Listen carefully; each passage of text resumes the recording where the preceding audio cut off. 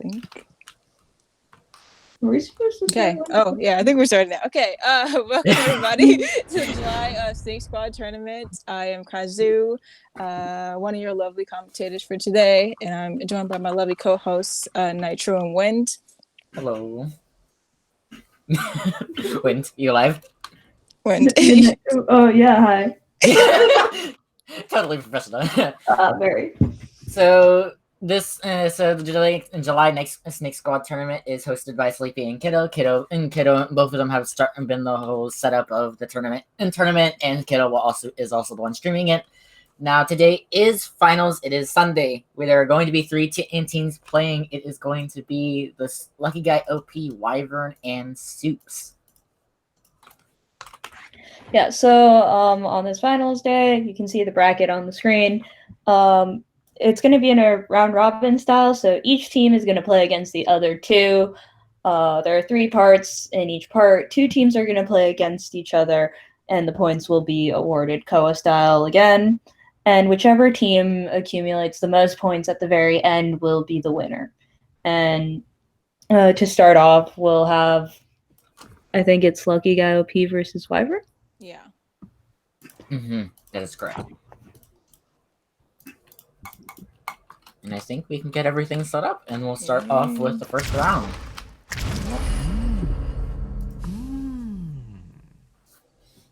Hey. Alright, so I will now fade into the background. Bye. Guys, have fun. Just when fades into the background, and then we just hear "I don't feel so good." That will just forever be a meme. It always will. I know. Oh yeah, Sleepy needs to invite people, and then Sleepy needs to go ahead and get and move. Because it's oh yeah, they're surviving first, right? Yeah, they're surviving first. Oh, Sleepy's not. But Sleepy's not. Yeah. Salty is. Yeah. Okay. So we have for the hunter is Lucky Guy OP, who is OXO, who means Bloody Queen, and then a secondary on Ruching and Feaster. And then for Team Wyvern, we will be having the Salty Kiddo, Jian, Hydrated, and Nemu. Salty mainly plays Cowboy, but has secondaries in Forward and Acrobat, with A badges in Cowboy and Forward. And then Jian, they play Seer, but they also a secondary Forward, and they have a badge in Seer. Hydrated mainly plays Priestess, but also secondaries Gravekeeper with an A badge for Priestess. And Nemu, lastly, is a Mechanic main. They have a badge with Mechanic, and the secondary Cord and Seer with the C badge and Seer. Now, from going off of the first yesterday of semifinals, OXO did really well for their team.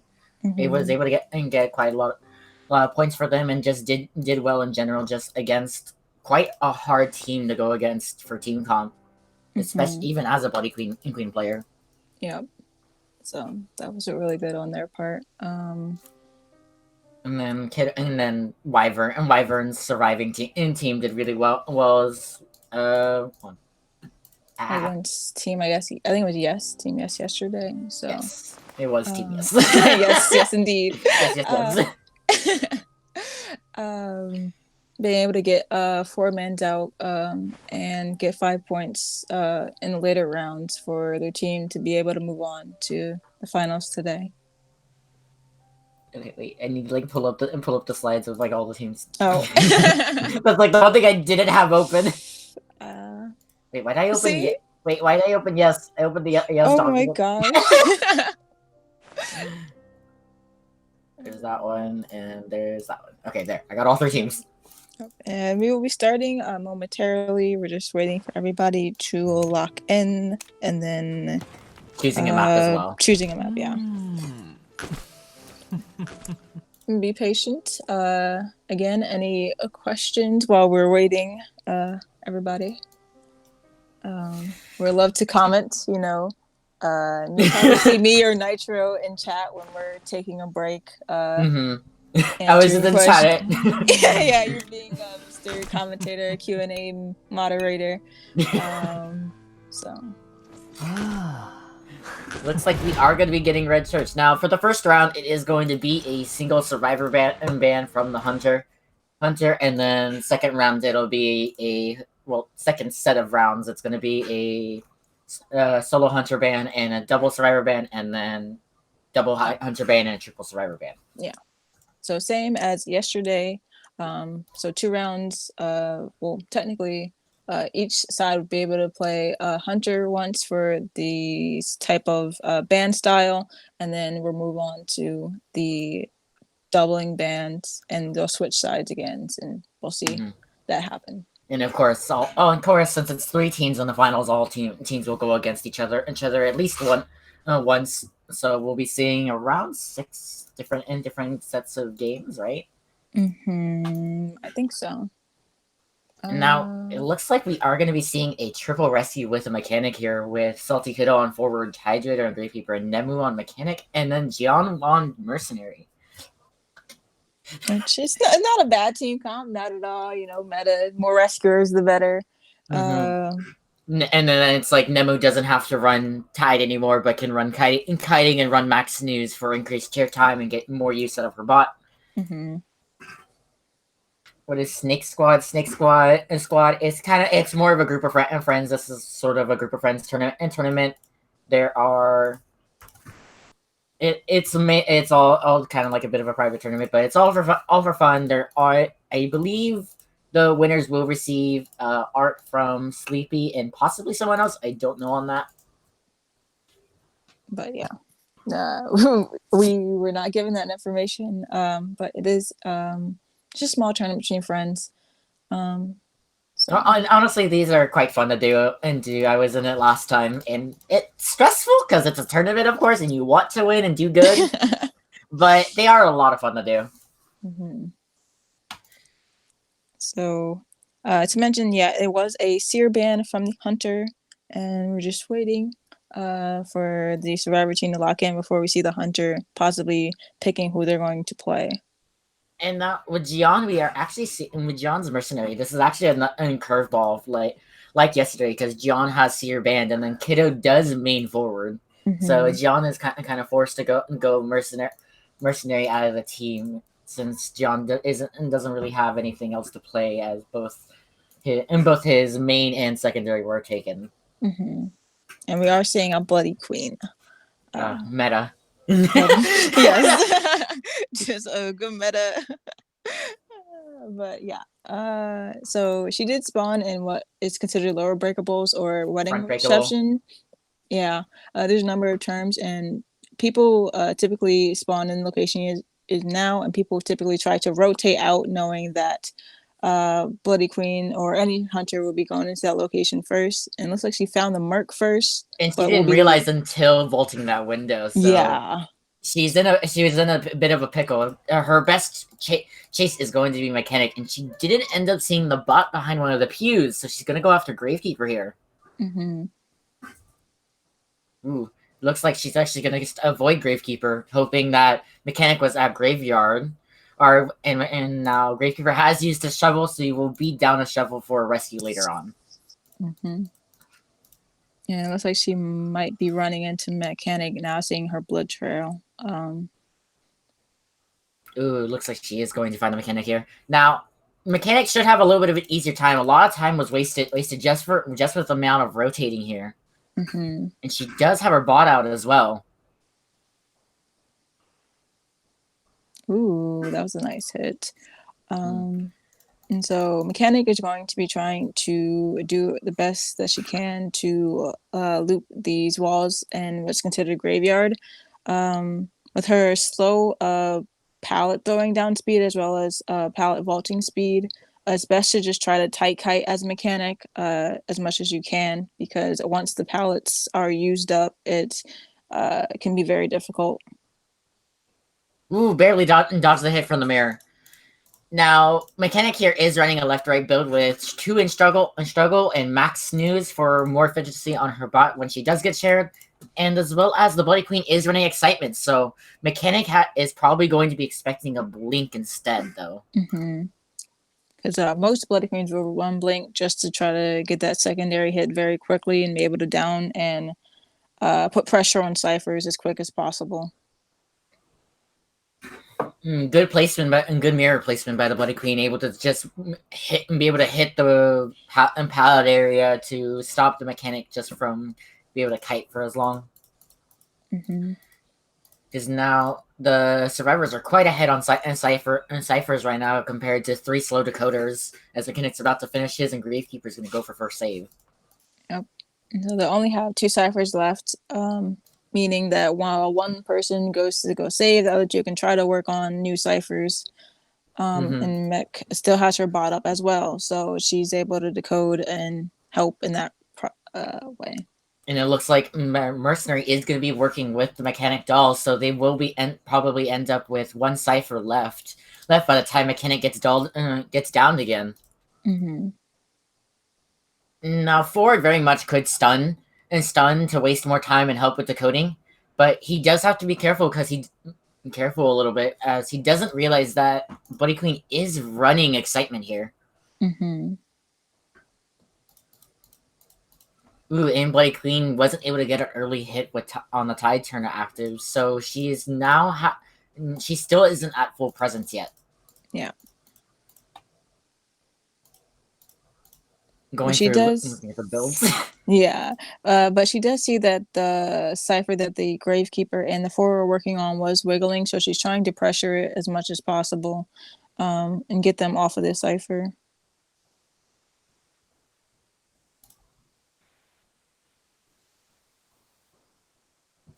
Now, Mercenary did get a good save off there and able to take a hit, and it's going to continue the body block to waste more time.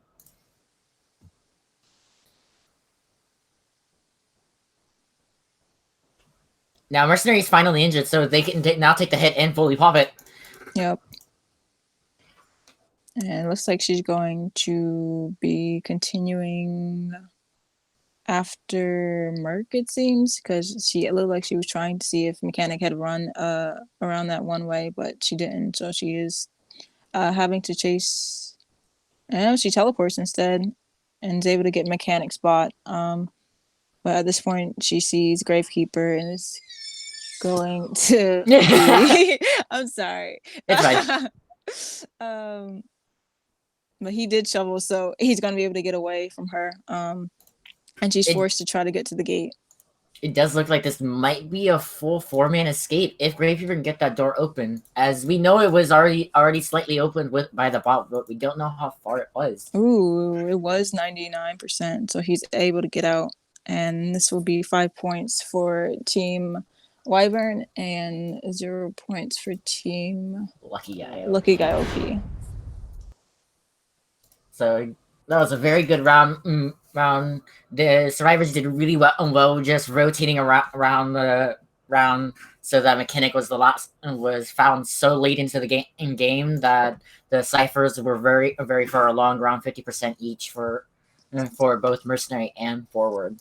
And Mechanic did a really good job kiting Blood Queen. Now, Blood Queen did do well as well too. She had some really good mirrors on, but it wasn't enough for her to get at least 1 survivor down yet. So we will be moving on into the next round very soon, where we'll be seeing Team Wyvern hunting, and their hunter will be a Mexican, and then Lucky Guy OP will be seeing them play Survivor.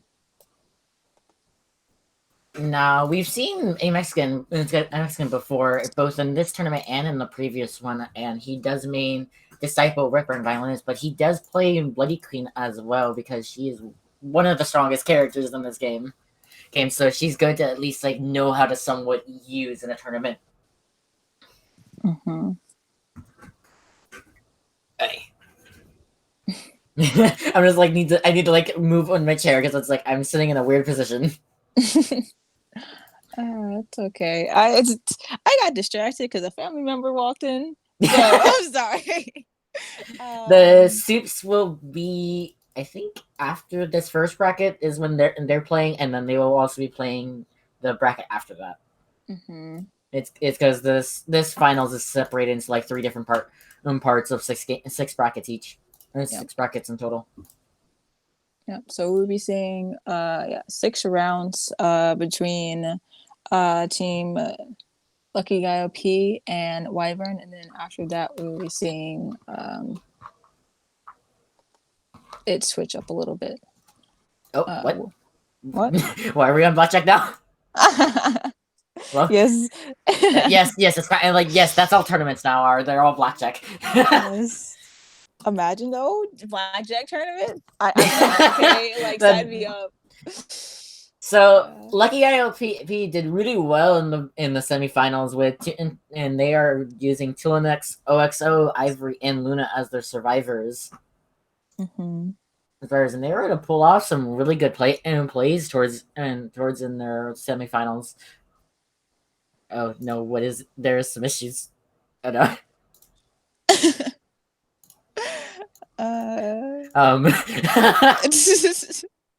Both and like just people are reading. No. Yeah, I'm just like, is my screen glitched? Because like, the game's glitching right now. So, please bear with us while we talk about random things. Yeah. Blackjack tourney, let's go. Honestly, yes. can we just do like one game of blackjack after this? After tournament, let's just show off one game of blackjack for tournament. Just show the final team in blackjack. Just see how they fare against each other. Yeah, that'd be great. But yeah, if we have a blackjack tourney, sign me up. Okay, like I'm ruthless. Okay, I'll play Embalmer. He's OP in blackjack. Okay. No. You just play cowboy and just drop everyone in front of them. Yes, pick people up and drop them in front of the hunter and just zoom away. So with Lucky at OP, Tilanex does main forward and secondary is postman, and I see that postman badge. I see the postman, and it's like you coming from my ass badge.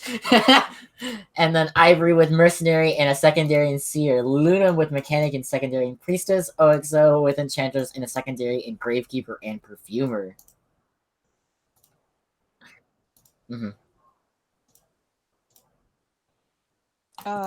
We just backed out of the hello. He can't. I don't think he can hear us. Oh my gosh! Listen. Oh my gosh. Oh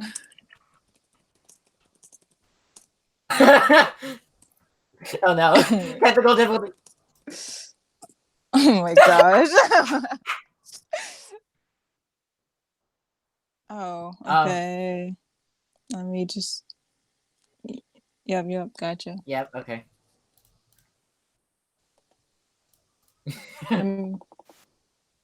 Yeah, we kind of. We were talking about technical difficulties and we were just having some fun.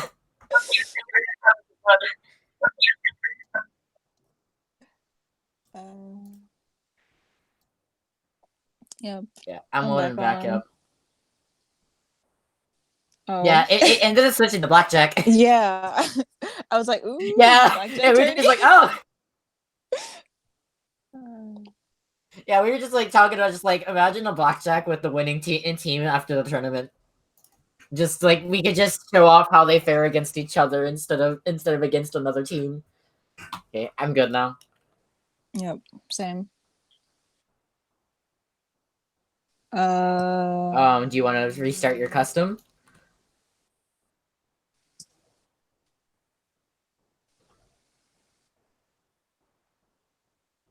Ooh. Oh no. Well, that is a good.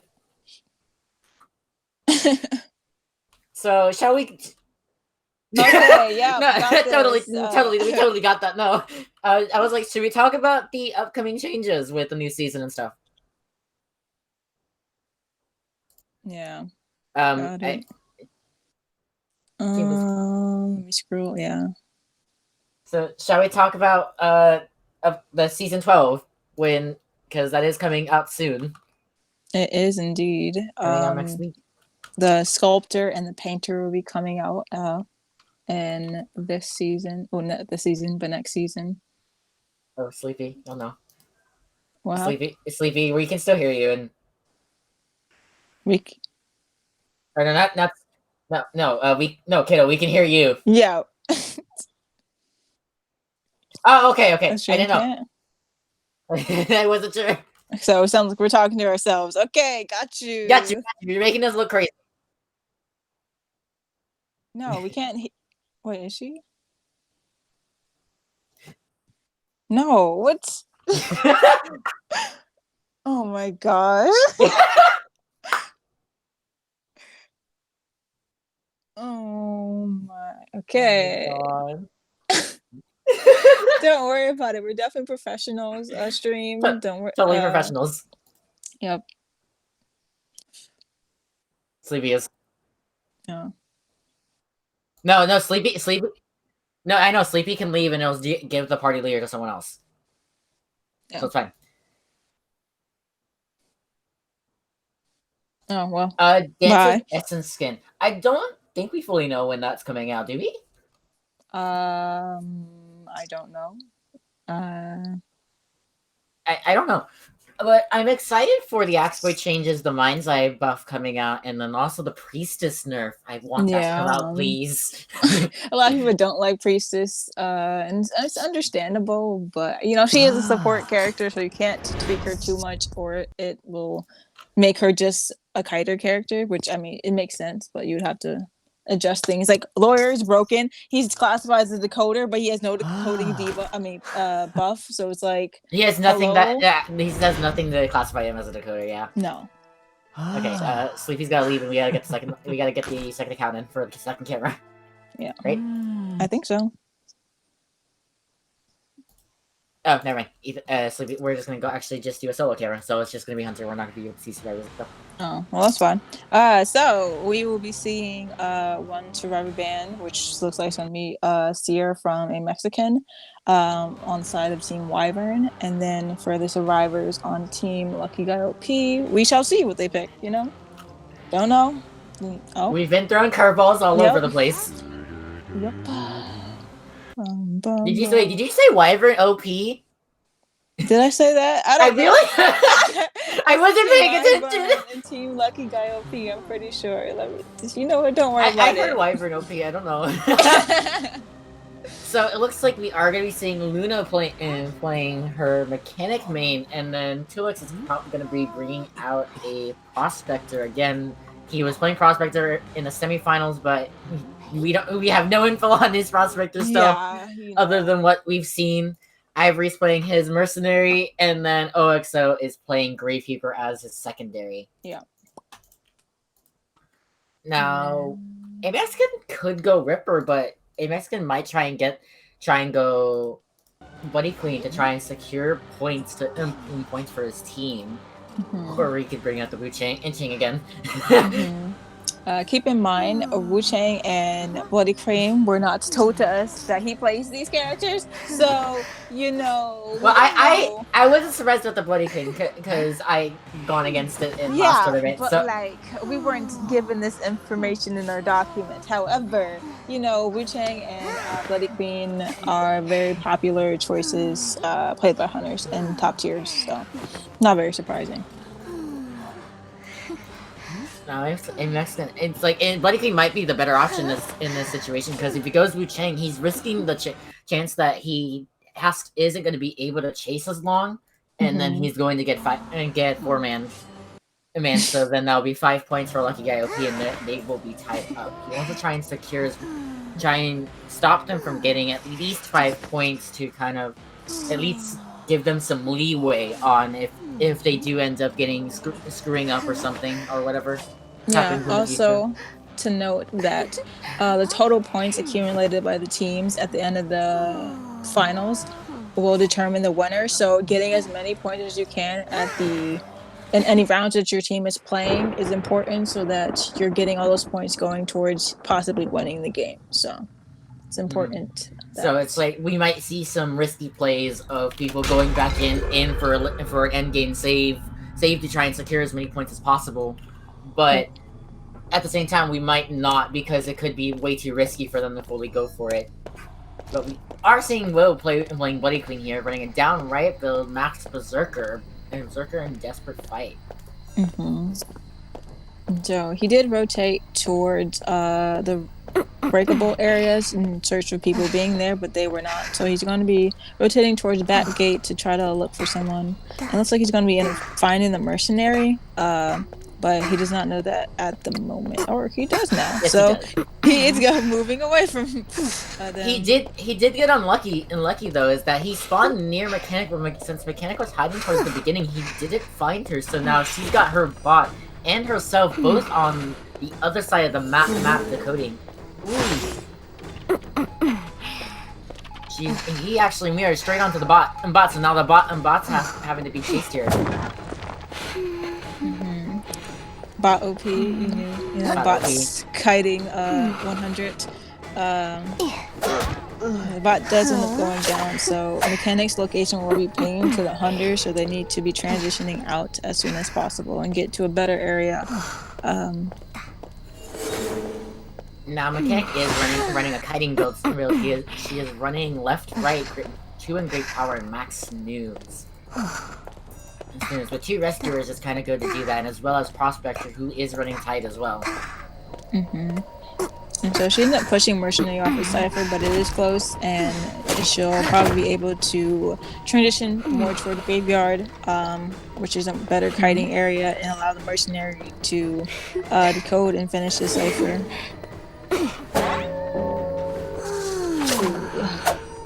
Now, she does have her bot out again, but because of the mechanic nerf, that the bot will deplete when decoding, it's not going to last as long as it would, so it'll probably get maybe 25 on a Cypher. It's like we're seeing the Prospector trying to aid the Mechanic by throwing magnets in her general location by stunning her. It looks like it is working here. Here, and Will's gonna have to mirror in order to catch up. Ooh.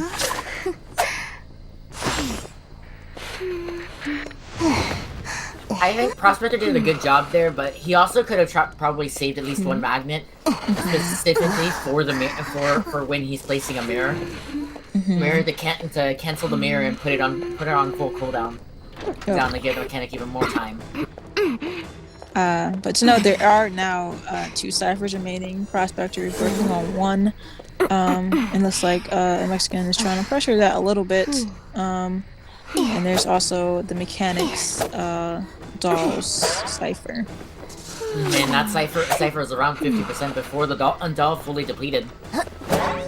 Which is a wonder that people didn't really think that Mechanic was as OP as she was, being able to decode, I think 2 or 3 Cyphers and an Exegate possibly. She could have her doll still like halfway by the time the gate's fully open. Before her nerf, so her rework, well not rework, more her nerf did hurt her, but she's still the best decoder because she's the only one that can decode while on chair and down. Yeah. Now, Mexican still hasn't used Blink here, so he might as well just save it and not use it just for a teleport for later on. It looks like the Cypher is prime, and the Gravekeeper is just waiting to pop it while the Mechanic goes down.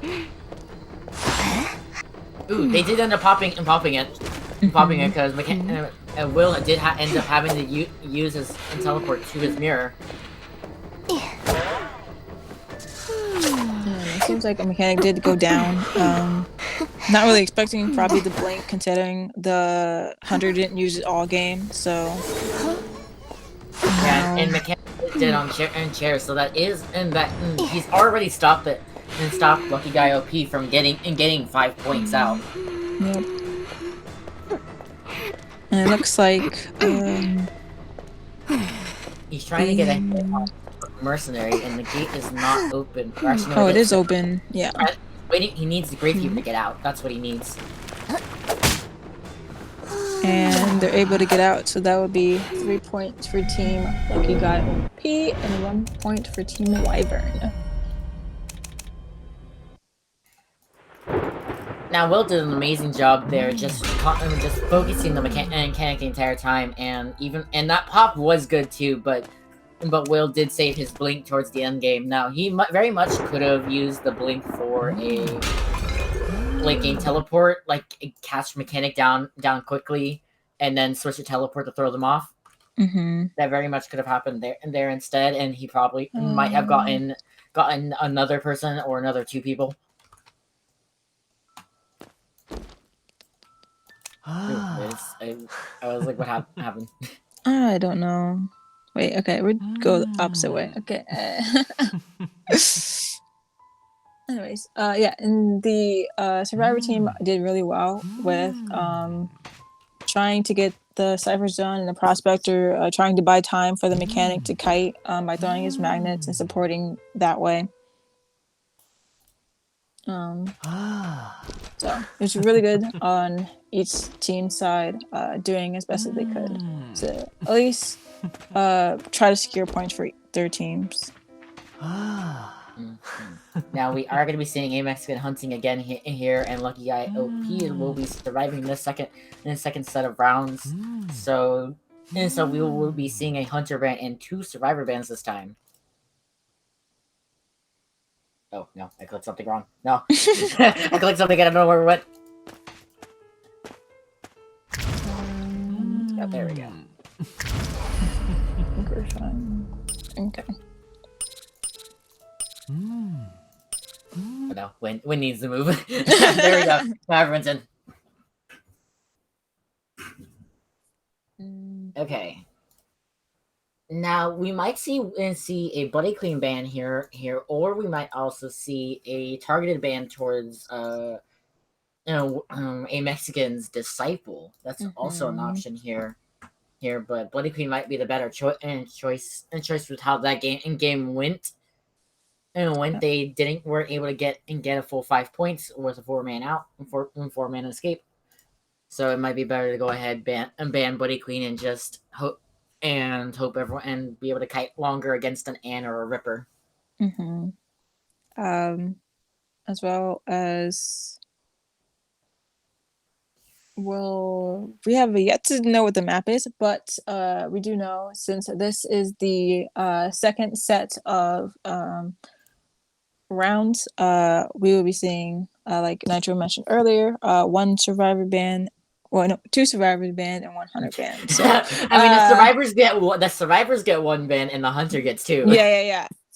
Because you know, math is our strong suit from yesterday when we didn't know what the points were. It's okay. But we're trying to get things together here. It's like at the moment, Lucky Guy OP is with 3 points and Wyvern is with 6, so it still is anyone's game here, especially with the 5 points available for a 4-man escape or 4-man kill. So very much the tides could be turned in a single match. Okay. Now we are going to hopefully see what the map is. We will see a map we haven't seen yet. Maybe Ever Sleeping. No, I think I'm sad. I like Ever Sleeping, although it's very survivor sided. But we will not be seeing that map in this tournament just because of people's agreement not to allow it. It's more just an unspoken rule in the tournament. Ever Sleeping is just an annoying map to go against. Like, so Wyvern did get to choose the map, and they ended up choosing Sacred Heart Hospital here. Amaskin very much could have chosen Ever Sleeping and gone Ripper instead. As Ripper is okay on that map. He's not the best, but he's still okay. He's better than most hunters on that map. So we are loading in, and looks like everyone's agreeing to ban Bloody Queen. There's no risking it there. And so we might see a priestess ban on this map because priestess is very strong, especially in hospital, and be able to set up portals. It looks like we might see a targeted ban and towards Zan. And because they do Oh. realize he does main him, and Bloody Queen isn't a main for him. He doesn't even have a secondary on her. So Yeah, we might will see... be doing a targeted ban here on Anne. Yeah. And we see the typical Seer Merc ban. Okay. The typical Seer and Merc ban. But we have seen some Cowboy and Gravekeeper bans, even Perfumer ban too. Which seemed like more targeted bans, knowing that some characters are very good at these characters. Being able to harass. Some characters are very good at these characters. Yeah, some of these survivors, some of these players, yeah, are very good at them. So looks like we will be seeing a priest die. Little inside joke there, but priestess being played, being able to set up portals all around hospital and allow fellow survivors to be extending their kite times by a lot, especially since her nerf isn't out yet, which will, I think they're doing it where it'll be a 90 seconds and then it'll start flashing. Is it 90 seconds down to the 70? Yeah, I think it's 90 seconds now, and then it'll start flashing around 5 seconds to let people know it's going to be closing. So, we do see Ivory playing Prisoner, OXO playing Gravekeeper, and then Luna is playing Priestess with Cantulux, possibly playing Prospector. Now, Prospector is very much a good option here with Prisoner. Two decently fast decoders, and OXO and Luna playing Priestess and Gravekeeper. Now, both of them do have a decoding debuff, but it's not as bad as, say, Mercenary or Forward, or possibly Wildling. Wildling with insane decoding debuff, so 15% and 10% for those two. Just to help even more with decoding. But we might see... I don't know. What? Now he's just trolling us at this point. Yeah, now he's just trolling at this point. Now, with Gravekeeper, they do have to be careful because they are running a solo rescue, but Tulinix is probably running Tide, and Luna might be running Tide here as well. But it might be better for Luna to just run kiting because she is in hospital, and if she does get chased, she can last even longer there as well. Rather than just making even worse for the hunter. And even if she's not in hospital, she can make a good kiting area decent with broken windows.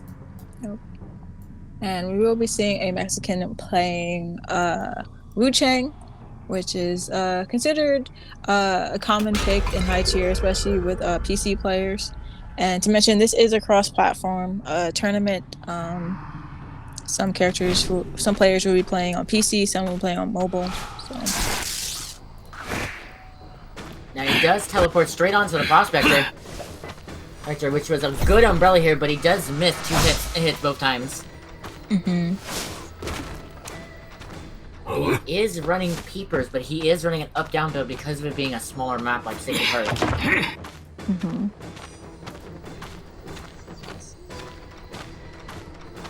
And so, looks like Prospect is going to try to utilizing Ruins as his kiting area, knowing that this is a stronger part of the map, especially with there being like 3 pallets in just these ruined areas alone, to be able to utilize, as well as a couple windows to get speed boosts on. And as well as long ones. It looks like he might be leaving he might be leaving Prospector and going towards the Prisoner instead. Ooh, does not get the stun off! And Wu Chang is able to get the hit through the pallet, so this will be a more difficult kite for the Prisoner. Very much. His connection got broken earlier during the Prospector's kite, so he was only able to get that cipher around 50%.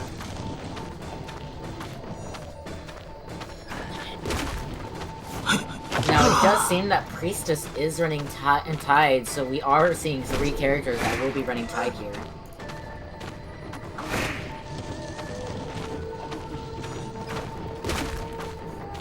And the Wu Chang did switch to black form, which has a faster pallet breaking speed and ability. Ooh, that was at the end of his attack. And the Black Wu Chang is ability to bell survivors helps make sure people are saving after half, as well as having a tougher time kiting. Yeah, however, Gravekeeper does negate the bell and soul siphon if he was white form instead because of Shovel.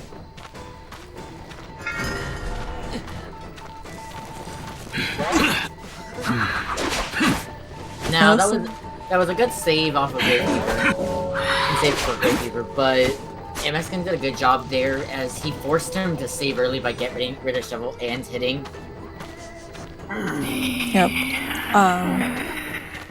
And the Gravekeeper did a good job in the sense that he ran away as soon as he got hit instead of trying to body block, because although body blocking was common and thought to be better time, especially when Cypher Rush was a thing, but now that Cypher Rush isn't as much meta anymore, body blocking can hurt your team's chances at decoding while someone else goes to save.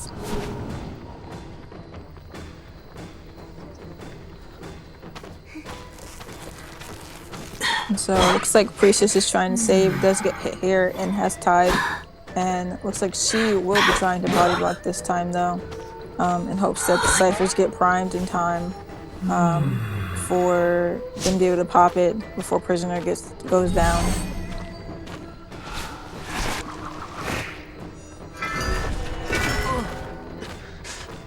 Ooh, double bell there by switching. Ooh. Prisoner was able to get a speed boost with the pallet and get away from the hunter here, and is now kiting in rooms while they're trying to get this last cipher done, but it does look like the cipher's only around 30% or so. And he did get reversed, so he got messed up with the reverse controls.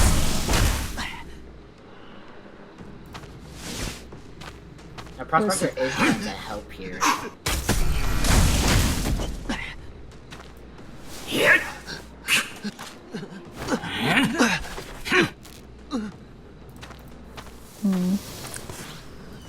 Gravekeeper looks to be the only one decoding, and I think Will is looking to see on which ciphers are wiggling and might just target Gravekeeper instead.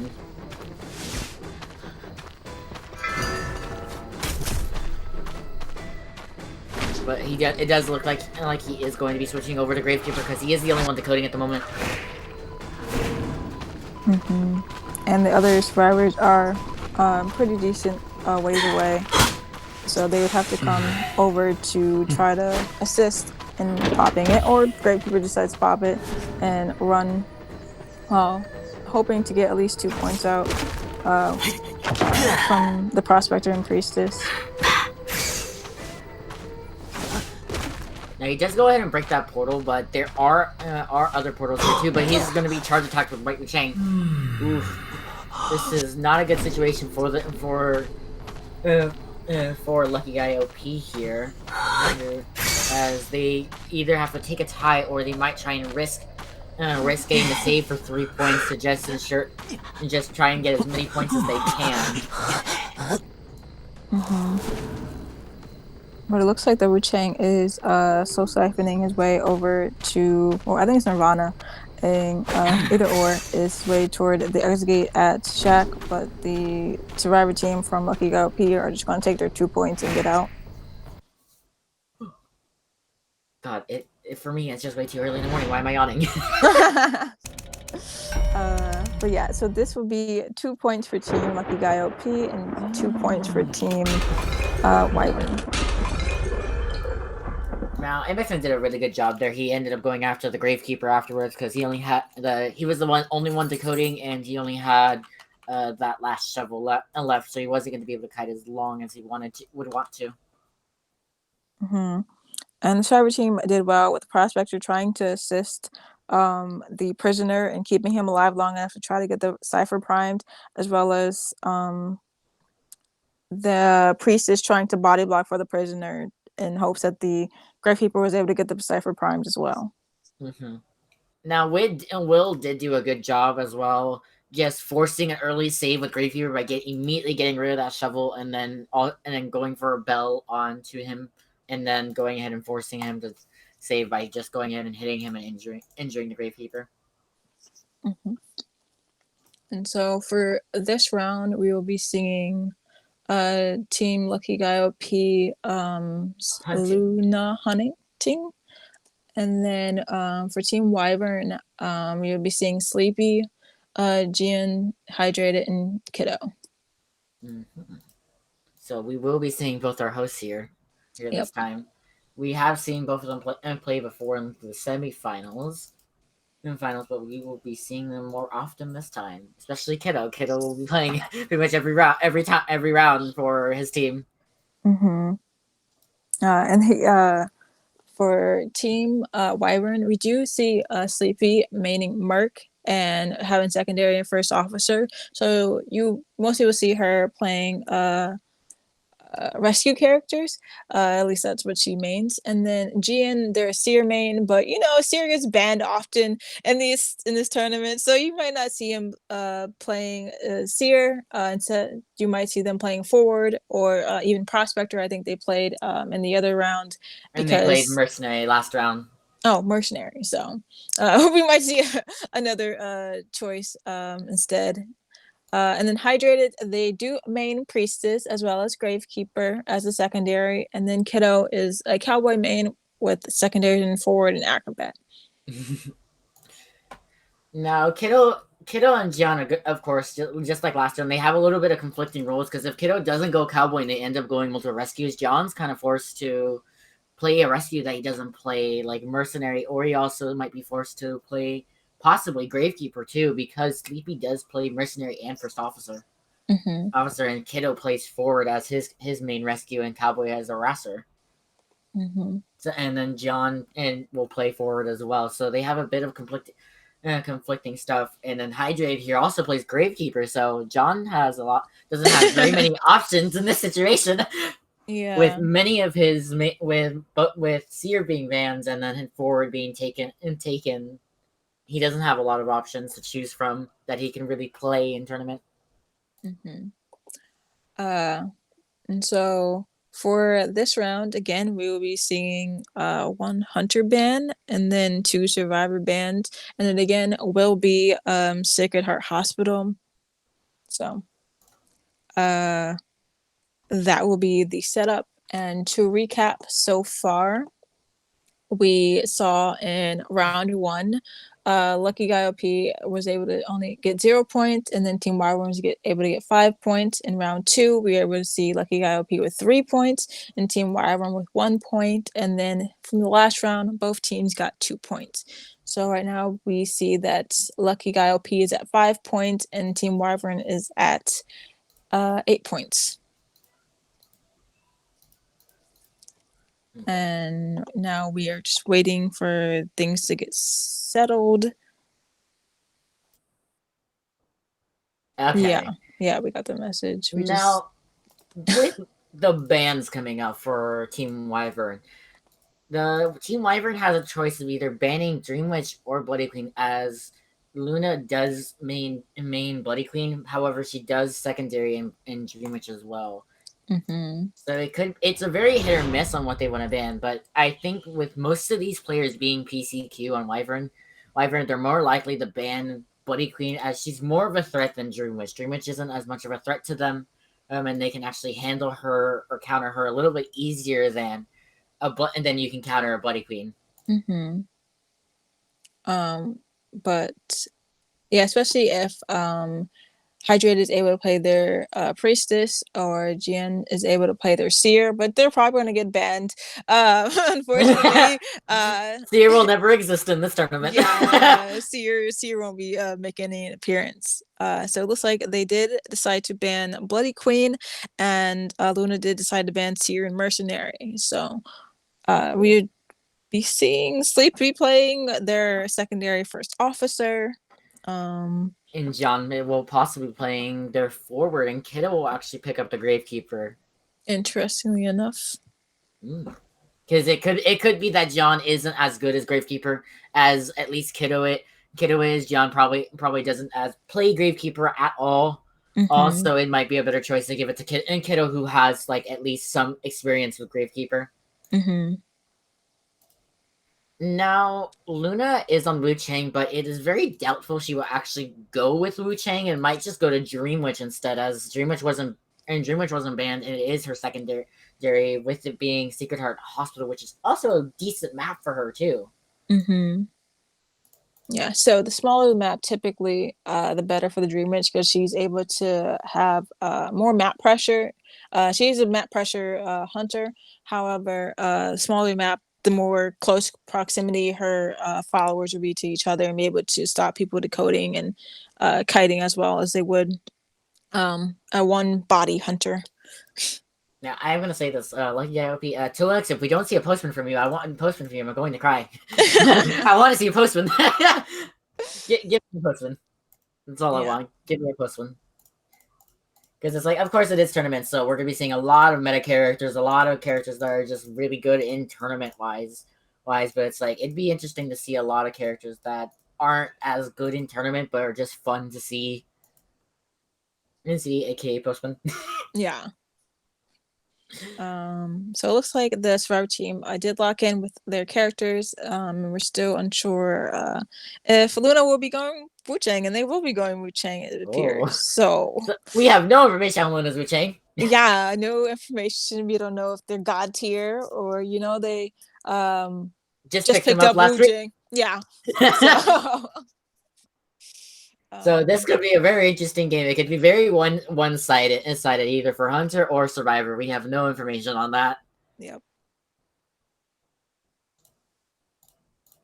And it looks like Luna is doing an up, down, and down full Wu Chang meta build with Peepers.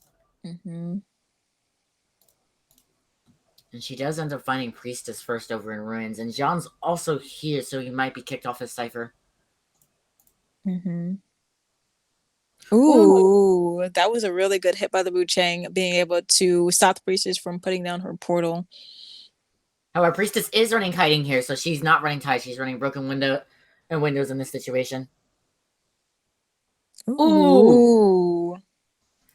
That was a really good hit. Like, I didn't think it would actually hit, but it was able to hit despite getting pallet stunned here. Now, for stream end, the stream will be lagging just a little bit because it is the alt account that is showing this off, and not the main account, which is Kiddo's. So there is going to be a little bit of lag. So just bear with it, at least when Kiddo is playing. Mm-hmm. Now, they might try and save here, or they might just overall sell, because that was a very early down, and they are very behind on decoding. Yeah, especially 3 rescues. Yeah, 3 rescuers. I mean, this whole team comp is a slow decoder team comp. However, being able to sell a one of the characters is important if you want to get some points, if you feel like it'll help your team overall in the end game. Ooh. Does end up stopping the rescue there. So it looks like, and like, Luna is able to stop Priestess from being rescued. So she has already stopped the ability for 5 points to be obtained for survivors. Mm-hmm. And looks like Sleepy will be trying to go in for the rescue on the forward.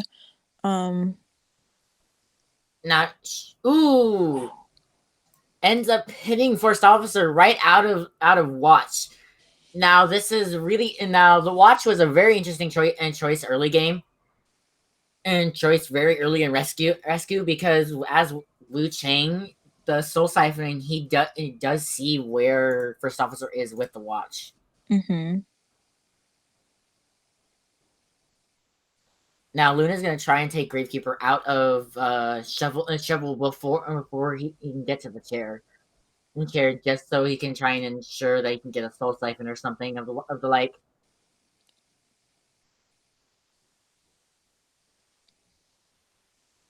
Ooh. Luckily, Grave Reaper was able to body block that one hit for Forward, and Forward is just dashing out of there using practically his whole football just to buy distance between him and the Wu Chang, so he can kite a little bit longer. So at least his teammates can try to get some decoding done before the Wu Chang will be right on top of them. And he is going to get built here, and he's going to end up going down. Oof. This is not looking good for the survivors at the moment. Not at all. And this was a wild card Wu Chang for us. So this is a very interesting gameplay as far as for us. Having the Wu Chang be able to stuff multiple rescues.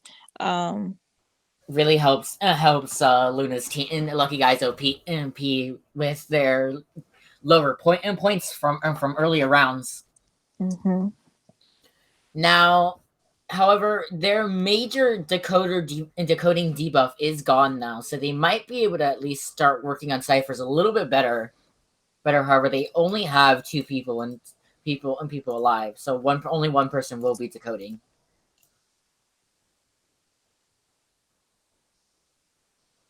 Sleepy's in a bit of a pickle here because she's out of watches now, so she doesn't have anything else to really help her kite with most of the pallets gone in ruins as well. Mm-hmm. And it looks like they're going to be leaving Sleepy on the ground to possibly self-pick with peepers around them, trying to get those 5 points for their team by looking for the Gravekeeper. Mm-hmm. And it looks like Gravekeeper is going to be going for dungeon now. John did let them know. Ooh, does end the game found with Peeper. Now John did let them know where dungeon is, so they have an idea on where to go. And where to be to at least get one person out to stop Luna from getting 5 points for Lucky Guy LP. And good job on the Gravekeeper point of view from using the shovel to try to negate damage from the Wu Chang. He does end up taking a drop down hit, and the Wu Chang is in white form, so they will be having a longer hit range rather than when they were in black form. Now, it doesn't seem that either of them are really going to pick themselves up because Sleepy can just be umbrellaed on immediately. Whereas Wind will be commentating with me next bracket, which is going to be freaking Wyvern again? It's Soups against Lucky Guy OP. Yeah. So the person that was looking for when Soups would be playing, they were playing next bracket as well as the third bracket. And then Wind will be commentating both of those brackets. Wind with me next bracket, and then Wind with Krazoo the third one. Yep. And to note, there are 10-minute breaks in between brackets, so people can have time to get refreshed, as well as give the teams a little bit of a break in between. How many teams are in the tournament? The tournament started off, I think, with 6 teams in total, right? Yeah. We started off with 6 teams, and we are now in... Ooh, it seems that Luna is having some issues at the moment. We can try pausing the deduction real quick. However, it does seem that Sleepy did end up picking herself up, but she crawled away from Peeper, so Luna didn't have an idea on where she actually went. Luna seems to be having issues at this.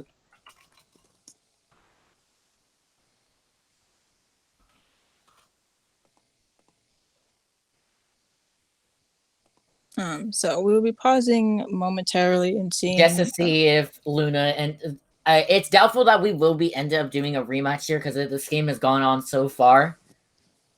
But it's just this situation of just Luna lagging out because she did end up crashing before the round started, so we had to wait for her to come back into the game. Yep. So, but if she did end up crashing, she can probably quickly rejoin. But it's doubtful that we will be going ahead and restarting the round with how far it's gone. Okay, but it looks like so. Okay, Luna is back into the game. Luna might have just spotted Sleepy here, and she did. Terror shock here. Ooh. Now Kiddo has to pick himself up in order to even try for a chance. Now Sleepy needs to heal herself, so that they can try and ensure that Kiddo can just come over and pick Sleepy up. Or wait Oh, for. Oh, oh. looks like we're having more technical difficulties, but please be patient. Also, with Nitro is getting at, Sleepy will try to either get themselves up to practically 99 as much as they can since they pick themselves up, for possibly Kiddo to heal them, or try to uh, be able to bleed out quick enough where Kiddo is able to get the dungeon. Mm-hmm. In this situation, Luna needs to try and find Kiddo quickly before he can even get anywhere near Sleepy to ensure that she does end up getting the 5 points for her team. As at the moment, her team really could use those 5 points to pull ahead, or at least tie with Wyvern. Yeah. As Lucky IOP is with 5 points total, and Wyvern is with 8. Yeah, so those 5 points will definitely help Team Lucky IOP with boosting up to possibly 10 points if they're able to get the 5 points this round. And then there will be 8 points for Team Wyvern. Mm-hmm. Okay, looks like we're getting back into this game. Yep. I think Sleepy they were making sure if and checking on Luna or seeing if they did want to do a restart, but it's doubtful that we would do a restart with it being so far into the game and so far into this round. Ooh, great! Ooh. Kiddo does go down here, and Sleepy is nowhere near dungeon to even get it if Kiddo did get chaired. So this looks like a full 5 points for Lucky Guy MP and 0 points for Team Wyvern. Mm-hmm. And so with this, we're going to be moving into the third set of rounds, which will be a 2 hunter ban and a 3 survivor ban. And to recap the gameplay, what happened, the Wu-Tang, Luna did really well, being able to get the priestess down really quickly, especially that hit right before the priestess was able to set up their portal in ruined area, and then being able to stuff the rescue on the priestess entirely, and then getting the forward down as well, and doing their best to camp them. um, doing their best to stuff the rescue on them, and then getting the following rescuers downed, and making sure that they were able to get the 5 points by by making sure they had both survivors that were remaining downed and no longer having their exit path. Now it seems that Wyvern is going to be surviving again and again with Team Lucky IOP hunting once more. More in Luna, and it looks like it is going to be OXO hunting this time instead of Luna. Yep. And note, OXO does play Bloody Queen as their main, and then Wu Chang and Feaster are their secondaries. And then as well, Sleepy will be Sleepy will be playing in this match Nemu, who is a mechanic main, as well as secondaries and coordinator and seer. We will be seeing Jian with their seer probably getting banned again. Hopefully they'll be able to get their forward, but the forward might be banned as well. And then Hydrated plays Priestess. Their Priestess might get banned this time around. With it being Leo's memory now. Yeah, the map is indeed Leo's memory. So. Oh no! Wait, no. They never chose the map. I don't think. Yeah. Okay. I guess we might not. Kiddo is being being taken out for Nemu this time around. So, so in spectator right now. Oh, Luna will be hunting actually. Oh. Looks like they're subbing. I think OXL might be having some issues or what. I'm not entirely sure. Yeah. Okay. Okay, never mind. No, I was like Luna switched up. I was to say, yeah, Luna OXO is the one that's hunting that we have on our bracket ends and documents. Yep. So now we need. Now we need probably Luna to lead spectator so we get the ultimate so we have a second camera. Yeah. There we go. There we go. Now we're set up. So this is going to be 2 Hunter band, 3 Survivor band. So we're probably going to be seeing a Seer Mercenary band and then maybe Priestess with it being a Leo's memory map. Mm-hmm. I wonder if we'll ever see Ever Sleeping ever again. No, we won't be seeing it. Unfortunately, like I like OP window.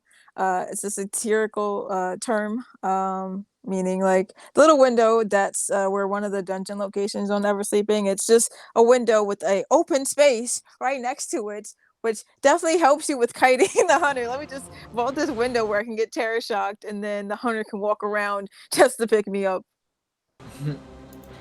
Now, if we ever do ever see Ever Sleeping, teams might choose it mainly just because to hurt hunters more, because like especially like OXO or possibly Luna, because both of them don't necessarily play. Both of them do main Bloody Queen. However, OXO could have an easier time with Wu Chang or Feaster. And Feaster, or it's like in a Mexican's terms, he plays Ripper and Vio, and Vio is at least somewhat decent on the map. He's not the best because of the drop down windows, but his Ripper would be decent, really good on that map compared to other hunters. And so with it being Leo's memory, to note, Leo's memory did get changed recently in the last maintenance. The factory area has been changed to a shorter staircase, and a pallet has been added to the backside of the factory. So this will be interesting to see how hunters do and survivors do on this map, especially trying to kite factory now that it's been changed.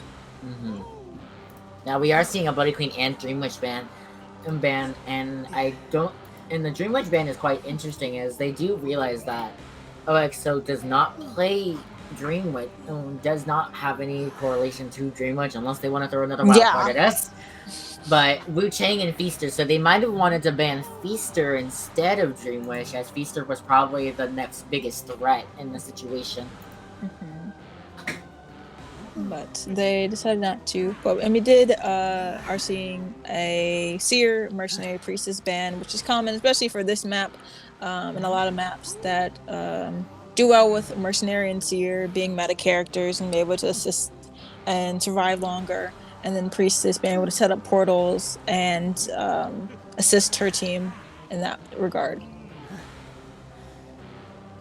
Also, the Survivor team has locked in, and you'll be seeing Hydrated playing Gravekeeper, which is one of their secondaries. Sleepy will be playing their secondary as well, First Officer. Nemu will be playing, let me see. Main mechanic. Yeah, I think they're playing. And then John will be playing secondary forward. Hopefully I don't have background noise, because literally I have family members taking a shower right now on the bathroom next to me. It's okay. It's everything. We're totally professional. We're totally in soundproof rooms over in studios, all separated. Yep, definitely. We definitely don't have family members coming in and out of our rooms and having background noise going on. It's okay. Now, Wu Chang does spawn Christmas tree here, and Nemu does spawn Shack, so she's actually ends up running towards the little ruins right next to Shack, like towards the little water tower here, and not actually towards Triple Power. OXO does end up finding Sleepy first and will peeper the Cypher and actually continue chasing Sleepy, either to get an early hit as he's one of 3 rescues, or try and get her to use a watch. It looks like they're committing to the chase, but now they're transitioning somewhere else in hopes of finding the mechanic, and not realizing that they actually were leaving the mechanic entirely. Yeah. So he does end up finding Gravekeeper next, and Gravekeeper is going upstairs. However, there's no pallet up here now, and the pallet has been moved over to the back door entrance. Now, Gravekeeper's in a bit of a situation here. His shovel is on cooldown, and he now is out of...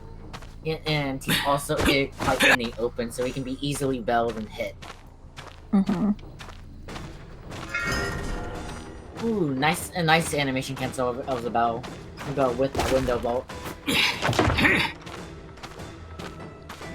So, since the Wu-Chang didn't find a mechanic for Snek, they're forced to chase one of the rescue characters, and... Ooh! Hits a hit off to cancel the shovel. So, Hydrated's in a bit of a situation here. Now he's injured without any shovels left. His shovel did get cancelled. So they're gonna go down here, and looks like possibly one Cypher will be popped, and 2 are close to being popped as well. First Officer will be going for save. In all honesty, I think Forward should be going for save. His Cypher did get finished, and he has a worse decoding than First Officer with 10% greater debuff. Now, Mechanic in game, they do still have 3 people technically decoding. Ooh. This is gonna be a tough situation here.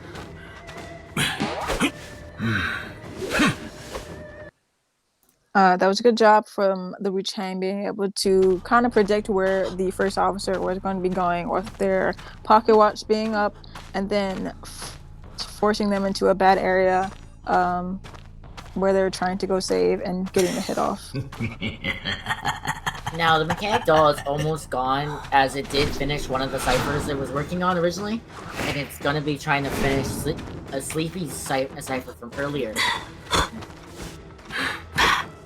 They might not be able to get the save off because he didn't save off here. Ooh, just at the end of the countdown. Gravekeeper, and now I think Forward's best interest here is actually to stay near the Gravekeeper to go ahead and help him even more. Make sure that he can get some stuns off, but Sleepy is still on the ground with Peepers on her. And it looks like the Forward is going to be trying to assist the Gravekeeper. However, he is way too far to really get a reliable football stun. Ooh, and misses the stun as well. And... Ooh, nice stun there. And took the hit. So that's buying Gravekeeper time, and they only have 1 cipher left, so Mechanic and First Officer are going to have to decode together, because Mechanic does have the slowest decoding at the moment.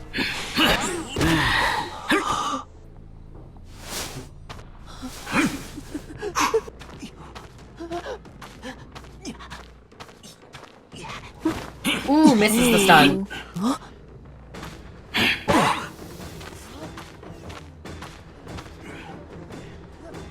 It's like the Wu-Chang is going to be trying to leave the Forward and go after the Cypher.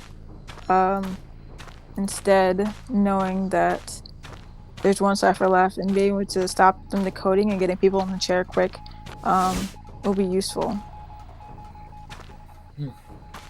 Now, Mechanic does need to heal Sleepy, as Sleepy still has Tide active and might need to go for rescue on Forward. And Mechanic could try and move her doll to a gate, but it is in the middle of Shack. So it might just deplete before it can even get to the gate.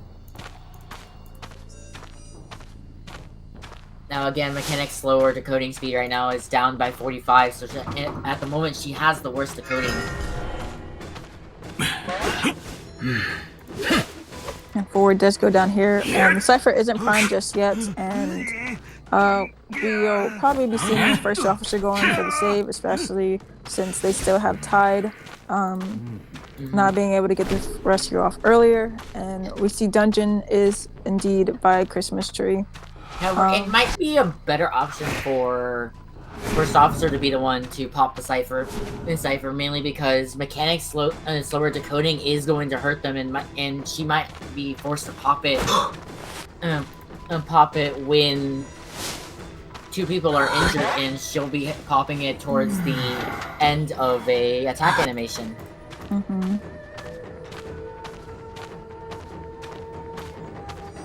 Now, Mechanic's gonna have to do her best to just buy time, allow forward and first officer to get a door open. So she's gonna have to use these pallets as best as possible. She did end up getting belled there, so she was very much screwed. She was out in the open, but they do have the door open, so they're going to get two people out.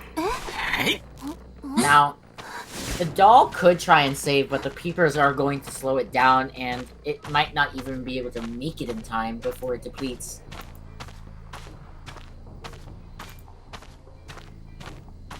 And it doesn't look like that's going to be the case. As it was going to deplete before it even got to her anyways. And it looks like this would be 2 points for Team Lucky Guy OP and 2 points for Team Wyvern. So at the moment, Lucky Guy OP is with 10 and 12 points, and Team Wyvern is with 10. So this is very much anyone's game at the moment. If they do get, Team Wyvern needs a full 4-man escape to avoid getting a tie and going into a final round. As otherwise, if they do get 3 people out, it is going to be a tie between both teams. Actually, wait, no, I forgot. Wait. Yeah, ignore me. Ignore me. Wait. I forgot about the round robin. Wait. Yeah. So, if they Team Lucky Guy OP does end up getting 1 point and Team Wyvern does get 3 points, they will be tied. However, because of the round robin style, the tournament is based on whoever gets the most points at the end of the tournament. So we will be moving into bracket 2. Just ignore me. Ignore me. Yeah, you're fine. You're fine. I got things mixed up yesterday too. It's fine. So Team Wyvern definitely needs to get at least 3 kills, and hopefully for them, if they want to get as most points as they can towards winning the tournament, they will be getting a 4-man. So we're probably going to be seeing a Anne ban and a Bloody Queen ban, as we saw an Anne ban earlier because a Mexican does not play Bloody Queen very well, very much. And Anne is their main. However, Anne is not as good as like other hunters in tournament. She's quite easy to kite. However, she does have pretty good camping. However, you need to kind of go a little bit early and get or activate the stuns before you get hit. Yep. And so if we were seeing for the Survivor team, we'll be seeing OXO, who does play Enchantress as their main, and the secondary as Gravekeeper. We will be seeing Ivory. They mainly play Mercenary, but also secondary Seer. Luna does play Mechanic, but has a secondary in Priestess, and then Cthulux does main forward. And secondary is Postman. And I know Nitro here is hoping that they play Postman because he is a Postman main as well. Good hope, man.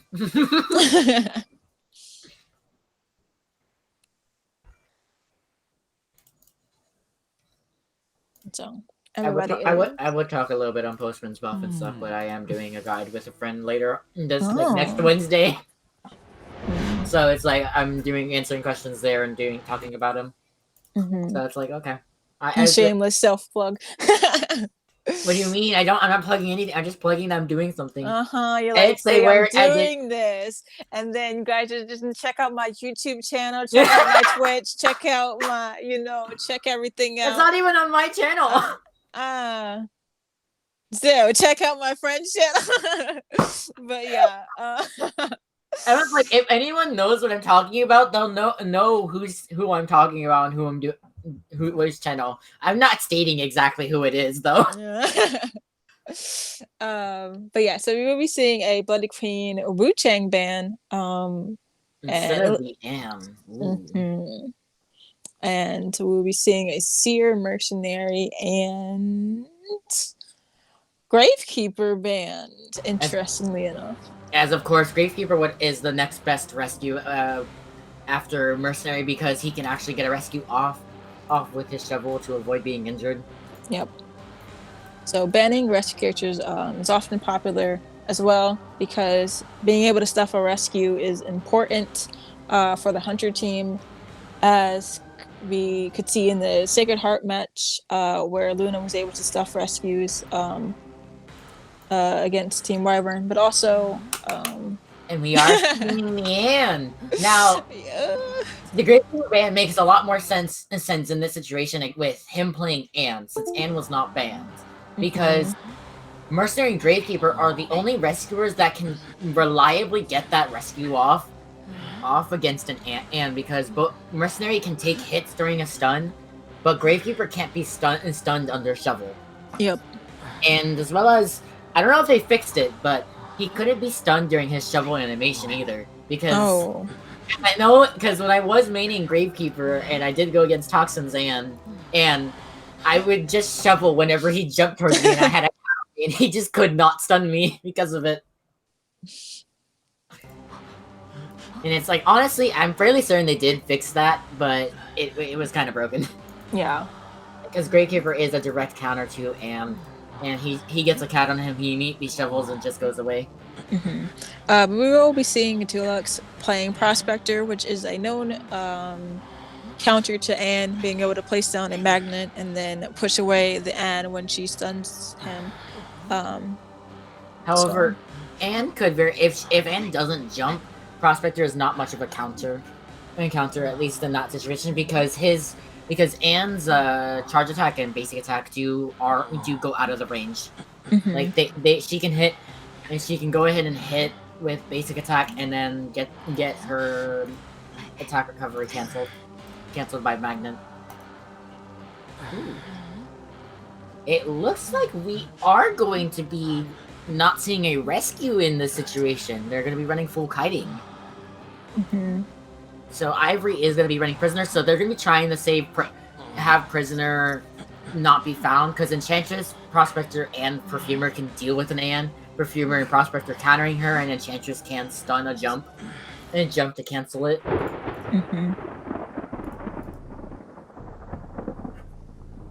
And again, this is going to be on Leo's memory. As per the last match was on Leo's memory.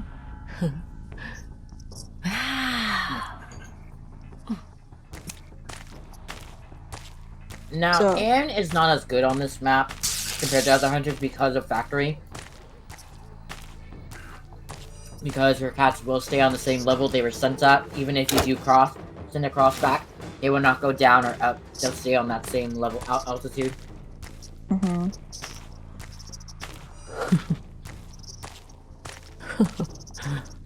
Now Anne does end up finding the Prisoner here first, and he also caught him out without a stun. He just set up the connection.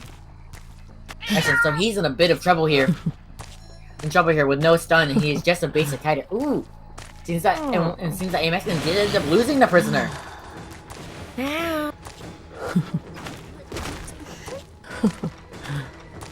And it looks like they are going to be chasing after the Perfumer. And Perfumer is in this 3-pallet area and will be trying to kite as long as they can here, especially with this team not having any rescuers. It's important that teammates do not go down pretty quickly. I was like, Perfumer might want to perfume back to it, just to get rid of the cat entirely. But it seems that she didn't have time to go ahead and perfume back to remove that cat, so she is going to be injured here, and and stay injured with her perfume, with still 2 perfumes left.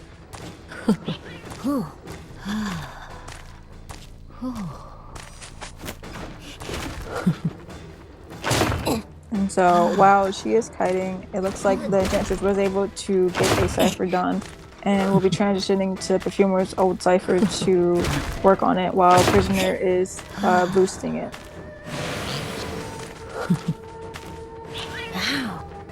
Ooh, and Luna had already just used her last perfume, but wasn't able to perfume back before getting catted. So she is gonna go down here. However, they have decent cipher progress, and they might end up with just 4 ciphers left with that kite. Or not 4 ciphers left. 4 ciphers done. 1 cipher left. Now, a Mexican is running a common and build, which is up down max control freak, but he is running desperate bite instead of berserker, mainly because of an enchantress and a prospector here with multiple stuns. Also seems that both that perfumer, enchantress, and prospector are all running tied for the prisoner. Actually, no.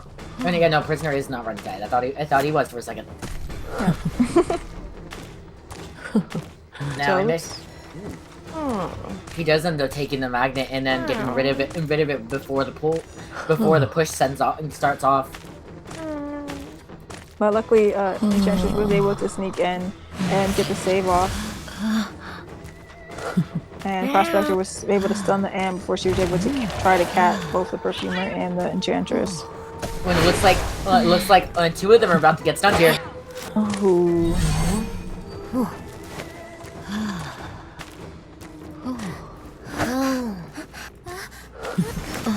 Ooh, canceled the attack right before Enchantress got hit there.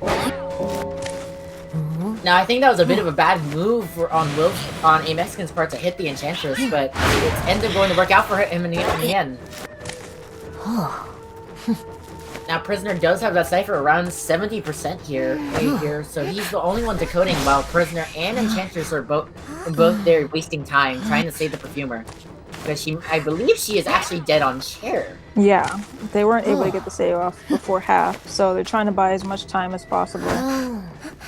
But it looks like Perfumer will be going down and they will be popping the cipher. Now, popping that cipher in that situation was the best option. Ooh! Enchantress does get caught here and is going to be downed. However, if Enchantress did react fast enough, she probably could have gotten her 3 stack off and canceled that jump. To buy her time to get distance and not get stunned. Or at least, last without that stun. Now, Tulamex still has tied and might just go back for the save with the teleport.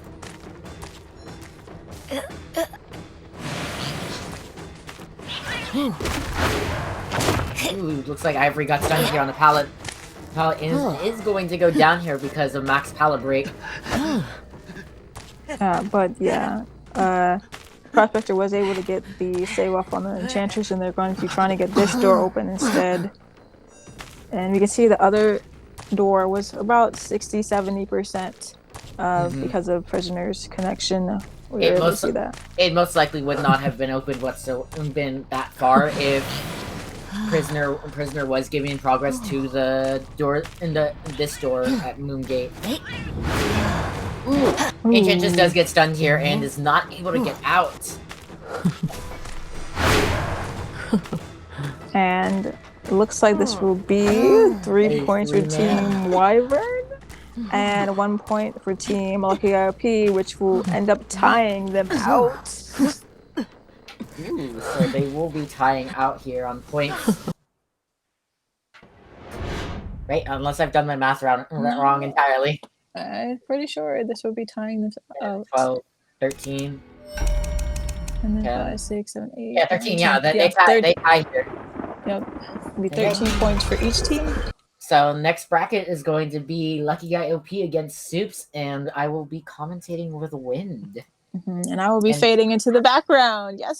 So we will be taking a good 10-minute intermission while we get things set up, get everything ready, and then the teams get ready as well with any drinks or whatever, because we have been doing. This has been going on for about an hour and a half right now. Yep. So we'll go ahead and be back with intermission. Yep. I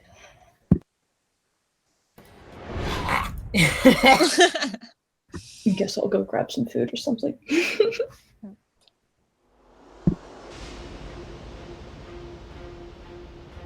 I'm upset. Our Google Hangouts didn't close when I made that sound.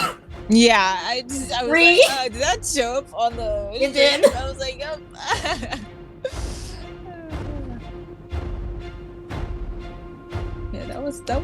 was good games. Okay, Kiddo, we're not muted on 13. stream. Kiddo, we're not muted on stream. Are we not? Oh, are we not?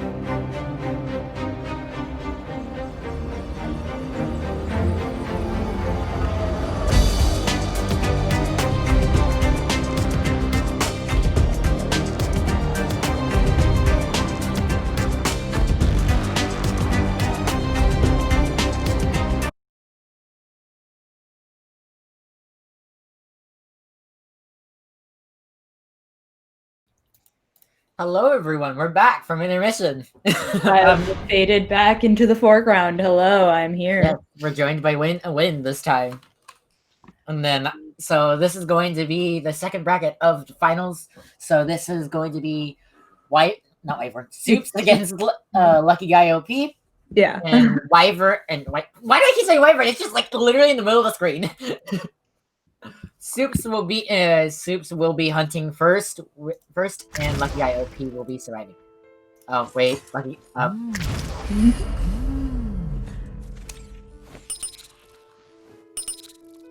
Oh, it did. Okay, so we won't be having a second camera for right now because the second screen has died on Kiddo's end. It's not wanting to work for him. But since Kiddo is not playing in this bracket right now, we can at least have Hunter showing off instead of semifinals where we had only Kiddo's point of view.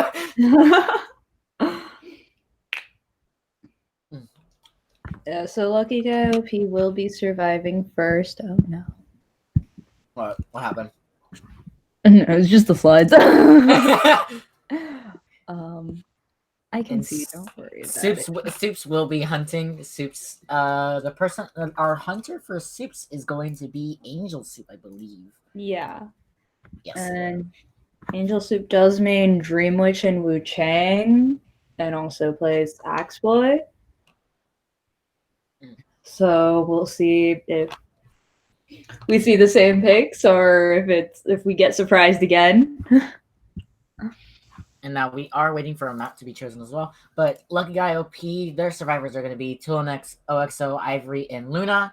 Tulonex being a forward and postman player, OXO being Enchantress Gravekeeper, Ivory, Mercenary, and Seer, and then Luna as Mechanic and Priestess. Yep. So it looks like I did choose Moonlit. Right? Yes, it is Moonlit. Yeah.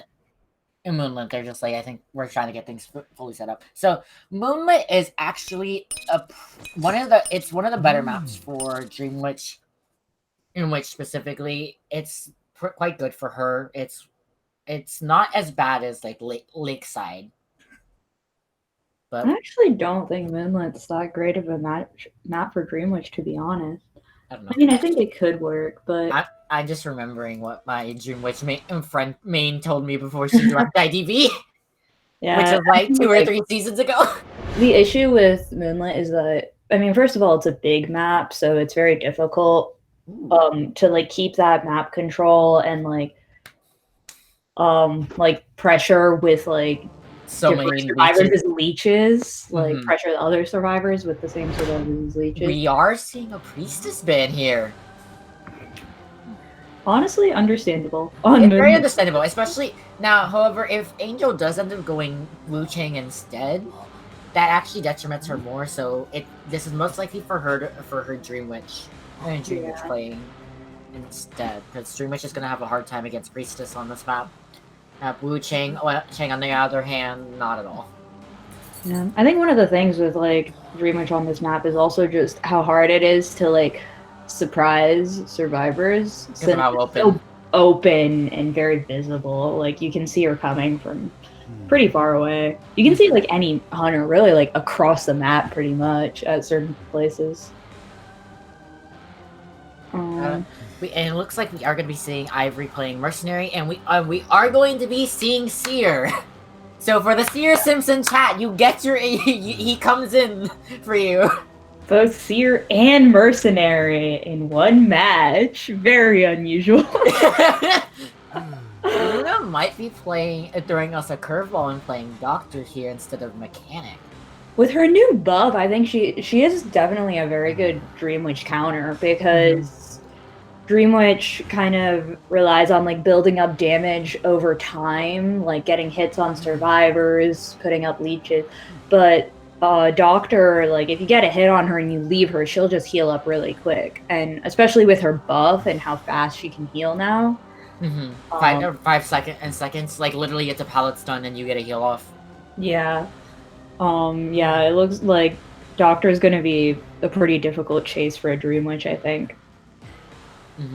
Now, Dream Witch did end up getting nerfed recently as well with the Doctor buff, so the more leeches that are active, the faster it is for survivors to take off and take off the leeches. We are seeing Angel go Dream Witch here, but as well as the more survivors that are killed, the faster it is for them to take off the leeches as well. Yeah. But that number persists more throughout when survivor is dead. And it's quite a big change for Dream Witch. She loses a lot of her power much faster than she would before. But so looks like she found the Seer first. And Prospector. So they do know it is Dream Witch because it's Angel Soup. She does main Dream Witch, but they were also have a Seer and comms to expect it. Now, Seer kind of a little bit screwed up here as he double backed as soon as the leech was placed, when in reality he should have kept running forward. Because if Angel did end up trying to hit with the leech, he could try and owl it immediately, but it is too early for that. Yeah, it looks like he was trying to go around so that he would go unnoticed, but he did, unfortunately. He was noticed by the Dream Witch, and as a result instead got trapped in not a very good area, since there's not really anything to use in that spot. And he also is running Tide, so he did not get a broken Windows boost there, and he is caught out like in between a leech and spawn follower.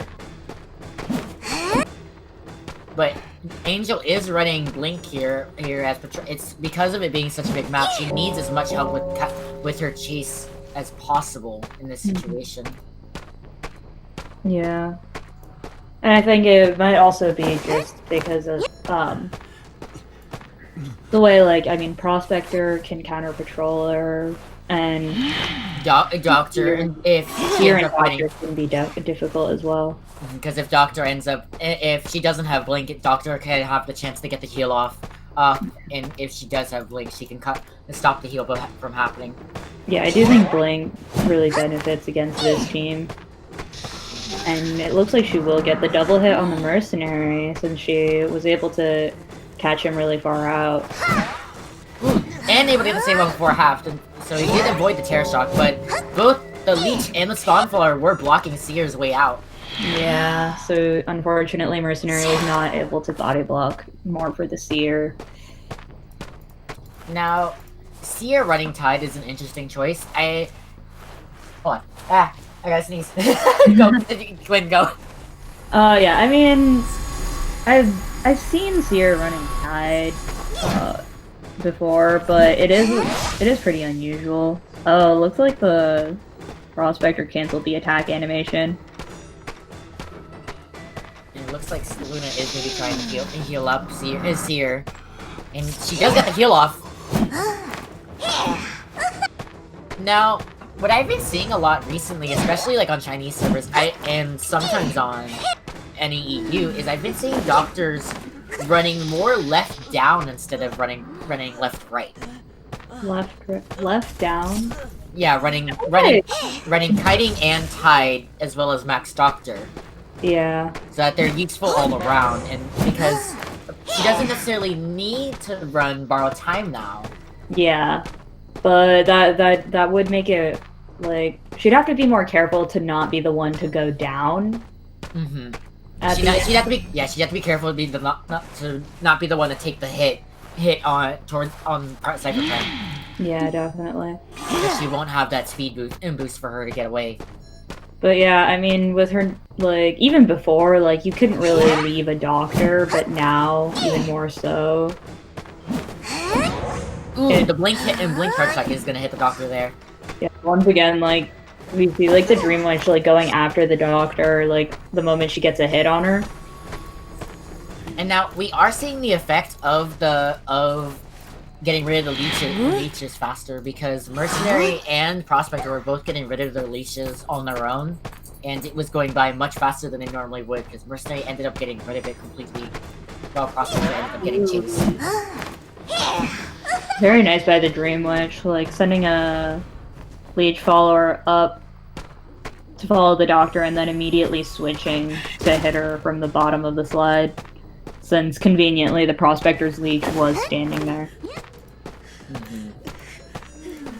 Now it's So- like in that situation, if they were all together, they really needed to work together to get rid of that leech, so that Doctor wasn't sandwiched in between her own leech and prospectors. Yeah. Yeah, the survivors are in a difficult position right now since there are 2 leeches on the map, 1 person on chair, 2 people injured. But the mercenary is full health and will be able to rescue without going down. But it will put them in a very difficult position if anyone else goes down. So I think right now they're going to be prioritizing cleansing and healing up. As we can see, the prospector and seer. Yeah, maximizing their survival chance at the moment. Because Yeah. Doctor isn't dead on chair. She did get saved before half. But their ciphers are quite far apart. They've got one at first stop, and then they've got 2 at tent area. And then 1 at God kiting. So they've got 2 and 2 on each side of the maps. And they've got to be careful on what ciphers they do specifically so that they don't screw themselves over. Because they could very much go ahead and have tent finish first, so that those 2 ciphers aren't so close, and then finish first stop at leave at 99 for later on. Yeah, the prospector did go down, trying to save the doctor, and Mercenary wasn't able to body block for the Doctor. But he also got blinked on, so now the Dream Witch is gonna have 3 people down, 2 ciphers remaining. Although Seer's cipher is about to get popped, and he does have an owl. However, he doesn't. Now, if I remember correctly, this is the owl still from the beginning of the game that he hasn't used. Now, I think he did use an owl. Did he? I have not been paying attention. In the first Oh, no, chase. he did. Yeah, he did. In the first chase, yeah, he did. After he vaulted when he was gonna vault 2 story, he used it. Mm-hmm. So, I think what's here, he very much could have just gone ahead and used that owl for Doctor as soon as she got saved. At least on that second time specifically. But it ends up gonna working in favor for him for getting a tide save here. Yeah, but unfortunately now he has nothing to use to help him. And so he is gonna go down. And the mercenary's still down as well, with his leech near him. Now, they do have 1 person. Now, with Doctor dead, they are gonna be. Now, Mercenary did actually pick himself up here. So he's gonna be able to get rid of his leech a lot faster than normal, because we have Doctor dead and there are 2 leeches on the field. Yeah. It looks like the prospector started decoding. Ooh, does get the hit off on Mercenary there. There with the leech, so Mercenary is gonna go down again and will not be able to pick himself up. Yeah, the prospector is just probably gonna try to focus on decoding as much as he can, while Seer picks himself up and will probably try to pick up the mercenary. Yeah, Seer is getting rid of his leech, but he really should focus on picking up Mercenary right away, but that leech is coming right back for him. Yeah. Yeah, and the Dream Witch is doing a good job, like, keeping the Prospector off of the Cypher while at the same time pressuring the Seer so that he can't pick up the Mercenary. And if he does go down, he won't be able to use his self-heal, and she can focus entirely on just chasing down the Prospector. Yeah, this is one issue going against the Dream Witch, is that if you pick yourself up and you still have your leech on you, you can't really kite as well because she can see you and you can see your leech. So it's very much like not much of a mind game, as it's quite hard to really fully mind game something you can constantly see. Yeah. Ooh, there is a leech and there is a spawn follower over on the second stop, so the Prospector is gonna get Terror Shock on Coaster. Very well played by the Dream Witch. It looks like the Seer did cleanse himself though and is going to pick up the Mercenary. However, main body does have teleport now out and was able to teleport straight to the Cypher. Yeah. However, that teleport might be somewhat of a detriment, at least with both those pallets being down and she's not breaking either of them. Yeah. And it looks like the Prospector hasn't self-healed, so she will go ahead and put him on chair. But after he dies, if either of the survivors go down, they can't pick themselves up. And it's going to be very hard for them to really play for dungeon. Yeah. Now, they do know where dungeon is. Mercenary did let them know and let his teammates know that dungeon is over at Working Carousel area. Yeah. So they have an idea on where it is. It's just, I don't believe Angel Soup knows where it is. So that might end up working out in their favor. However, Mercenary does have to last until Seer does bleed out, as she can't make it to Prospector. Yeah. And it does look like she does know where the Mercenary is. Now we're gonna see how fast this does move the leech a lot. Release.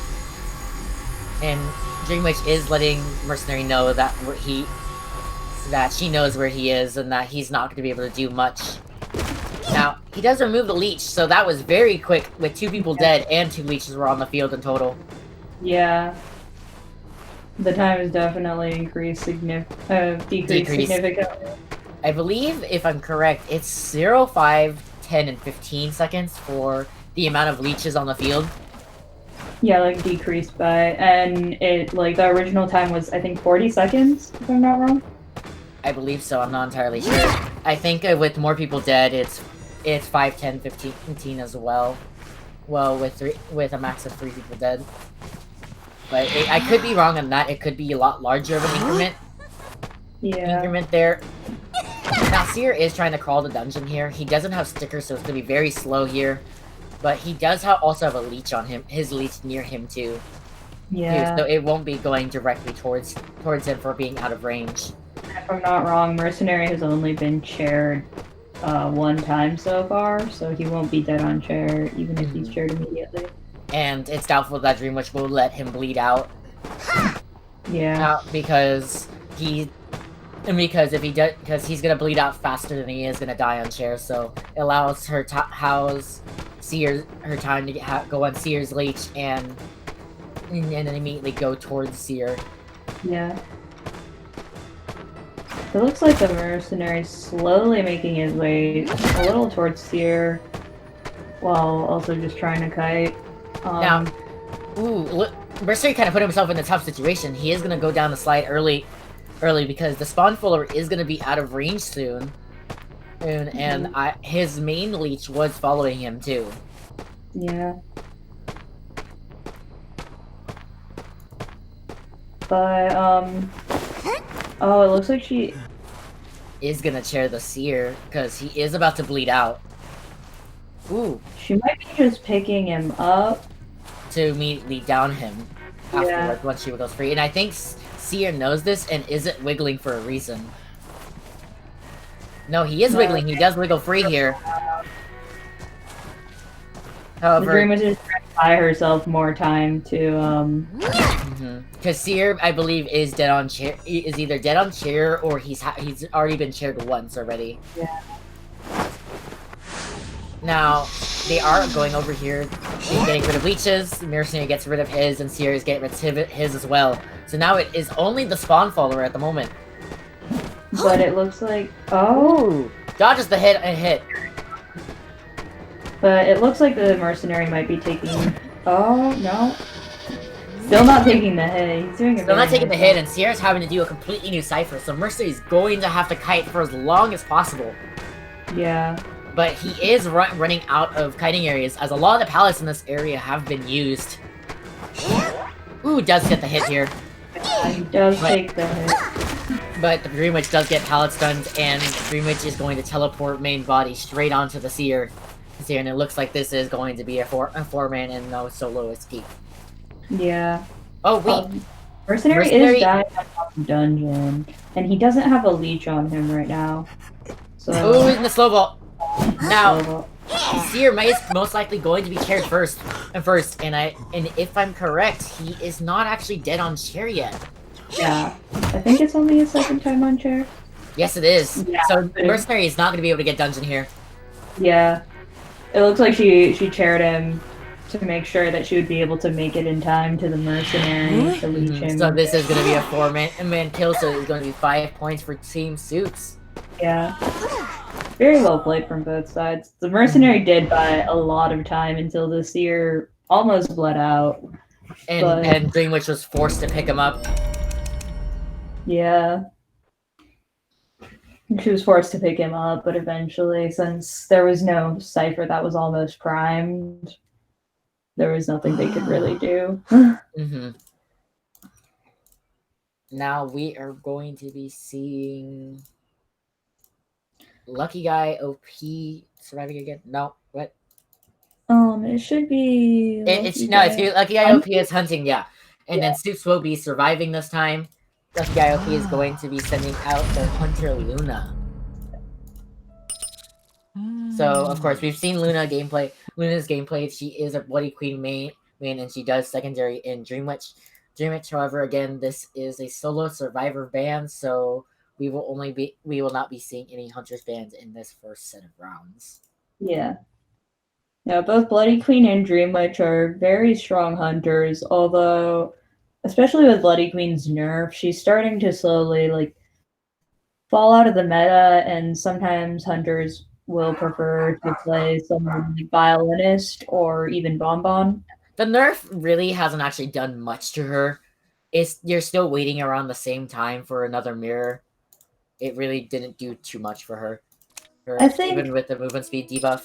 Although, technically it's not that much, her mirror is up for a little less time. Yeah. Which significantly decreases the chance of going down to one mirror. But it's also at the situation that she get the same amount of mirrors in a kite, but it's also with the situations that your mirror is used on trying to get easy hits, or just going ahead and catching up to a survivor that's made distance. Yeah, I mean the mirror is used a little bit differently now, but even before the nerf, a lot of survivors tended to prefer going against a Bloody Queen to a Dreamwitch, simply because Bloody Queen is a little easier to tie against when it's a very experienced hunter using both of them. However, on PCQ, it's the other way around. It's much easier to win against a Dreamwitch rather than a Bloody Queen. Because on PCQ, if you're going against a good Bloody Queen, there's very much little you can ever do to ever win that game. Yeah. She'll use the mirrors to catch up with you. She'll use the mirrors almost perfectly to just cut you off and stuff, and you just force you to take hits. Yeah. Now it is going to be Moonlit once again, and Luna is possibly just going to ban Seer as well, with it being Moonlit. She's also most likely tempted to play Bloody Queen instead of Dreamwitch, as she can provide much more map pressure as a Bloody Queen and make much more distance as well. Yeah, although the difficult thing with Bloody Queen on this map specifically, although I think it's the openness makes it really easy to mirror onto survivors, but also it is difficult with the barrier between the two sides with the river in the middle. Mm-hmm. It's hard to mirror across the map to survivors at times. However, if it's directly on the bridge, you're kind of pretty much safe. It's a safe bet. You're gonna get to the survivor. Yeah. But yeah, big maps, it is a little more difficult to pressure ciphers, but definitely still not a terrible map for Bloody Queen. Now, with Soups, their survivors are going to be Sean Soup, Say Soup, and Soup, Love Crime, and Bella Soup. Sean meaning Priestess and Perfumer, and then playing Enchantress and Doctor. Say Soup with Seer, Mercenary, Prisoner, Mechanic. Love Crime with Perfumer, Coordinator, Seer, and Forward. And Bella with Priestess, Mercenary, Enchantress, and Ward. Oh, there's a lawyer in there now. Are we saying lawyer instead? We've been getting wild cards this entire tournament, so we don't even know what to expect. But it does seem like Love Crime is sticking with Perfumer, and Bella is sticking with Mercenary here too. Yeah.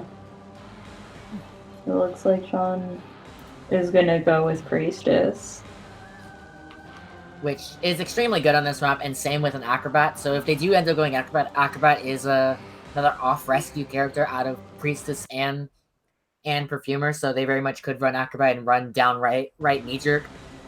As he does, as on Moonlight, he doesn't really even need to run Broken Windows as much. Yeah, but it looks like he will be going Gravekeeper for 2 rescuers on the team. And Luna's going Wu Chang for first round. This is his strongest map, so... Especially with the Priestess and Priestess, he can counter the Priestess Super Portal. Yeah. However, he can't counter it as much as if there's more than just the Priestess healing the down survivor from Long Portal.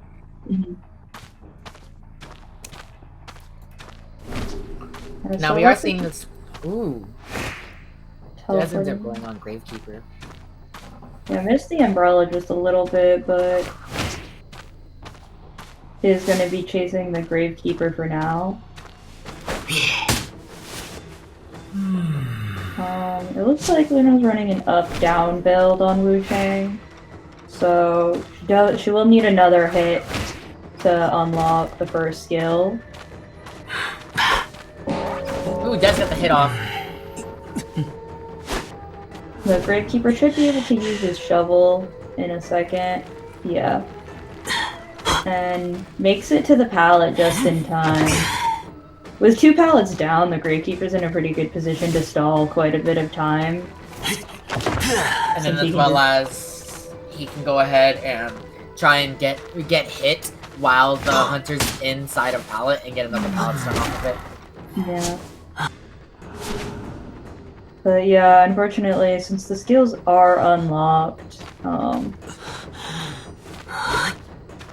it's very hard to get distance and misses the pallet stun, unfortunately. And then Luna gets a free Terror Shock there, and now she is at full presence with 5 ciphers still up. Yeah, that's very difficult for the survivors. Wu Chang can be a very difficult hunter to rescue against already, and with full presence, that will be even more difficult, especially if the mercenary is found far out. And he was. Now he could very much be teleported on Black Wu Chang, get an elbow pad cancelled, and be double hit as well. If he gets the bell, down. Might even, yeah. He interrupted the rescue. Ooh, hits a chair instead. But unfortunately, due to the reverse controls, the mercenary isn't able to make it to the chair. So it seems that Priestess is actually making her way, but is she going to make it in time for her to use her tide? If she gets hit far out, she will also get zelled before she can do the rest. Ooh, she dodges it, but... And hits the chair. Oh. But Gravekeeper is going to go down instead. And down as well, and he's going to try and go into the corner and hopefully try and wiggle out, but it's going to be unlikely that he will. Yeah. Looks like the Wu Chang is going to go ahead and chair the mercenary since the Priestess will not be able to rescue. It seems that Gravekeeper actually is running Will to Survive too, so he might wiggle out from here. Luna might not be able to make it to a chair.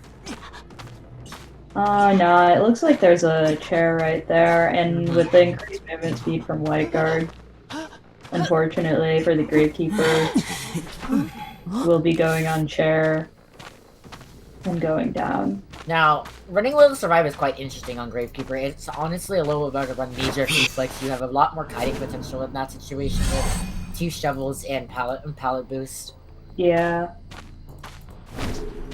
I think some people also tend to run like sticker on rescuers for the cases where they get double hit so that they can pick themselves up.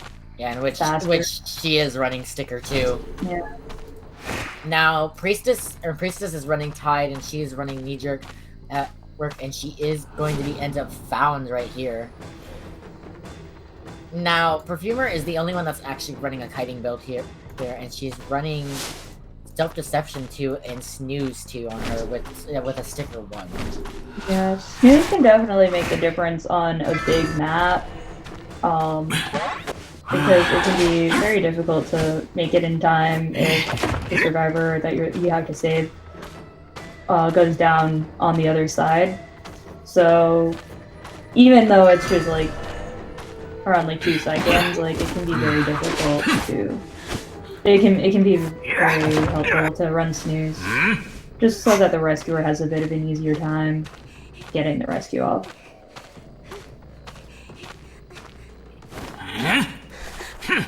It looks like the mercenary will be trying to go for the save, while the perfumer primes the second to last cipher. Now, Mercenary is using elbow pads to make his way there, but he's gonna get found early. Yeah. Ooh, and he got his elbow pad canceled there too. Yeah. But he will make the save just barely in time, and he still has Tide, which will waste quite a bit of time, but unfortunately he is going down. That was quite interesting to go ahead and use his elbow pad to get away from the Soul Siphon, but he ended up getting Soul Siphoned anyways. Because he didn't end up taking a hit for Priestess by body blocking for her, because he was gonna go down anyways with that early hit. Yeah. Yeah, the Priestess did die across the map from the last cipher. Well, not as far. He is bringing her as close as he can, but unfortunately, Perfumer is the only one who's up right now, and the only one that would be able to save. But she does not have Tide, though. Yeah. So it's gonna be a tough it is a very tough situation for the survivors. They don't have enough last cipher whatsoever, ever, and Mercenary is down with 4 stacks of Shell Shocked. Looks like he's pretty close to getting up, but, the survivors it's not gonna be close to get Priestess saved. Yeah, it looks like the survivors are gonna try to just get a one mana state. Ooh, baits out the perfume there. Yeah. Now she is going to be charge attacked here, and now her perfumes will be useless other than just to waste time. Yeah. The mercenary is up, but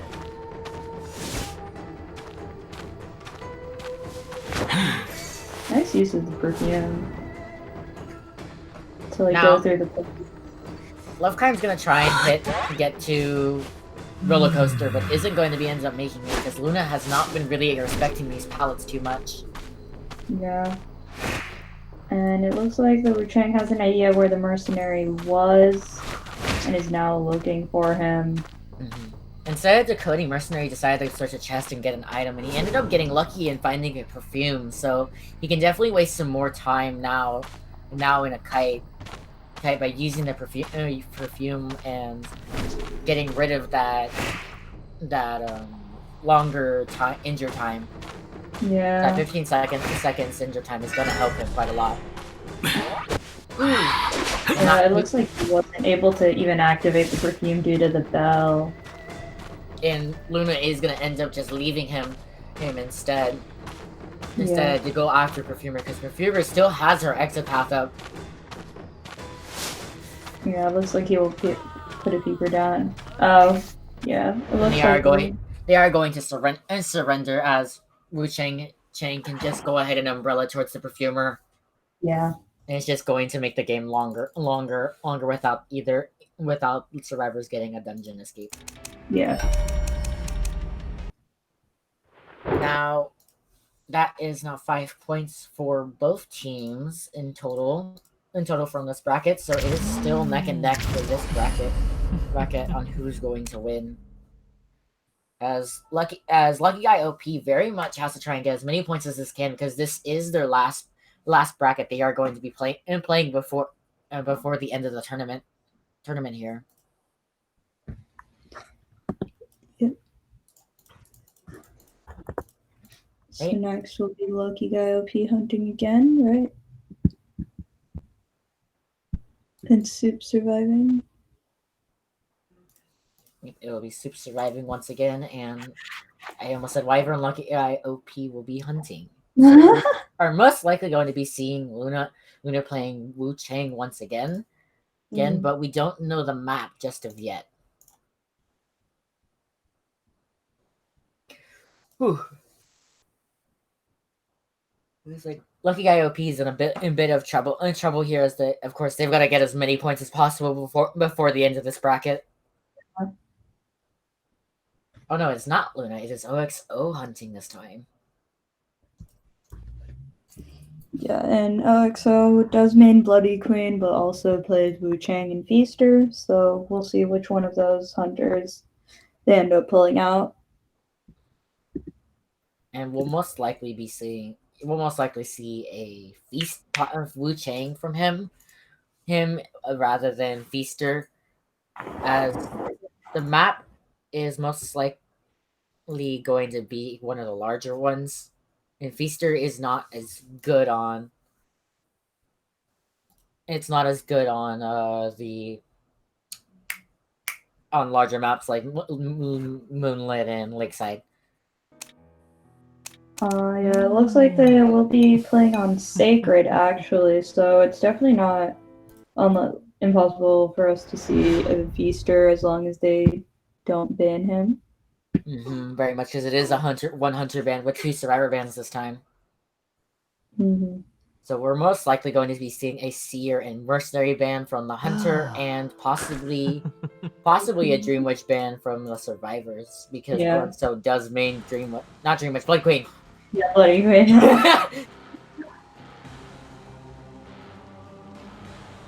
And it looks like they are going to be banning Blood Queen here. Yeah. As to them, it's the biggest threat really, unless OXO wants to pull out a Dream Witch out of nowhere. It does look like... Oh! OXO might be banning Priestess, which is a very good ban considering the map, since Priestess in Sacred Heart Hospital, like inside of the hospital, can definitely be a very difficult chase, and also be make it very difficult for the hunter with her support as well.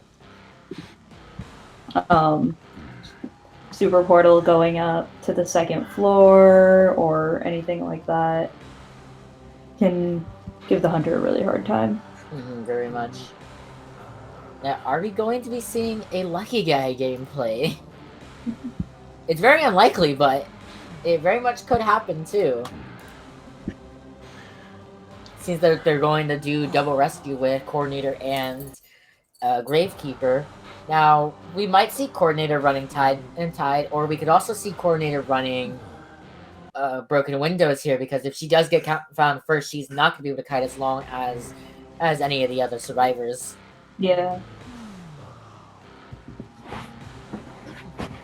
It looks like they're not going to take advantage of Mercenary not being banned so far, but there may be changes. Looks like... Seems like they are going to be putting a Mercenary in here. Now, they might change out their Gravekeeper, but I think, honestly, Gravekeeper should stay in this situation, so that Perfumer and Coordinator can both run pure kiting, because Gravekeeper and Mercenary are very good at rescuing. Yeah. We might still see Coordinator running Tide, but I also wouldn't be surprised if she didn't. I wouldn't have been surprised if she didn't anyways, with just the Gravekeeper as the other rescue. Mainly because it's like that's actually what I do if I will run kiting if there's another rescue, because it's honestly much more preferable to do that, because Coordinator just needs help kiting a lot more than any of the other rescuers. Yeah. But Gravekeeper does still often get tunneled. It looks like OXO is gonna go for Wu Chang over Feaster. Which is quite interesting, because if he's not... Wu Chang isn't as good on inside the hospital specifically. Yeah. And so I think Feaster probably might have been a better choice just to either get rid of Shovel with Tentacles, or stop Mercenary and Coordinator from rescuing and stuff. Yeah. Now, he is running an up-down build with Peepers, but he is not running Desperate Fight, so he's running Max Berserker and 2 Enrage. Yeah, it looks like he will be finding the Perfumer first, which might be a difficult chase if he stays in... Ooh. Now, when baiting out that perfume...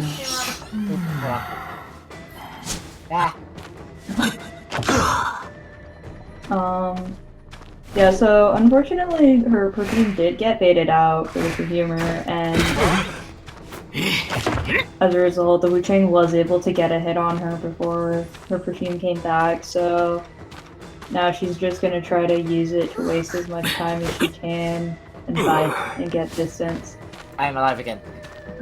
As I was saying earlier, when Perfumer got her perfume baited out, Wu Chang entirely turned around during his attack animation, so she very much could have vaulted that pallet to avoid a hit entirely and waste more time so that she could get her perfume back. Yeah. It would definitely be risky, but well, I think like people think it's risky often just because of the threat of a terror shock, but there is, for most hunters, enough time to make the vault if you're someone like Perfumer with a relatively fast vaulting speed. Well, with normal vaulting speed, yeah. And as well as Wu Chang, it was a white Wu Chang too, who has a very slow attack speed. Yeah, very slow. And Perfumer is in hospital right now, so this will make it even more difficult for the Wu Chang. She can now use her perfume when she drops down to waste more time because the hunter is forced to stay up there and wait for the perfume to end. However, if she does go down here, which she does, she will be getting basement, which is very unfortunate and will make it a harder time for the rescuers. Now, it looks like all rescuers are running tight, so if Coordinator did end up getting found first, she was not going to be able to kite as long as like Perfumer was. Yeah.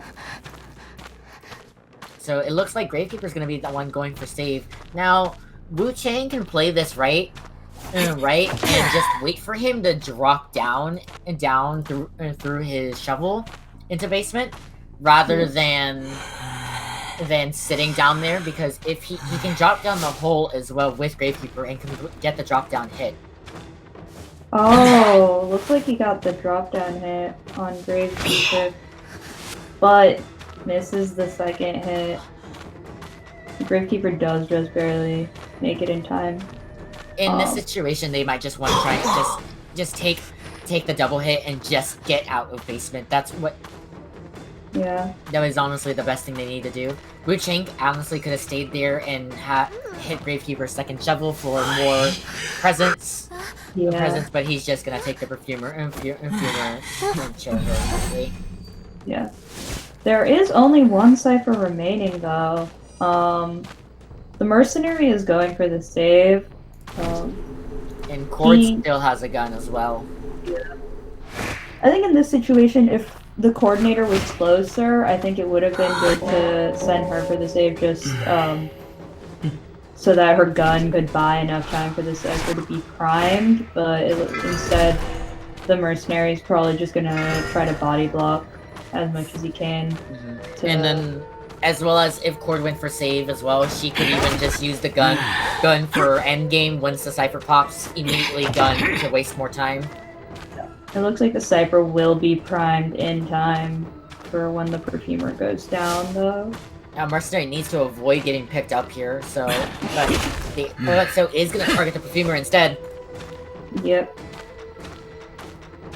Now, OXO very much could have just gone after the Mercenary and picked him up as soon as he went down, and so then that pop would have been useless to them, other than the Perfumer being fully healed. But now Perfumer is in a pretty decent position to stall out. Ooh, Terror Shock there. Now, the gate is going to be open, so it looks like this is going to be a 3-man escape here. Yeah, and Coordinator did still have her flare gun if needed. So it is going to be a 3-man escape, so that is 3 points for Team Soups. Wait. Yeah, Team Soups. Yeah, and 1 point for Team Lucky Guy OP. So at the moment, it is Soups with 8 points and Lucky Guy OP with 6 for this bracket.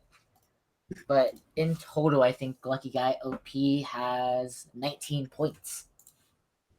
So they're gaining a lot of points for themselves. But is it going to be enough towards for the final bracket? Because if that final bracket does go on the teams need to beat 19 points minimum to try and at least have a chance for winning the tournament. Yeah.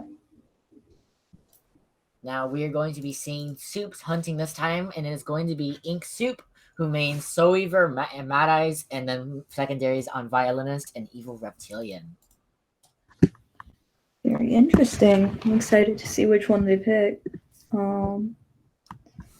Yeah, Mad Eyes is definitely a very strong hunter, but not often seen due to how difficult he is to play.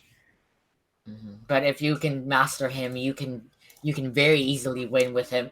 Yeah. It is very hard to go against a good Mad Eyes at full presence. You can get trapped so easily and so quickly and just end up not being able to do anything. Yeah, definitely. Now, Survivor side is going to be Lucky Guy OP with Tulinix, OXO, Ivory, and Luna. Tulinix being forward and postman main players. OXO being Enchantress and Gravekeeper and Perfumer. Ivory on Mercenary and Seer. And then Luna with Mechanic and Priestess. And it will still be Sacred Heart Hospital.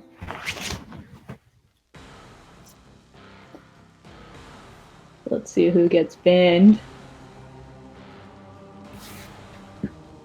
Now they're suggesting Lucky IOP is debating on banning Soul Weaver, which is Ink Soup's main character that they do play. And it looks like they do go with the Soul Weaver ban.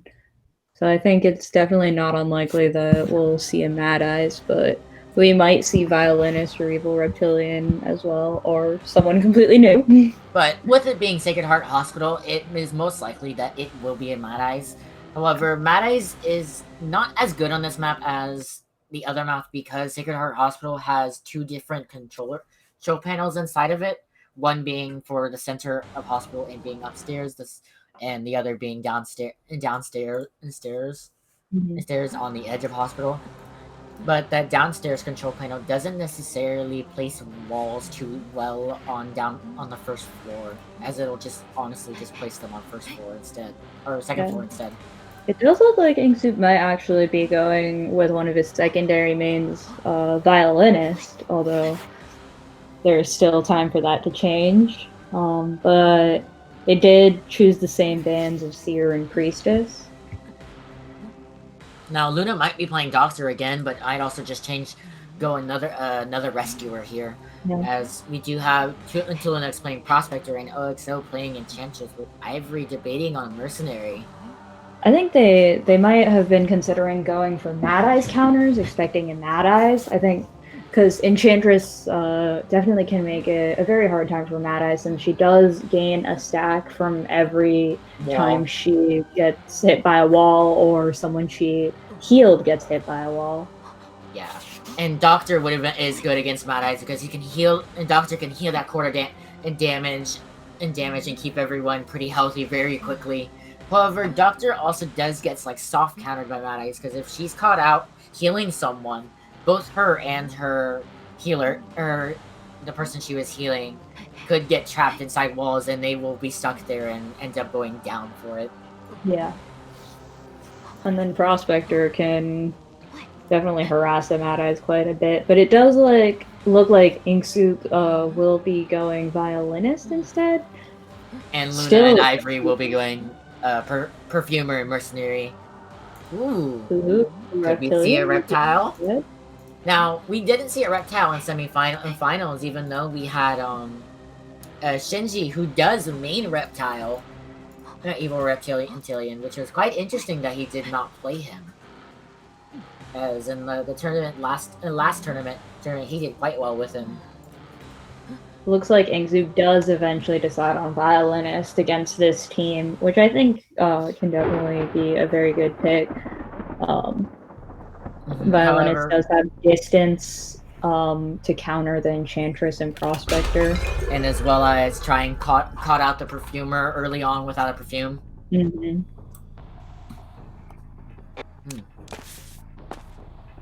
So it looks like, unfortunately for the Violinist, he spots the Mercenary first. He might go after him for a while and try to get a hit, but will most likely, yeah, just move on and see what he can find. He does have tinnitus from the perfumer, but might have thought that that was the mercenary for a second until he actually spotted her. Puts a peeper down, so now her decoding is going to be significantly slowed until she goes outside and takes it out. Or she goes ahead and decodes with the peeper and just waits for it to break on its own. There's another option there. But it does look like Ink Soup is actually going to go for the perfumer here instead of wasting too much time trying to go across the map to find a different survivor.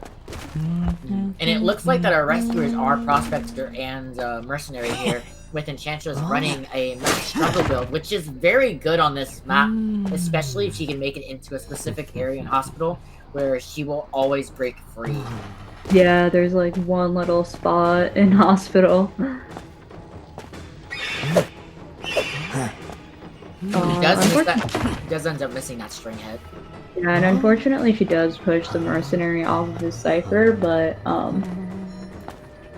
Mercenary is safe from like the Hunter switching targets to him. Ooh, does end up missing that hit on the pallet drop, but she does go ahead and instantly perfume back after it so that she gets her cooldown much faster. Yeah. Faster instead of waiting the entire time that perfume is lasting.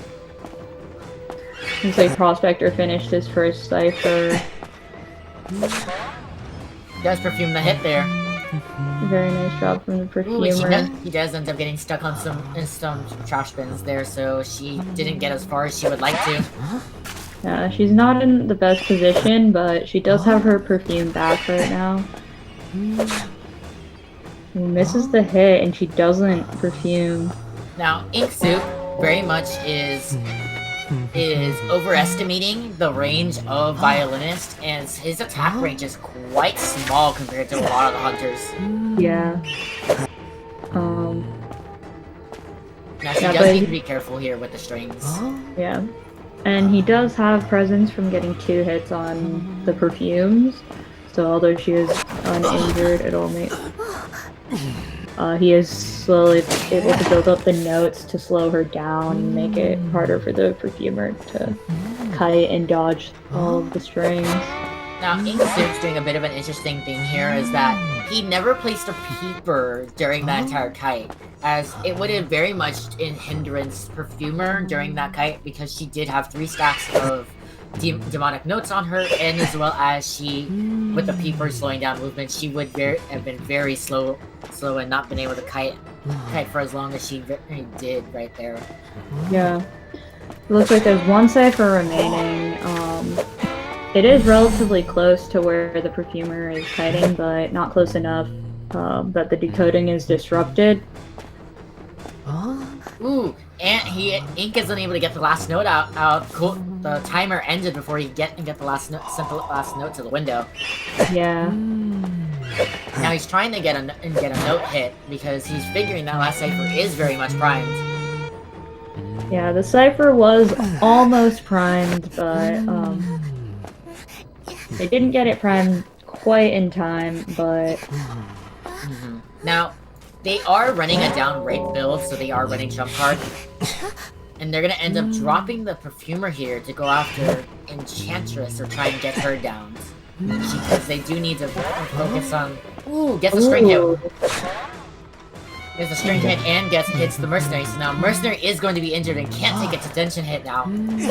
Yeah, but the Mercenary was forced into popping the Cypher. So everyone, although there were 2 people down, both of them did get up after that. And Prospector is going to be trying to open door while Perfumer was kiting, but is going to be chased down. Now he does have 2 magnets here. He had about 3 because he did not have to use them as much. He used one earlier when Perfumer did end up going to the Cypher. Yep. Now this is one issue with Violinist is that if you are able to get someone very quickly and are not able to get those string hits, you can very much be entirely screwed very much into the game. Yeah.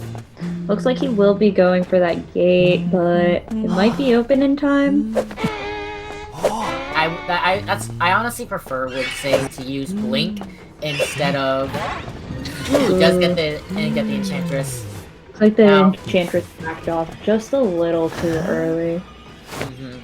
And she is gonna end up going down there. Now, Enchantress very much could have stunned as he was holding his string to place, and then he would have been cancelled out of the animation and wouldn't be able to place another string there. It's actually still very possible for them to get a 4-man escape here if they wait out detention and the mercenary goes for the save. He still has tied since. Or if they could also have Prospector heal the mercenary here, because Prospector does have 20% increased healing speed. So they could heal mercenary, wait out detention, and go for the save and get a 4-man escape here. Or right now, since it looks like the mercenary is going to go for the save, since the hunter has finally switched targets to the Prospector. I have just realized too. Ink Soup is running abnormal now instead of Peepers, as they switched when that cipher was primed. Yeah.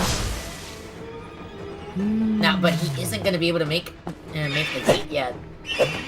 Yeah, unfortunately, Prospector did take a hit, and so although detention is out, he can't just go ahead and take the hit and get the speed boost.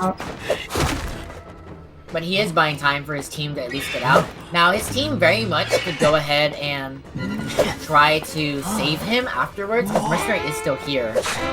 Yeah. And he does not have dungeon here either.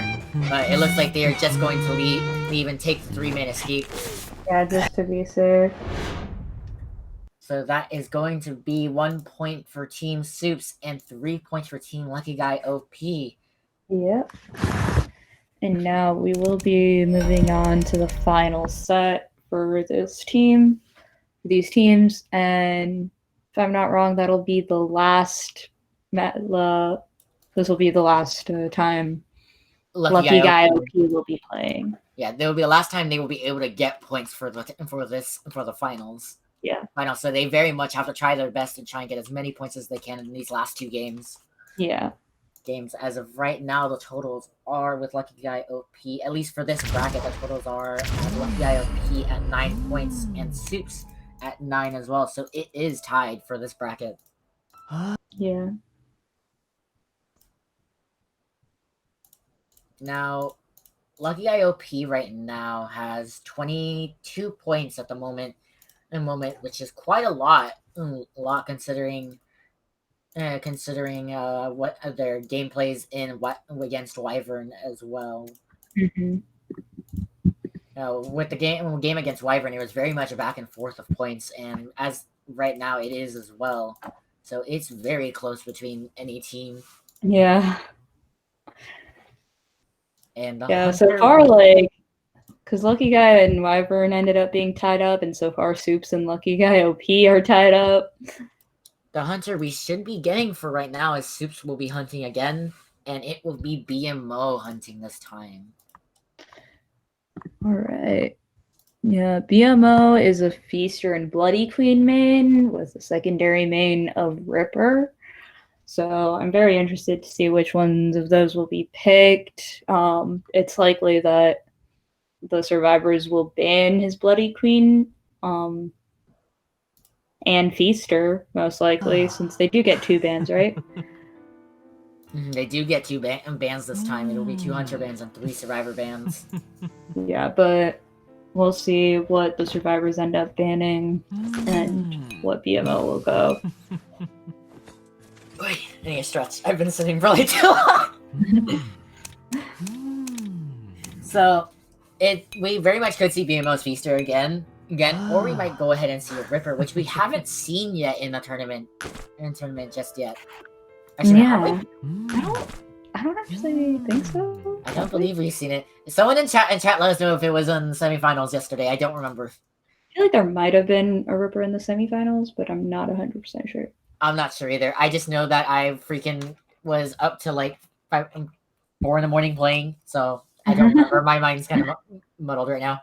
Yeah, it looks like they are suggesting to ban Bloody Queen and possibly the Ripper instead of the Feaster. Which would be interesting, as Ripper is a little bit easy to go against in general. But it is Lakeside, which is a pretty good map for Ripper with how open it is. So Yeah. it looks like they are going to be banning Ripper and Bloody Queen, so they are going to be forcing BMO to play Feaster. Yeah. Unless, of course, he surprises us. Yeah, so it looks like he is most likely going to be banning Priestess, Seer, and the Mercenary to stop the rescue and stop the super portals from happening. Yeah, Feaster's late game camping is very difficult to save against, because although you may get the save off, it's very likely that both the survivor on the chair and the person rescuing will get double hit. It's like that's very much. It's why Gravekeeper instead. I think it could be that he might be running Patroller here on Feaster, because Gravekeeper does counter Patroller and can just sit in shovel for Patroller to end. Yeah, that's true. However, and he could just get a double hit on Mercenary here. Yeah, and then the Mercenary, especially with his slower healing time, would be on the ground for quite a long time and wouldn't be decoding.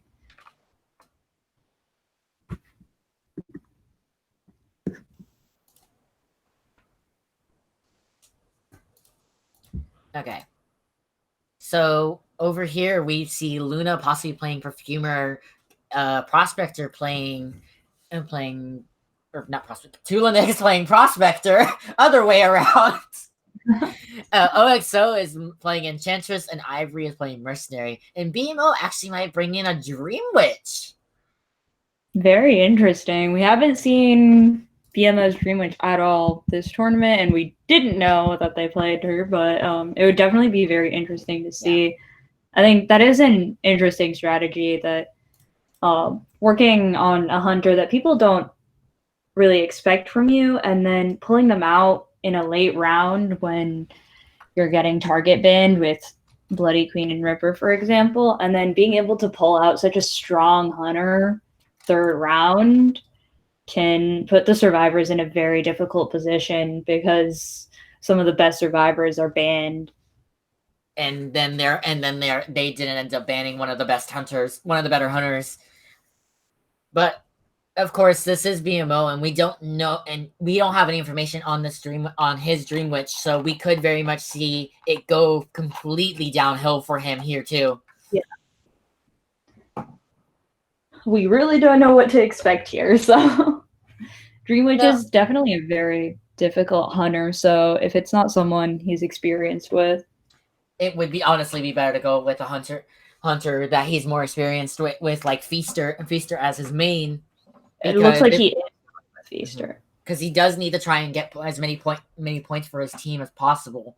Yeah, but it's not as bad as it is for Lucky IOP, because this is their last 2 rounds to get the points they need for the finals, while Suit still has another bracket to do against Wyvern. Now we are going to be seeing Feaster here, and he spawns in corn, and he's going to end up going towards middle, which everyone has actually rotated from. They don't want to be caught in the middle. It's quite open. It looks like he is going to find the Mercenary first, and ideally the Mercenary would try to stay out of sight for as long as possible to waste as much time as he could. He does end up seeing the Enchantress here over in center, because Enchantress did rotate back in center, thinking that he was going to try and hit Mercenary first, but BMO just wanted Mercenary to waste an elbow pad and then get away. Now, that elbow pad was very much wasted for Mercenary there, because Mercenary had so much distance against him, and Feaster still didn't have a tentacle up either. So he wasn't very confident if the Feaster would continue going after him. But Mercenary was also in a really good kiting area over in Logs and Small Boat too, so he very much could have just stayed in that area without having to waste an elbow pad and just wait for Feaster either to leave him or just waste time chasing him. Yeah. Oh, it looks like he left the Enchantress for a moment. Ooh. She does end up getting hit by the tentacle here. here, and she is running Tide Max Will to survive, and it looks like Prospector and Mercenary are going to be our rescuers, with Perfumer and Enchantress running Tiding. Yeah. Pull up the stream.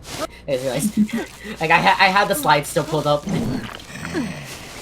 So, Mercenary is gonna come in for rescue. His Cypher was around 30-40% innocent. So, Cypher progress is quite far behind for all of them, and Perfumer was forced to offer for Cypher because of Enchantress being shared right next to it. Yeah, it does look like the Feaster is running Peepers, so more likely for the map pressure and the Cypher progress. Yeah, and also helping a little bit with making it easier for the kite. Back there, and then ends up going straight for the window. Now, Peepers is decent on Feaster, but in my opinion, it's just better to run Blink or Patroller. Patroller stops the rescue a lot easier. You can either stop the rescue or you can get a double hit in the end. I'm actually unsure about that. I've seen all of them, but like most of the top feasters right now in both other servers and our server have been running Peepers lately. And yeah, they have. They very much have. Works very well. I think Peepers in general are a very meta trait right now due to the map control they give. And Chinese server has been using it for like the past couple seasons. I know that, and it's just very slowly coming into any EU servers. Yeah, because Peepers does help with camping as well, because you can always go ahead, catch someone out early before they can get far out from chair, and then their speed boost is very slow because of wither, and because of Peeper slowing them down as well. and especially with Perfumer being the most viable kiter at the moment, Peepers can really help. Like if her Perfume gets baited, slowing her down so much can really help get that additional that hit on her before she really has a chance to get her Perfume back. Now, Enchantress very much has to make up for the bad kites earlier, so that everyone can get their decoding progress quite far, and that Perfumer can go ahead and get picked up. She is gonna go down here instead. Yeah, but the Perfumer is getting up, and the Cyphers do have pretty good progress on them right now. But Feaster is gonna teleport to where two survivors are, so now there's only Mercenary decoding Big Boat at the moment. Yeah. And it looks like he will be going for the Perfumer to leaving Prospector to finish decoding that Cypher. Now, it was quite interesting of a choice for them to go back and just continue decoding. I think it might have been better for Prospector to actually heal the Perfumer fully up, so that she got use out of her perfumes, and she still did have two of them left. But the last Cypher is primed, so... Ooh, and they are gonna pop it there. And it was on a window vault, so she's making quite a lot of distance here, and especially with the Perfume to waste time too. Yeah, and she is close to the dungeon right now. So like Feaster will be leaving her going to main gate, where Mercenary and Prospector are both running. But it looks like they might have the Perfumer did communicate to them, so although the Mercenary continues to open that gate and stay nearby, the Prospector stayed in middle and is now heading over to the other gate that Perfumer will be opening. Oh, okay. It seems that I understand now why they didn't fully heal the Perfumer, is because Feaster is actually running Impact here. So that and they are running Impact 1, so it would have been a 45 increased healing speed even with Prospector, and then with Prospector's increased healing speed it'd be 25, so it'd be as much as Mercenary with one shell shock to heal her up fully. I definitely Oh, it looks like they will be getting the 3-man here, since Mercenary was able to kite to dungeon.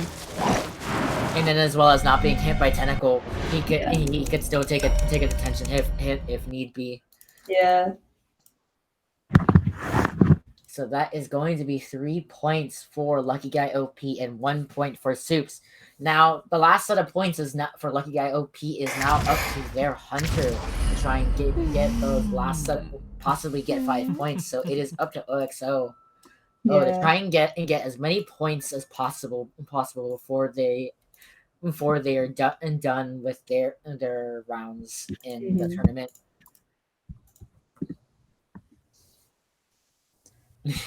I keep looking at chat. It's like they keep saying, yelling at BMO. It's like, don't chase Perfumer, don't. It's like, and it's like, Feaster did really well, and it's like chasing Perfumer wasn't necessarily a bad idea in that situation because she was injured. She can go ahead, and he can go ahead and down her with Tentacle. But the survivors did play that right and popped it on a speed broken windows boost there.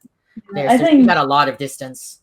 There was also the issue that, unfortunately, that cipher was very far. So when he left the cipher like that, like the Perfumer did a good job and led him away from the cipher.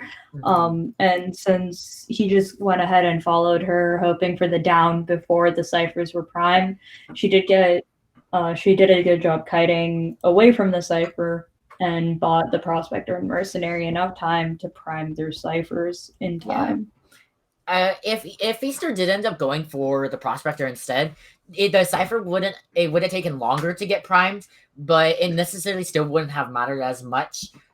Maybe if Prospector didn't go away from the cipher, or Feaster left Prospector to come back to Perfumer, and Perfumer fails a calibration. If that happens, the cipher progress would have been depleted 5 times as more with Perfumer failing that calibration rather than a normal survivor failing it. So there could have been a lot of options, but and out of all those, Perfumer was the best choice. The other two was just up to chance that something else would happen to help him better. Yeah. So it is going to be Lakeside once again as it is with last round, and OXO will be hunting again. Bloody Queen main, secondaries Wu Chang and Feaster. But we may be seeing both Wu Chang and Bloody Queen being banned here and forcing him to play Feaster instead. Instead, he was not as good on this map because of being so large. It looks like we are going to see the Bloody Queen and Wu Chang bans, so... And we're possibly going to be seeing a Mercenary Seer and a Priestess ban, as that's the best option for him to do as if he's going to be playing Feaster in this situation. And it looks like those are the bans that he will be choosing.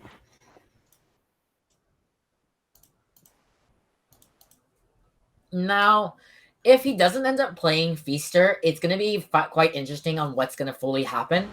As if he could play Ripper, as Ripper's decent on this map, and those bans are still fine for him, and Ripper could have a lot more of an easier time chasing these survivors because of it being so open, and there are not as many drop down areas and windows for Ripper to worry about vaulting through and stuff. But it looks like they're slowly starting to pick together. They might have Gravekeeper and Coordinator as their rescuers. And it looks like we are going to be might be getting a barmaid here. If OXO does also pull out the Dream Witch that they are showing off right now. Now, if they do go barmaid's going to be a very interesting choice here because there is no seer to guarantee her to get her healing drink off. She has to rely on her RNG of being in a good kiting area, and as well as her being able to kite longer to get the heal off and buy as much time as possible for her team. Yeah. Well, also, if she's conveniently innocent, relatively close to the Coordinator, she could also ask for the Coordinator to shoot a flare gun to buy distance. Very much. Looks like we might also be seeing a Gravekeeper and a First Officer. Nope. It looks like they're still debating, but it seems that the Gravekeeper, Coordinator, and the Barmaid are being there, and it looks like we are banning a Perfumer. Nope, never mind, no Coordinator, Cowboy. Ooh. So it looks like they're gonna be. It looks like they might be trying to run a build to help Okay. Barmaid out. So Barmaid's not a bad option here. It's just it's not as good as if she gets found first. Yeah. So if anything, OXO wants to find either Barmaid or Coordinator first in this situation. Ideally. If he can bait out the perfumer's perfume fast enough and get it, then or just tentacle hit her perfume and then get a basic. The perfumer could also be a decent chase, but it can be very difficult to go against a perfumer. But with Barmaid, he can also Barmaid. He also has a tentacle as well, and a really long charge attack to stop the heal. Looks like he is going to be going Feaster once again. And we'll be heading towards the middle area of the map. Well, Feaster once again is just OXO. He hasn't played Feaster yet, I don't think. Yeah. Now, Barmaid's gonna end up hiding, trying to make sure she gets her drink mixed and doesn't get found first. But it looks like she is gonna be found first anyway. Ooh, wait, never mind. Looks like he didn't spot her, but yeah, he did eventually spot her. She did get enough time from confusing him just to transition a little bit to a pallet, but... Ooh, Jaws is the charge attack there. Now, Barmaid very much could drink her Dufrin to go ahead and get the speed boost. However, she's gonna try and avoid being tentacled, because if she gets tentacled, then he doesn't have an attack recovery, and she's more likely to go ahead and get down. Yeah. Very nice job, like, from the Barmaid, like, tight-kiting there and just dodging some of the hits very closely, but... It doesn't look like she is gonna get this drink down because of the blink. Yeah. Now, she was in a very tough situation. Now, Big Boat's okay. It's a really good kiting area, especially against the Feaster too.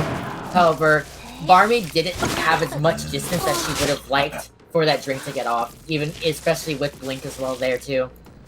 And it looks like since Gravekeeper was decoding here, he will be going for the first save. But he's gonna try and... He's gonna be trying to realize that he was decoding there. He hasn't realized it, but he is gonna be trying to get as much progress as he can on the cipher before going for the save, just wasting time here. Now he might want to like fake it and get him to swing a tentacle, or also go ahead and save as soon as he places one. Yeah, the Barmaid's just gonna try to get away from the cipher at this point.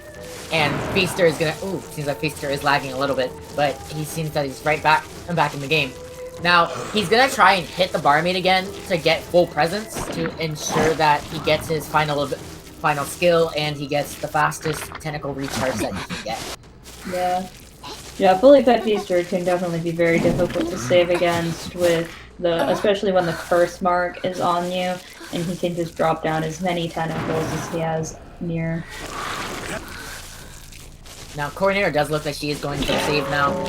And now she does get hit early, but she's able to get that save off because the tentacle has not gone off. Now, she needs to not get hit here and just intimidate with the gun because Barmaid did get hit by a tentacle, and she can't go ahead and heal herself with any Doblin because she does not have any mixed, and she also has Tide active. Yeah. It looks like Cord is a little too far, and she doesn't mark her, and she is going to go down. The mark. Now, Cord was there for a gun to intimidate with gun, but she was a little too far for it to be any reliable. Yeah, definitely. And unfortunately, she did have that mark on her, which allowed the Feaster to tentacle hit her while she was. Feaster was waiting for Barmaid to go ahead and go down for a tentacle to spawn on Coordinator. Yeah. Now, it looks like Gravekeeper is going to be chased next, and Perfumer is almost done with his cipher, and Coordinator is going to use her exit attack because no one is close to her whatsoever. Yeah, with how slow the charged attack was, the Gravekeeper was able to go underground in time to avoid getting hit out of the shovel. But right now he's just trying to buy as much time as he can. We'll probably go underground soon. Now that yeah, he very much should go underground right at this moment because he did get marked right now. And now the Coordinator and Perfumer will try to prime the last cipher in time while he buys Ooh, he messes up that tentacle. It did not place right at the window. So it allows Gravekeeper to move over into logs. Ooh, he does stun. But he does Nice job from the for dropping down the tentacle right in time for the stun so that he can get the hit anyways. Now he did switch to teleport, and it might be better for Feaster to go ahead and go and switch, but Gravekeeper is gonna get down tier.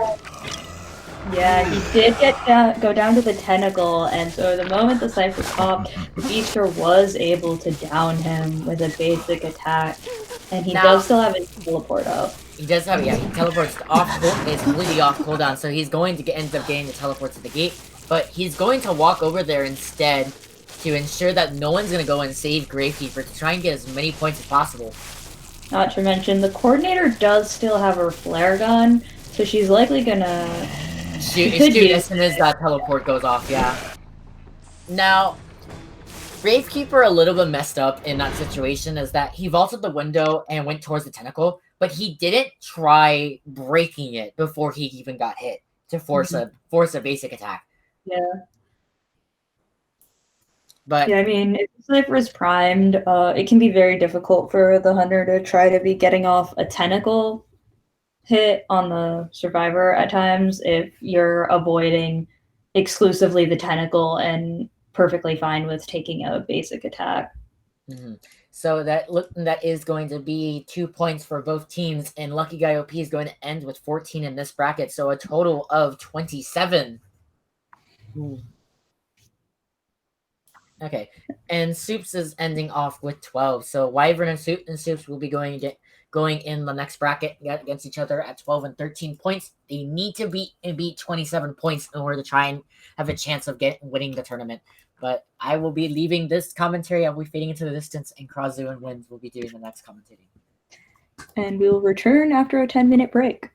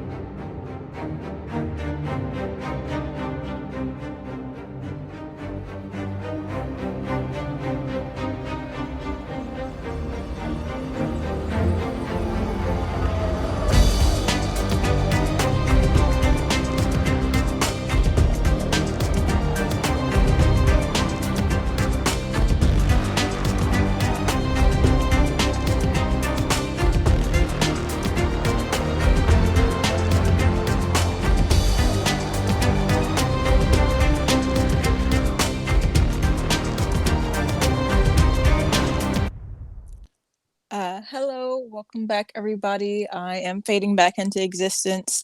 Right now, we are going to be seeing Team Wyvern versus Team Soups, and we'll be starting off with a Mexican, Team Wyvern's Hunter, playing Hunter first, and then Soups will be playing Survivor in this first round. Yeah. So I think we should be seeing this round Sean Soup, Love Crime, Say Soup, Bella. Yeah. Yeah. Yeah, so we'll be seeing Sean Soup, Love Crime, Sai Soup, and Bella Soup. Yeah. Looks like the screen. Sean's, yeah, stream can hear you, I'm pretty sure, kiddo.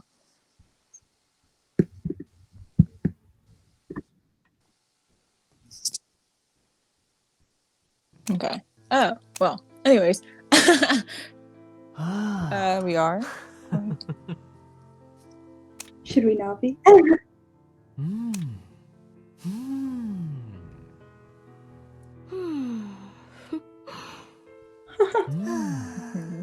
Okay, so let's tell you technical things. So for Team Wyvern, a Mexican, they are Disciple main. Their secondaries are Ripper and Violinist. They do have badges and all of this. And for Team Soups, we will be seeing Sean Soup, Sai Soup, Love Crime, and Bella Soup. Sean Soup does main Priestess and Perfumer, but has secondaries in Enchantress and Doctor. Sai Soup is a Seer main, a Mercenary main with secondaries in Prisoner and Mechanic. Love Crime does main Perfumer and Coordinator with secondaries in Seer and Forward. And Bella Soup is a Priestess and Mercenary main with secondaries in Enchantress and Court. So this is an overall all-rounded team. They do play a number of survivors, so that will be able to help them in the number of rounds that we have with certain characters getting banned. Yeah, and we've definitely seen, although we know like Game Mexicans mains are Disciple, Ripper, Violinist, we've also seen them playing Wu Chang and Bloody Queen. Yeah. So we definitely have seen that they're quite the diverse hunter as well. And someone asks who's winning for now. Right now, Team Lucky Guy OP is technically winning with 27 points.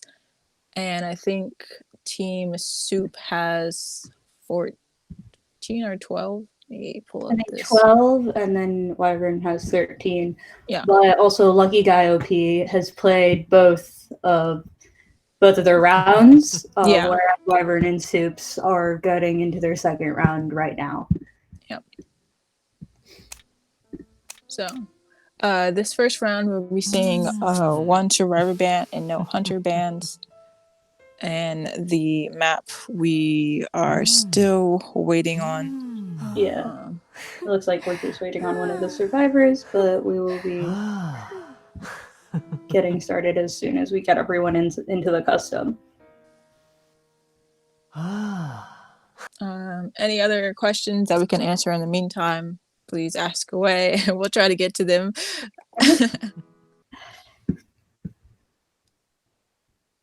It looks like everyone's in, so we should be getting started shortly. Say Soup is pronounced Say Soup. Okay, we will pronounce it that way this time. Say Soup. Okay. Who do you think is most likely to win? It's still up in the air right now. 27 points with Lucky Guy OP is a pretty good standing for them, especially since they tied with Team Wyvern in the first bracket, and then were able to get 14 points to Soup's 12 points in the second bracket. So for Team Wyvern to win this tournament, they will need to be at least 15 points in this bracket, and 14 will tie them out. And then for Team Soup, they'll need at least I think or 13 points.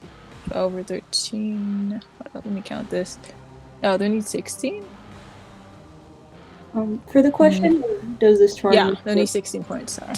does this tournament work like Koa? The points are awarded the same way as in Koa, whereas like for every elimination or survivor escaped, that's 1 point, and then for a 4-man, in either way, it's 5 points. Yeah. But for the actual rounds, it's slightly different, as we're having all of the teams go against each other, and in the end, whoever has the most points wins. Whereas in Koa, it's usually best of 3 or best of 5, and then it depends on how many rounds you win out of all of those. Yeah, so there's not going to be, this is technically the finals today. Whoever has the most points at the end of it will be winning the tournament. Yeah. And looks like there is a seer ban from a Mexican, and we might see a 3 rescuer comp and a perfumer from the survivor team. Yeah, the map is Red Church, so we'll see who a Mexican chooses. We have seen their Bloody Queen earlier, and she's a very strong hunter, especially in early rounds, and also this is quite a good map for her in that she can pressure ciphers easily from almost anywhere. But still up in the air. Yeah, and we are seeing the 3 rescuers with the perfumer. So it looks like the survivor team will be deciding to play perfumer from Sean Soup. Say Soup will be playing Gravekeeper, Bella Soup will be playing Mercenary, and Love Crime will be playing Coordinator.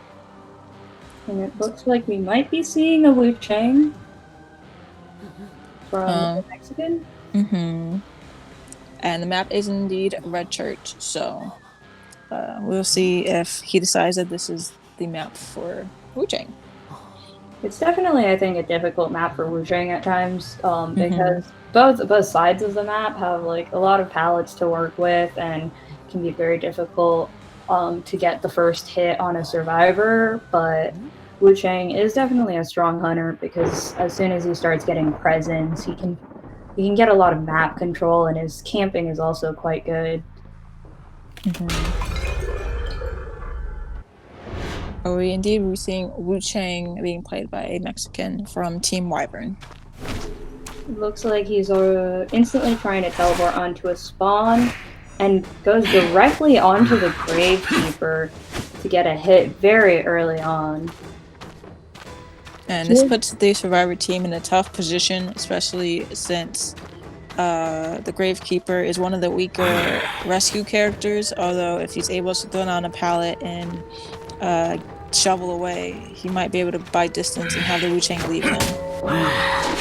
Wu Chang was not running insolence, so he did need that second hit, but now his first skill is unlocked, and he does get the Gravekeeper down relatively early on. The ciphers are just being started after the survivors rotated, and it does look like the Gravekeeper is going to go into basement, which is also near the Coordinator's cipher. But it looks like the Coordinator is going to decide to possibly rotate out, and the Mercenary might be going for the save. But we are unsure at the moment, because they're both look like they're in the area ready for a save. Looks like the Coordinator is distracting the Wu Chang, while the Mercenary goes in for the actual rescue, while the Wu Chang didn't quite notice in time.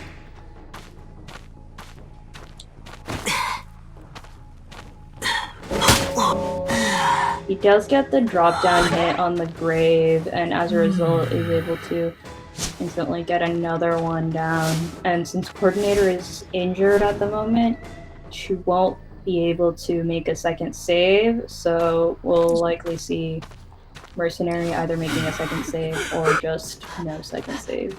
Yeah, or possibly having Cord get healed up. But unfortunately, unfortunately that has to have the survivor team do that. And so it looks like Cord is going to be trying to break the peepers around her cipher to try to get progress done, while the Merc goes in for the second save. The Wu Chang is taking advantage of the fact that the perfumer was decoding near the chair and puts a beeper down to slow down her decoding.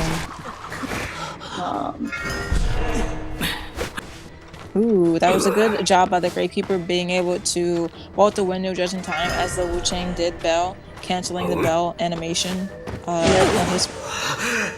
Nice job from the coordinator. To buy more time for the Gravekeeper to transition, she did wait by the window for the Wu Chang to bolt so that she could get the shot on him. Which did buy the Gravekeeper enough time to get to Graveyard, which is the strongest kiting area on this map. But he will have a difficult time now again. Especially since he got soul siphoned. Yeah.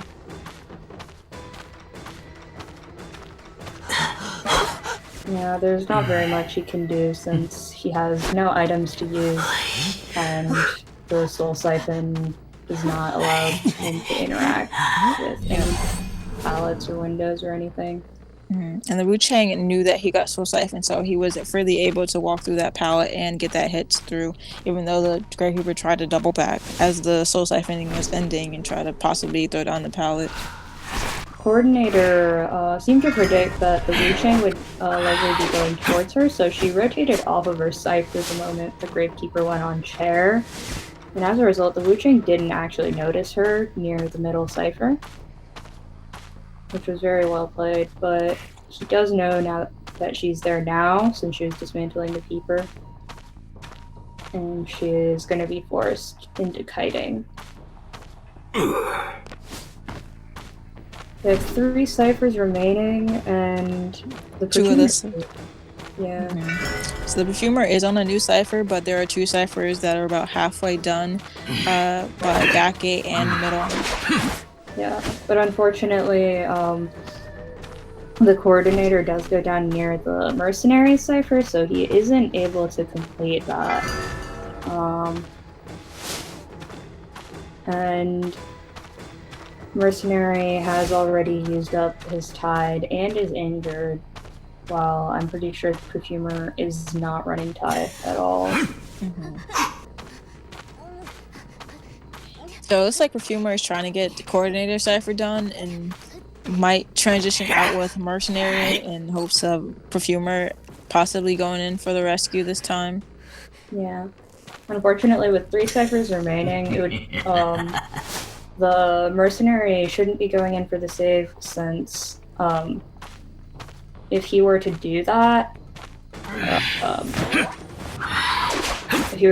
he would likely go down after the rescue. And then they would only have one person decoding while someone else is down and the other one is kiting. Right now, the Coordinator has to buy a lot of time for the Mercenary and Perfumer, but unfortunately, with Blackguard's Bell, it's very hard to do so. Especially with his fast pallet breaking speed, he's able to close in gaps on Survivor, and especially since a Mexican is running an up-down build, he has even faster pallet breaking speed.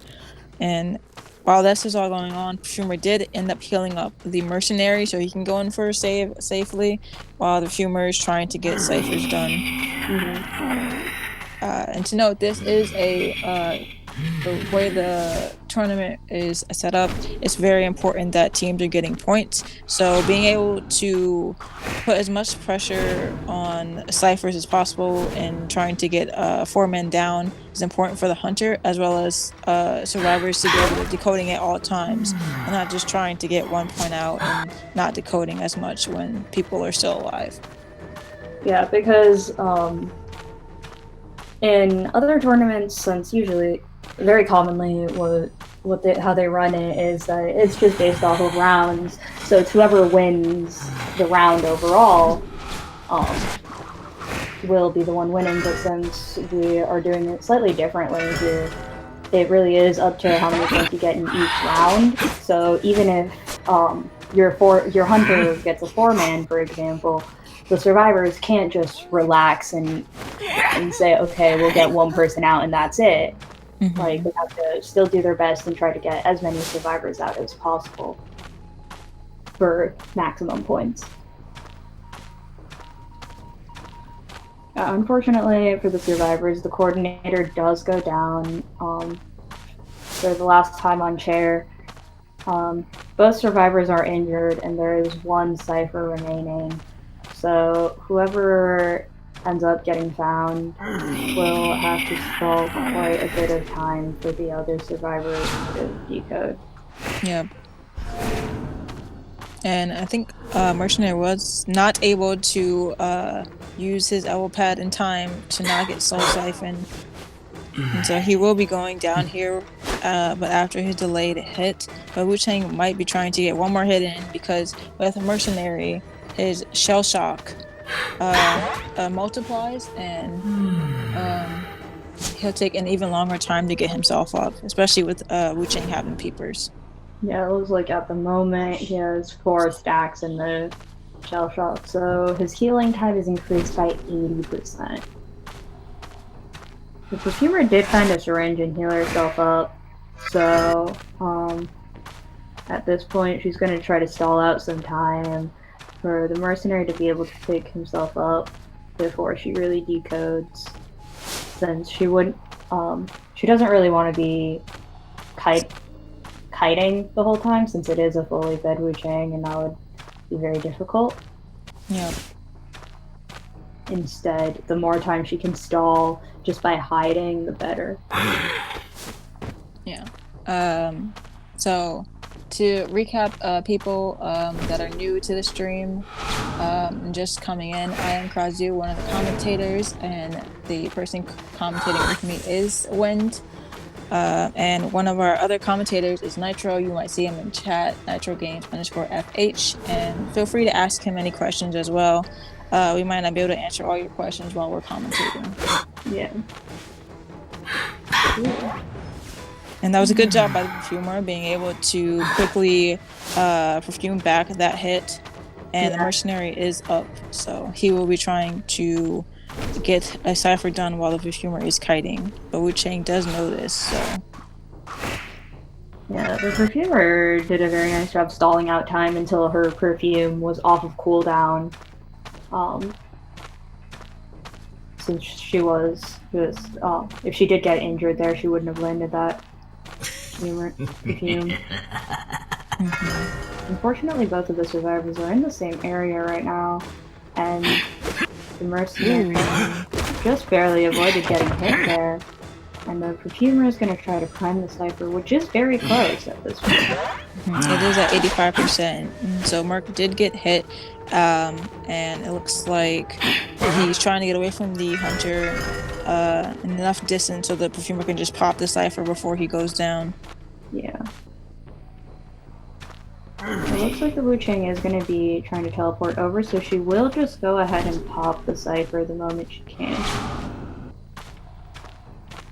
Yep, and the Wu Chang, it looks like he does see her, so he will be going after her while Merc will be trying to transition to the front gate and reception.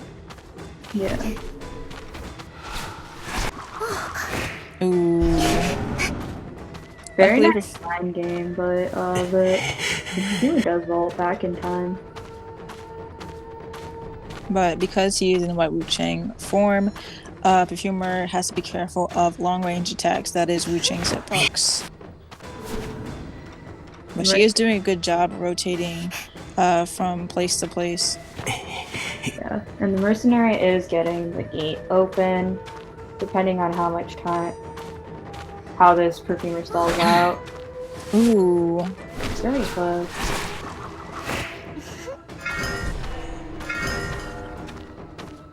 And the perfumer is doing a really good job by trying to wait out the detention as well as peep that what mind games that Wu Chang is trying to do to get her down tier.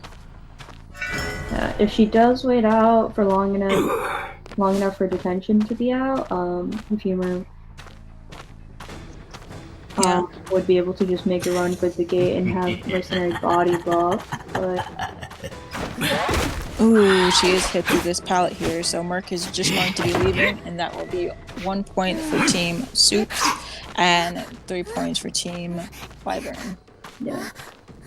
The survivors did a very nice job, just the perfumer like hiding and then stalling out a lot of time as she kited for the mercenary to get up, and then the mercenary stalling time for the perfumer to pop the cipher to ensure that the hunter couldn't secure the 5 points for his team.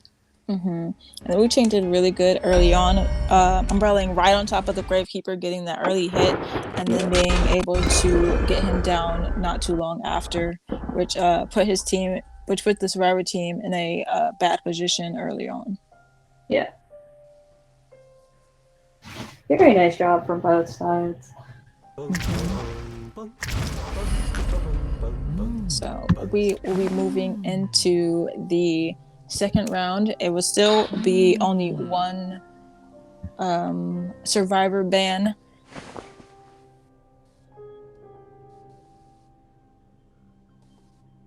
Okay. So stream, you will be not having any game audio for your end because of the screen not working due to the audio issues on that part. But you will be still seeing gameplay, and we'll be commentating the best that we can, so you don't miss out any like audio cues or anything about what's going on. Yeah. So yeah. Yeah, so we will see the Soups putting in their Hunter versus Wyvern survivors this round. We'll be seeing Angel Soup again. Once again, a Dream Witch main, while also playing Wu Chang and Axe Boy. I think we're definitely not unlikely to see the Dream Witch first round once again. Especially since there's not going to be any hunter bans. Playing your main that you know you're very strong at and can get kills early on to award your team points is important, especially if you think that the other team knows who you main and will possibly ban that character in the next coming rounds. Yeah, and especially so late into the tournament, I think all the teams have really gotten a chance to see who the other teams play and everything, so it's likely that they'll just try to use their strongest characters in the first round to secure as many points as possible. And so for Team Wyvern, we'll be seeing Sleepy Star. They are a mercenary and first officer main, but particularly secondary first officer. Salty Kiddo will be is mained in Cowboy, and the secondary forward and Acrobat. Hydrated does main Priestess, but has secondaries in Gravekeeper. And Nemu does main Mechanic, but does secondary Coordinator and Seer. Yeah, so it looks like Seer is banned. A very common first round ban. Seer's support is very dangerous for the hunter, since he can buy a lot of time, he can secure, make sure a rescue is done, all kinds of things. And from the survivor team, no hunters are getting blocked yet. So we're just trying to see who the survivor team will be picking for this round. They're switching up a little bit, so we're gonna have to wait a little bit for them to lock in. I don't know if Kiddo is serious about this wilding gameplay, but I am all for wilding being played. I do think that wilding can be a really good harasser. Yeah. But he likely to play forward. Yeah. So far, it does look like we're going to be seeing the 3 rescuers with a mechanic. It's a very popular strat. This is definitely a team you would see very often in first round in all kinds of tournaments, like the official tournaments as well. Definitely 3 rescuers to stall out as much time as possible and just wait out until accelerated decoding, and a mechanic to kind of secure at least a tie and possibly a win, depending on how much time is stalled out in the beginning of the game. And Hunter will be trying to find the mechanic first to especially get rid of the possibility of her decoding freely. And then secondary, they would probably want to find the Gravekeeper because he's one of the weaker rescue characters compared to Forward and Mercenary. Yeah. After the persona adjustments that came out a little while ago, they did replace the cat and mouse trait on the hunter persona with quenching thirst, if I'm not wrong. The trait that highlights all survivors after 50 seconds if the hunter hasn't discovered any hasn't gotten any presents yet. And that's a very common trait to bring on Dream Witch and Bloody Queen now, with how mobile they are, especially on a team comp like this, where you're ideally trying to find the mechanic first, but the rest of the survivors are very good at avoiding taking hits. And we will be seeing Angel playing Dream Witch this round. So as we load in here, she did spawn in Graveyard and is moving straight towards what's known as lower breakables or wedding, but decides to transition to somewhere else, knowing that survivors do spawn at Backgate as well. Looks like so far she spotted all three of the rescuers and caught the Gravekeeper in an open area, so she goes ahead and takes that hit on him. And it looks like she did find the mechanic and is going to go after her instead. Yeah. But interestingly enough, she is coming back toward the Merc and the Gravekeeper to try to put a little pressure on them so they can stop healing. Yeah.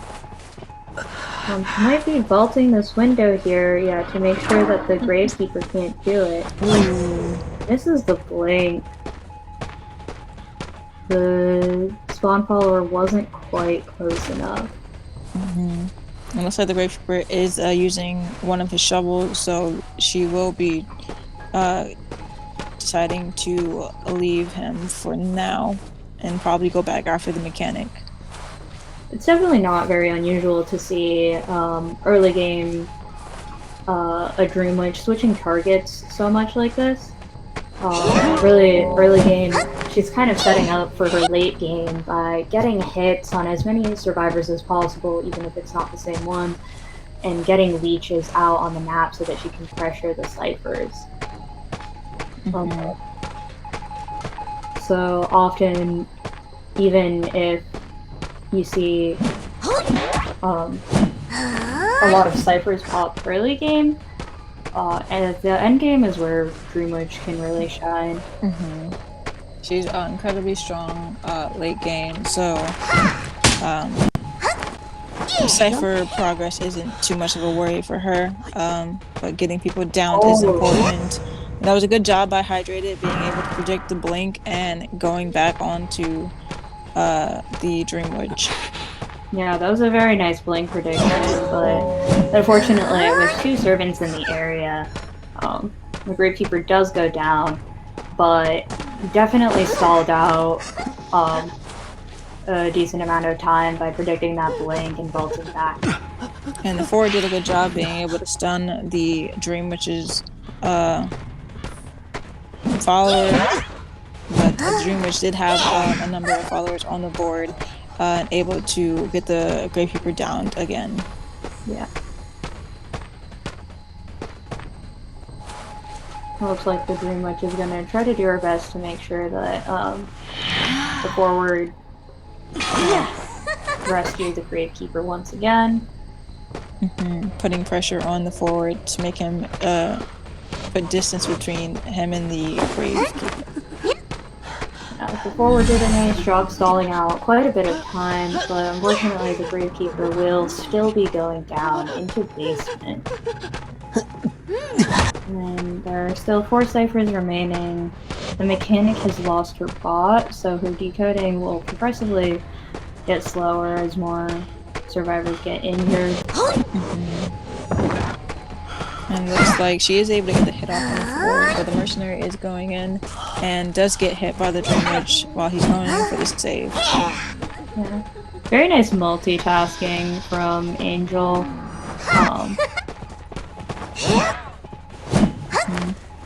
Yeah, just like, pressuring the forward while also camping. Ooh, she did try to get that blink hit on the mercenary instead of the Gravekeeper, but the Gravekeeper is going down regardless. And so we do see that the mercenary and the Gravekeeper do have leeches on them, and the mercenary was looking for someone to remove his leech, knowing that the hunter is able to put pressure on ciphers as well as being able to pick up the Gravekeeper while she has as many on the board. Unfortunately, both of the rescuers are currently injured, and Mechanic is running a kiting build. Due to the 3 rescuer strategy, and so this will put them in a difficult position because saving, but it looks like she won't be able to get this off. Especially since the Dream Witch is running Berserker to increase the attack recovery speed while someone's on chair. Gravekeeper will not be getting rescued. So there are 3 survivors up and 3 ciphers remaining.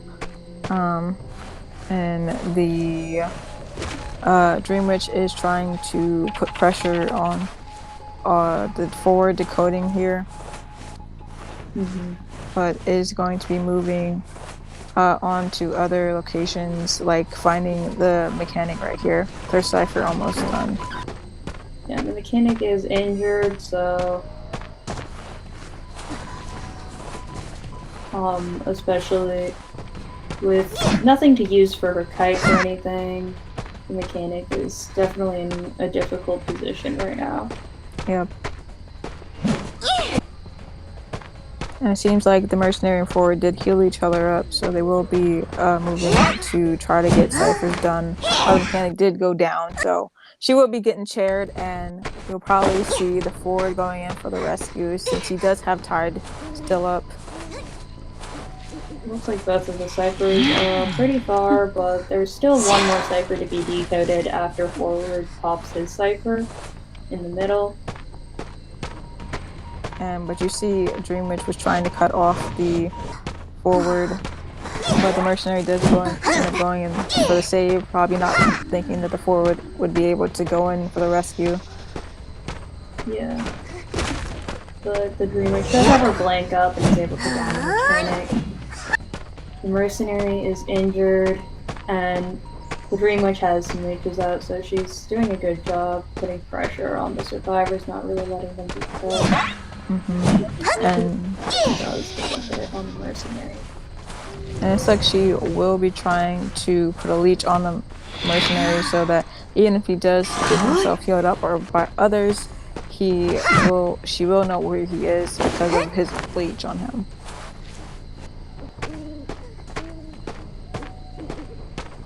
Meanwhile, the Dream Witch is chasing after the forward and does get the hit off on him. And the Mechanic might be able to struggle free, which he is able to struggle free just because the Dream Witch was off of her follower for a little bit too long. But because of Mechanic's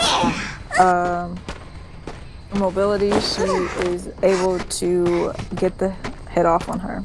Yeah, I think she used the leech that she had on the mercenary to down the Mechanic during the struggle animation. Yeah, the forward's injured, so there's not really much he can do. He doesn't have any football or anything.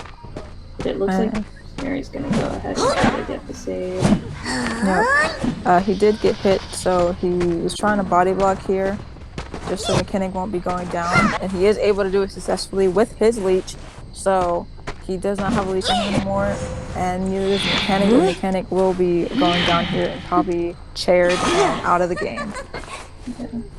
And so we do see Ford does have elbow pads now because he did open some chests in hopes probably to get a syringe, so he will be healed up while the Dream Witch will probably bleed out the mercenary.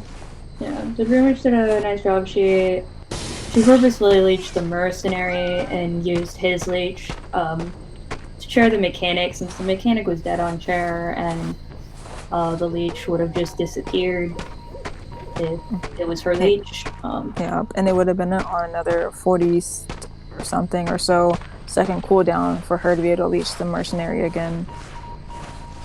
Yeah. But now she's watching out for the forward, trying to find him, and also make sure that the mercenary doesn't get up. She does find the forward, and he does have an elbow pad, but we'll see how much time he can stall out with just that. And the Dream Witch did change with the trump card to Patroller, so she's trying to guarantee the forward is not able to get away while she downs him. And since the mercenary already used up the self-heal, this will be a 4-man elimination. Yep. Well, So we'll see 5 points going to Team Soup and 0 points going to Team Wyvern for the second round. yeah. And so to note the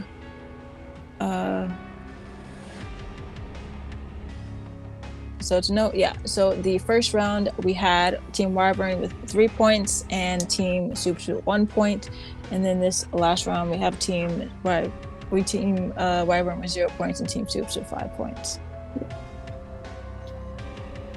So now we'll be moving on to the second set.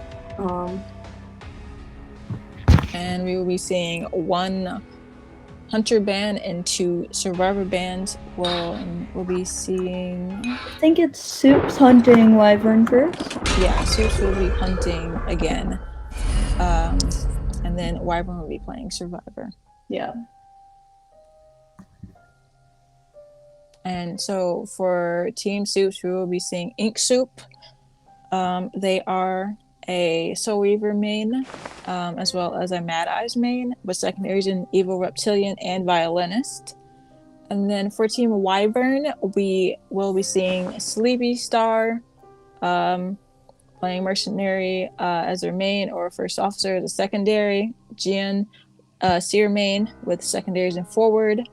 Salty Kiddo being a Cowboy main with secondaries in Forward and Acrobat. And then Nemu, which is a Mechanic main, and they have secondaries in Coordinator and Seer.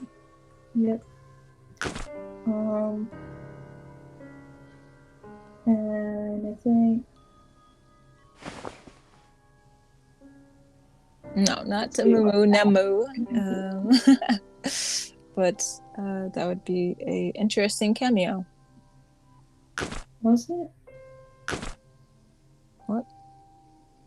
Anyways, we are going to be loading in here. And Team Wyvern had picked the map, and it is going to be Red Church. Again. Yeah, looks like it.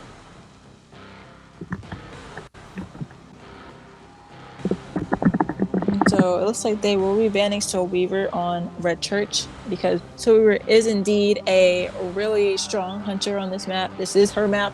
And looks like the Hunter team will be banning Seer and Mercenary, knowing that these two are definitely top bans for the hunters that play. Yeah.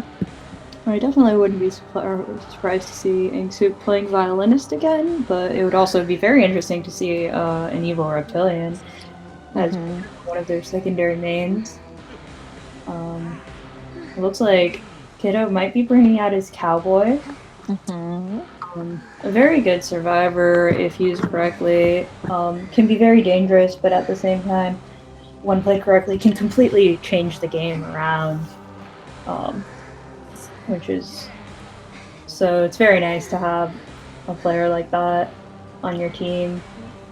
And so Looks like Sleepy might be playing their Gravekeeper. Still up in the air, but Yeah. GN has locked in with their forward as well and hydrated with their Priestess. Yes.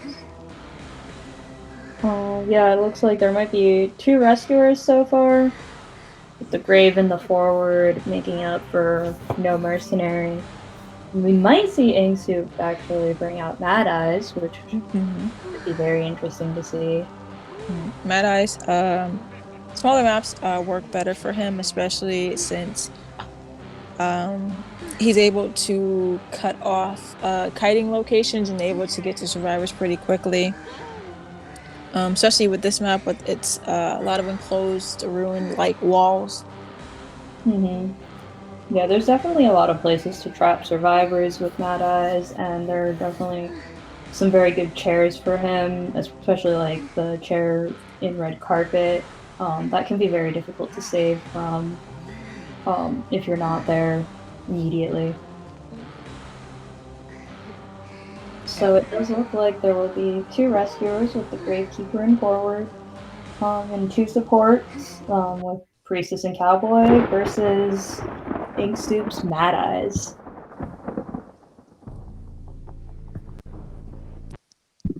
Yeah, Mad Eyes is not very, not the most common pick, but definitely a very strong hunter. Yeah. And so we're seeing that he's probably he's trying to get early wall hits, especially to get presence early on, but also stop people from decoding, as well as finding who he will be going after to then get downed. Yeah. So it looks like the Mad Eyes is running Blink with down right build. So a lot of Mad Eyes don't actually run detention, but that can be very risky for endgame. So I think it's definitely not unusual to see I think detention in a tournament setting just to secure at least 1 kill. Yeah.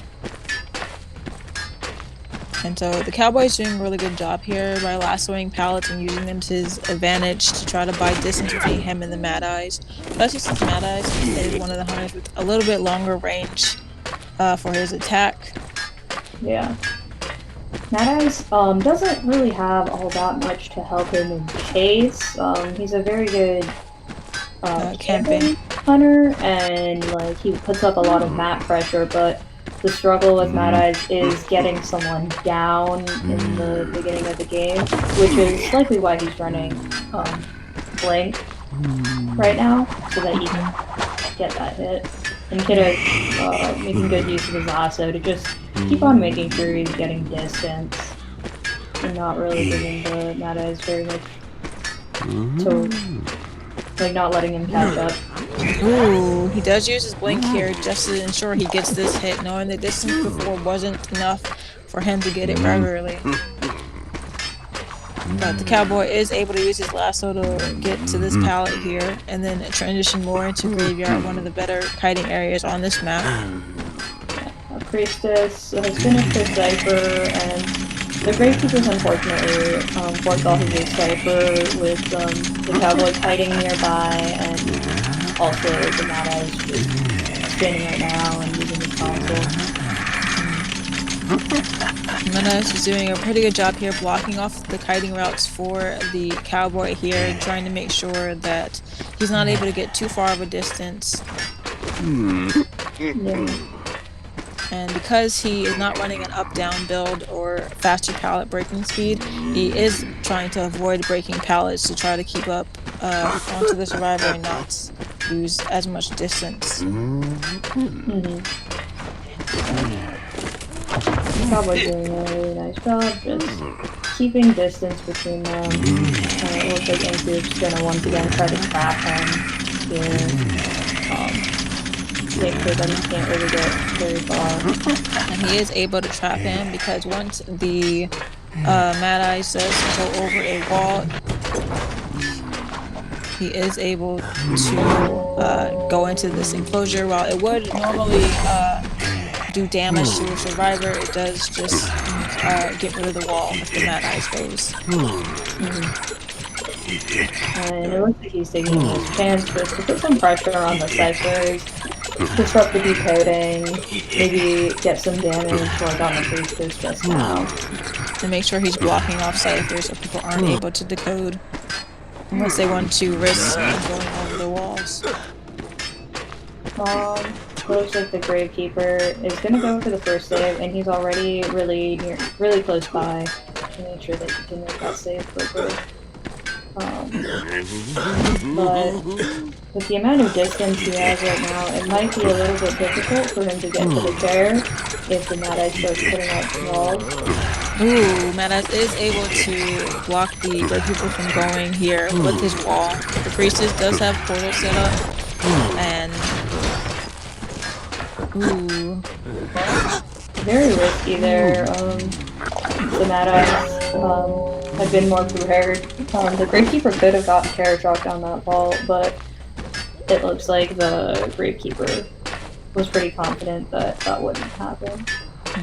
And there is only one cipher left, but it was forward cipher, and he will have to be going in for the save. But it looks like Priestess is coming in to try to finish off the cipher for him. Forward might have a difficult time because he is pretty far away, so this will give the Mad Eyes a lot of time to set up his walls to make sure that the forwards don't get close. But it is also a relatively open chair, so... And it looks like... Ooh, the forward did a pretty long stun to make sure that the Mad Eyes wouldn't be using any walls.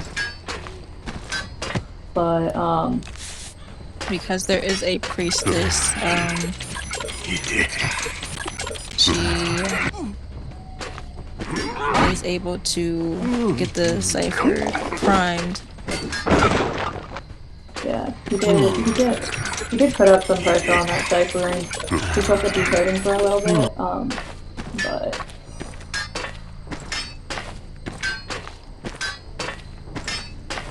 They did get it up.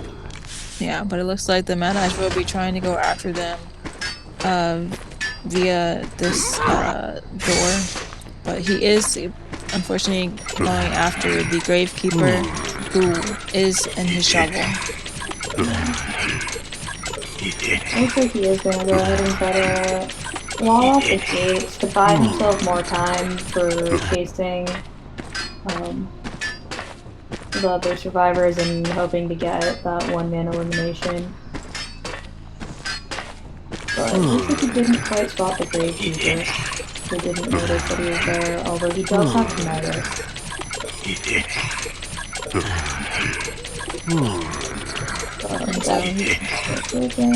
Yeah, but he is applying a little bit of pressure with his walls, but they are able to get the back gate open.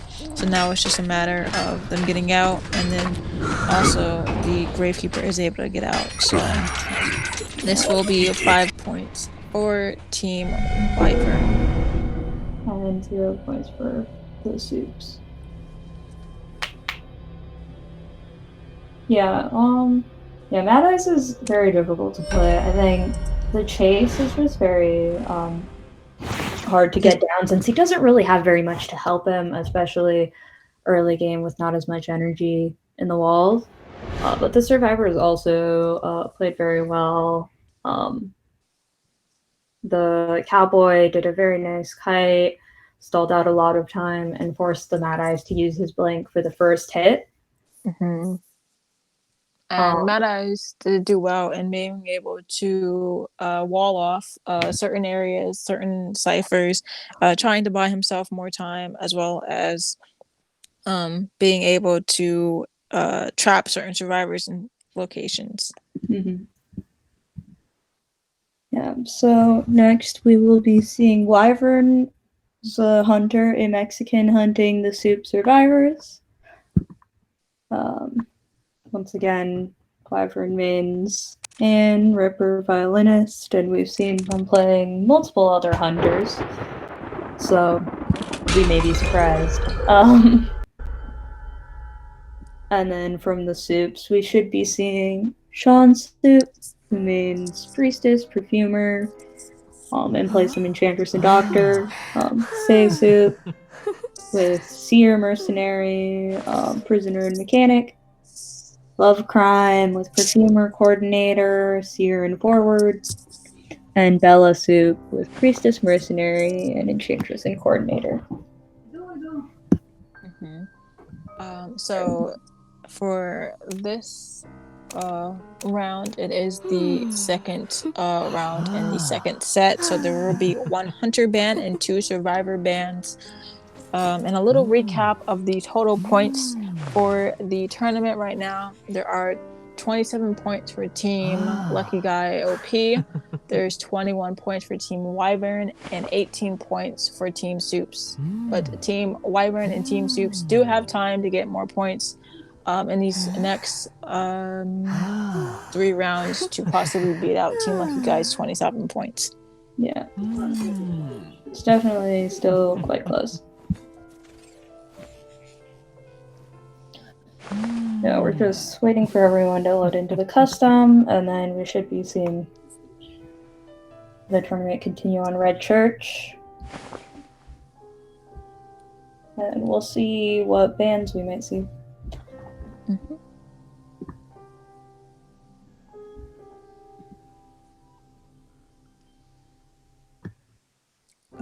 So we're just waiting.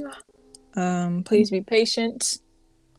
Also, any questions in the meantime, please ask them while we're getting this loaded in. Yeah, Nitro's in the chat, I see as well, like answering any questions, and then we'll go ahead and answer anything we can when we're not talking about whatever's going on. Yep. So it looks like for the Hunter ban, Team Soup will be banning open question mark. Oh, Wu Chang maybe? Yep, it looks like they're banning Wu Chang. Yeah.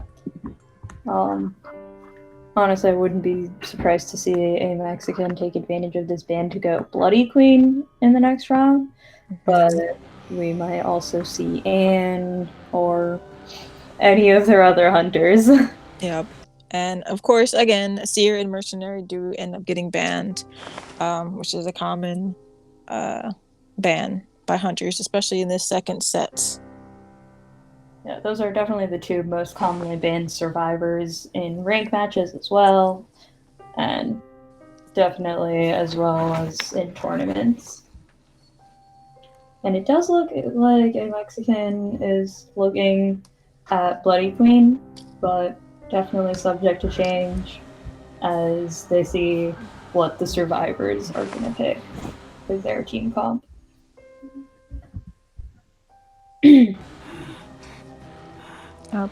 So it looks like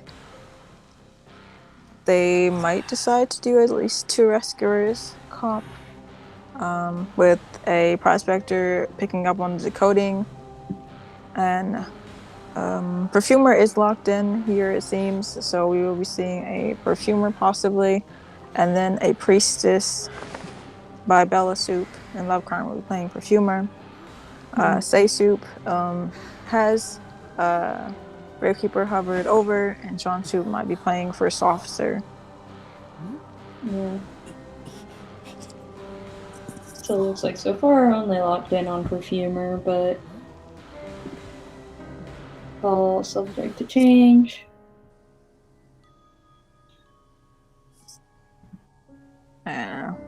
We're just awaiting, just like the rest of you. We don't know if they're sure about their choices, especially with they knowing possibly who a Mexican mains, and whether they might have to do an anti Bloody Queen build or anti on build, or even possibly any other hunter a Mexican might be playing. Yeah.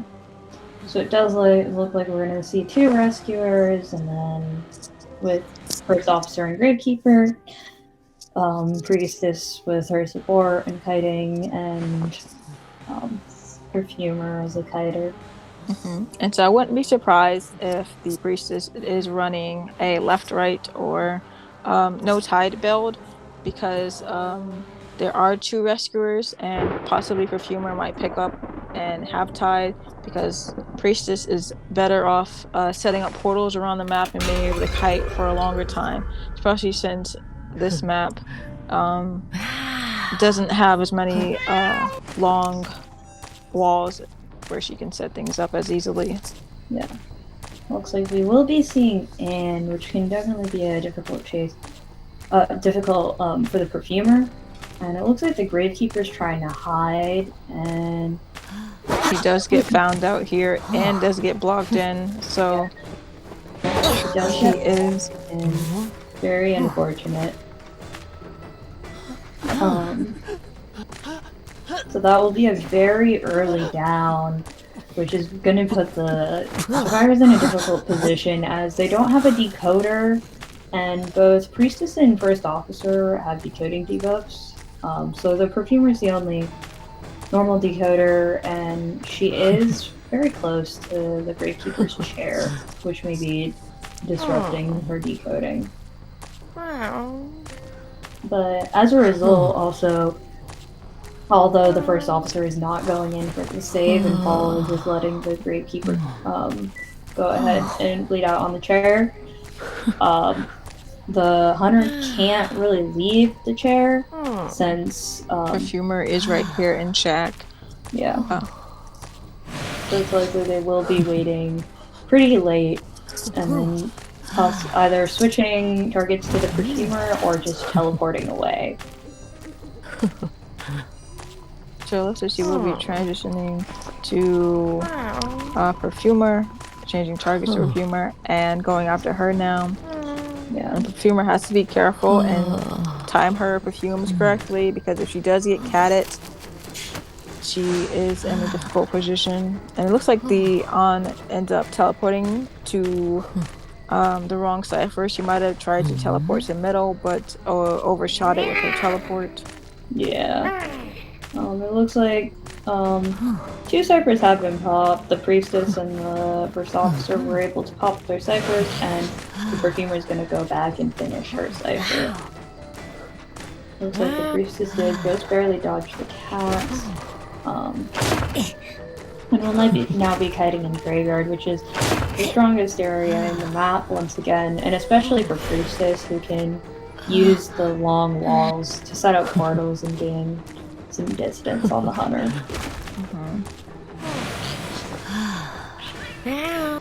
So it looks like she will be getting a cat off on the Priestess, and will be jumping to her and getting this hit off.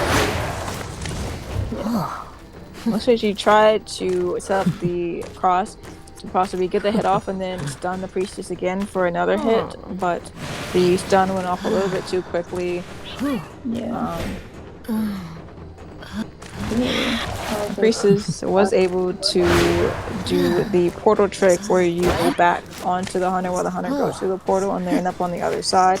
But On was able to close the distance and get this kill on Priestess. Yeah. There are only 2 ciphers remaining, and both of them have quite a bit of progress. So if the First Officer can get this save off, they definitely have a pretty good chance at a tie. Yeah, unfortunately, in the Disciple doesn't really have very much map pressure, which can make it very difficult. But it looks like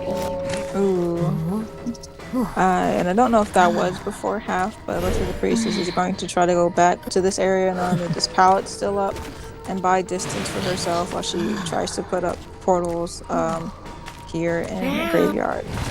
Looks like it's just barely before half, and it looks like Dawn decided to switch targets and go for the cipher to make sure that they can't pop it. This is the last cipher. Yeah. Now everyone is injured, and it's very possible that the First Officer might go down soon, somewhere around here. And so it looks like the priestess and the perfumer are healing ups in hopes that they can get the cipher primed and then go to save the first officer. Because the On will not be able to chair him near the cipher. Unfortunately, they do have quite some distance between them, so it's unlikely that the priestess will make it before half, but especially with if she wants to avoid getting the hit, double hit. And the hunter does have max control freak, which is often used by a lot of hunters just to make sure that survivors are saving after half instead of before half. Yeah. Yeah, but the hunter does teleport away and is now going for the perfumer. And Fumer was able to perfume before the hunter was able to get the hit with the stun, but she does end up getting hit anyways. So it's important that the survivors transition back to the cipher that was closer to being done. Yeah, definitely. The priestess did have Tide and is a slower decoder, which is why she was the one sent for the rescue, but Perfumer is unfortunately gonna go down here. But the cipher is going to be primed in time. And luckily enough, the perfumer has not been on a chair. Oh, it looks like the first officer was trying to not stay too close to the cipher, but unfortunately, since the priestess was trying to go for the portal for the save, the On put her down, got a hit, and since the first officer was not close enough to the cipher, he was not able to pop it in time. The On can't really leave the chair right now because Priestess does have very fast healing speed. And so she is picking on the priestess just so the priestess can't pick herself up. And the hunter would have to be forced to knock her down and they'd be able to pop the cipher. Yeah.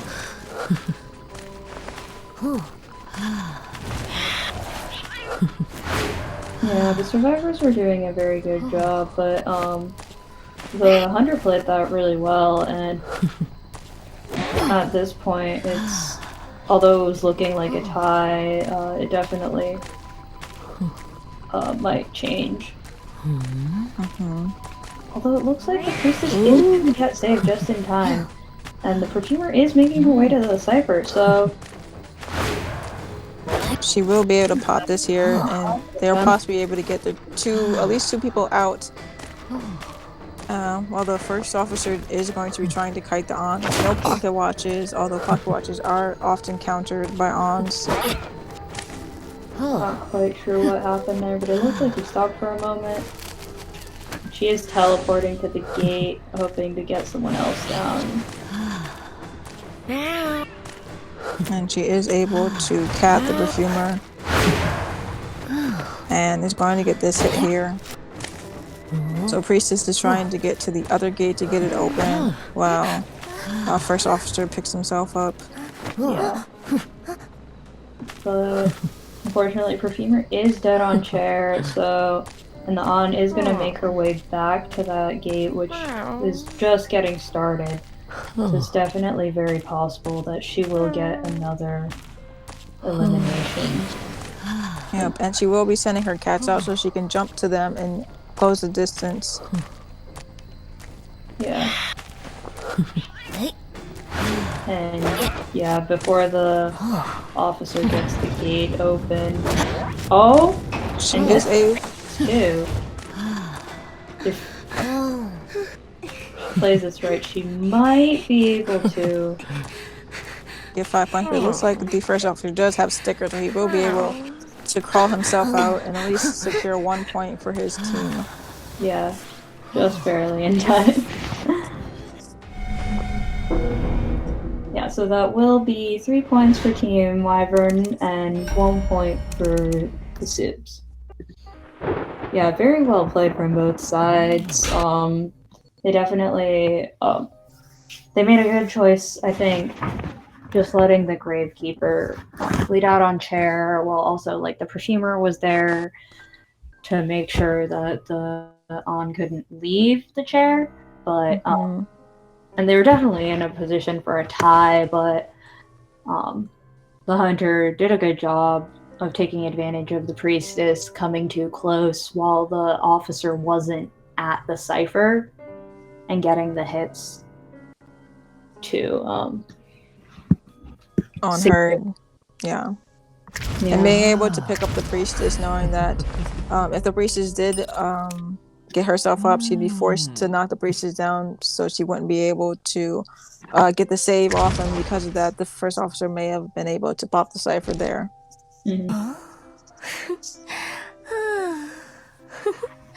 So this will be one of the last 2 rounds in the tournament, and it will be a 2 Hunter band and a 3 Survivor band, and we'll be seeing.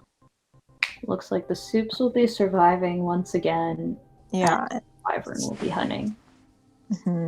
And we'll see a Mexican hunting again, and then for the Survivor team, they're going to be seeing I think it's the same Survivor comp. I think so. Yeah, so same Survivor comp. Same Survivors and same Hunter. We'll likely be seeing a different map pick, though. Okay, so to recap, this is a point-based tournament for the finals. Whichever team gets the most points in these 3 different brackets will be the winners. Right now, Team Lucky Guy OP has 27 points, which is the points to beat. Team Wyvern has 24 points in total, where there's 2 more rounds left, so there's time for them to get more points. And Team Soups have 19 points, and they're still playing against Team Wyvern to try to get more points. Yeah. So we'll see how this goes. And I'm not sure about the map pick quite yet.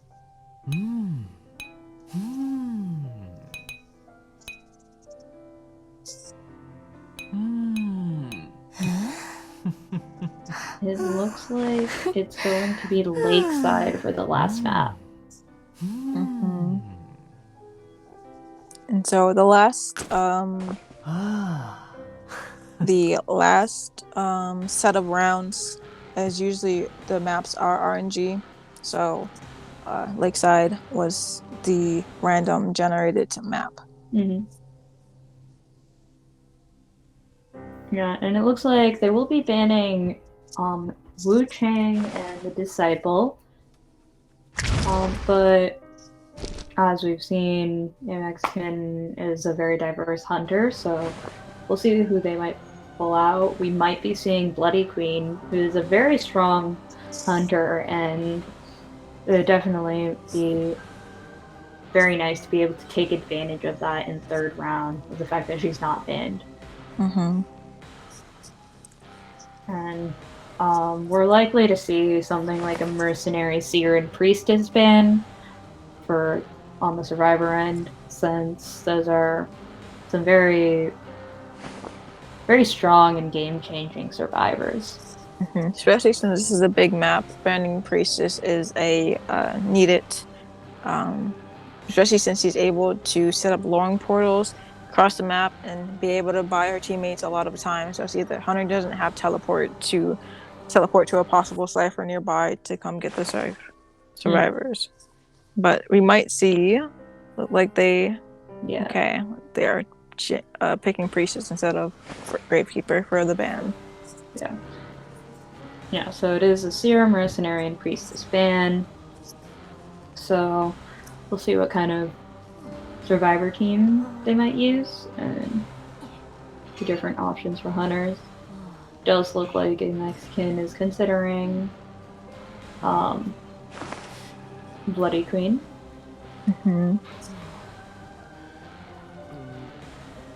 Whereas the survivors, well, once again, we might have to wait a little bit to see as they go through their options and pick someone. And this is one of the last 2 rounds, so being able to get points here is really important. Team Wyvern is 3 points away from tying with Team Lucky Guy OP, so they need at least 4 points to be beating them, and then Team Soups needs at least 8 points to be tying with Team Lucky Guy OP.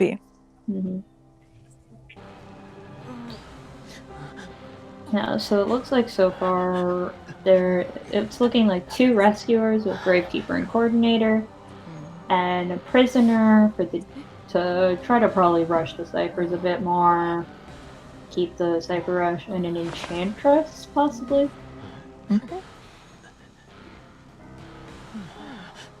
Yeah, it looks like that's the survivor team that they've locked in on. And we are most likely seeing a Bloody Queen, so that is still subject to change. Yep. Yeah. I think big maps are a little difficult at times for Bloody Queen just because it's a little harder to pressure the ciphers at times with how far away they are and the limit on the mirror. But she's still a very strong hunter regardless and can definitely do well even on this map. So yeah, it looks like we will be seeing Bloody Queen, which is a very strong hunter pick for 3rd round.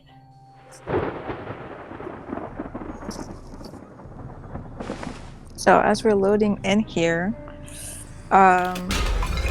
we will be seeing the hunter spawning in what's known as cornfield, and likely going toward either the middle or shore. And it's like they will be going toward shore, knowing that people would typically spawn in that location, and will be running into Say Soup, the prisoner. And it looks like they're trying to at least get their stun up, but the Bloody Queen will be breaking the box. So now the prisoner has to kite without their stun. Yeah, I remember a lot of people debate a lot on prisoner versus mechanic as a better decoder, and really I think a lot of people seem to agree on the fact that prisoner, although he's definitely not a terrible character, compared to a mechanic, he's more of a supportive decoder. More of a supportive kiter decoder, rather. Mechanics more of being able to decode with her bot as well as herself, and she does have difficulties kiting, so she's more of a tight kiter because her pallet throwing speed as well as her pallet vaulting speed is. This was a good play by prisoner, being able to probably predict the blink a little bit and be able to get the pallet stun. Yeah. But yeah, the thing is in tournaments and higher tiers, mechanic does tend to be preferred over prisoner, as she does due to her bot, even when she is found first, she can still do quite well. If she can tight kite decently, using some pallets, and just get some distance and just stall a little bit of time, by the time she goes on chair, she will have a bot out and she will be able to usually decode at least one cipher.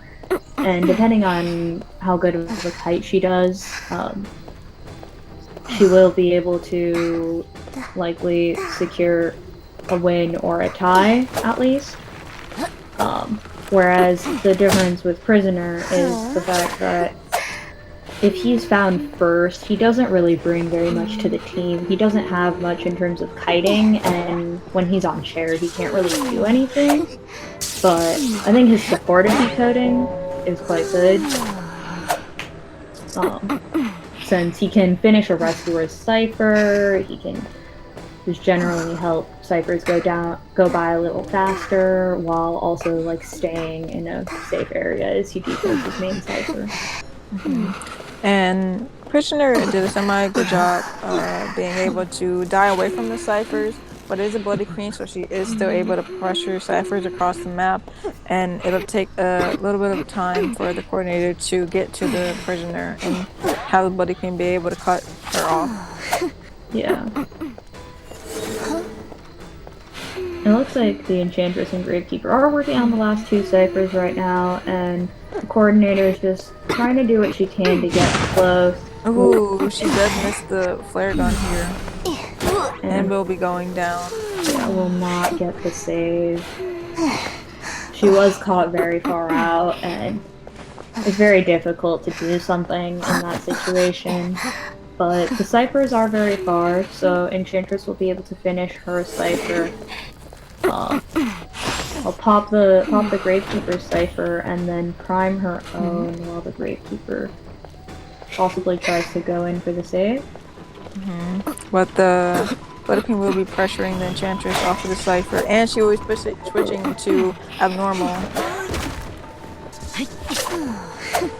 Yeah, very, very nice job from the Bloody Queen, taking advantage of that moment, but the Enchantress got away from the cipher to go ahead and abnormal it and now stall more time for herself. Unfortunately, the Enchantress does go down here. The Gravekeeper didn't take a hit on the first save, so he was able to safely go in and save the Coordinator and will be able to go ahead and save the Enchantress. But unfortunately, the Enchantress did get chaired. Right on the cipher that was abnormal, unfortunately, for the Shadow team. So, looks like the Gravekeeper's gonna have to go in and save, but he can't save a little bit too early because buying as much time as he can for his survivor team to get cipher progress, as well as knowing that he does not have tide anymore, so he can't just save the way he would like to. Yeah. Personally, I think it would have been a good idea for the Gravekeeper right then to go ahead and go underground to body block for the Enchantress to stall time for the Coordinator to prime that cipher. But it's also understandable that he didn't do that, so that in this situation he could go ahead and rescue.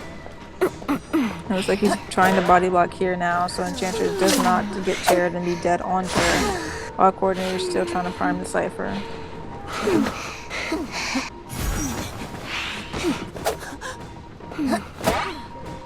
And their cipher was primed, so they were able to pop it here. And the Enchantress does have a 3-stack, so she's trying to buy time for her teammates to get away and 3-stack. And now the Enchantress is going to buy as much time as she can for her teammates, so that they can get to the gate and get it open. She did force out the Bloody Queen to use her mirror, so she won't have that for another 15 or so seconds, but looks like they just got on the gate, so the Bloody Queen is on her way to them. Yeah, and I'm not sure if we'll get it open in time. It doesn't seem like it. Yeah, especially not with the mirror up. And they are able to get it, but it looks like it will only be one person out. Yeah. But they did a good job securing securing one person to not allow Wyvern to get the 5 points from that game. So Yeah. that would be 3 points to Wyvern and 1 point to the Soups. And so to recap points, because I know people are going to be asking about points, there's 27 points with Lucky Guy OP. Team Wyvern is now tied with them with 27 points, and Team Soups does have 20 points. And we're going into the last round, so if anything, Team Soups will at maxing get 25 points and will not be winning the tournament, but can force Team Lucky Guy and Team Wyvern to go into a final drawbreaker. Yeah. Right now, Wyvern is probably going to just be trying to get at least 1 point to secure their win overall in the tournament. While we'll see what the Soups decide to do. They'll probably just be trying to get show how well they can do, get as many points as they can. And I think we will be seeing BMO hunting this round for the soups. Mm-hmm. And they main Feaster and Bloody Queen with secondaries and Ripper. And then for the Survivor team, for Team Wyvern, Hydrated, Nemu, Jian, and Salty Kiddo will be playing for their team. Yeah, so we'll see how this goes. We've already seen BMO playing a few times and proving to be a very good hunter.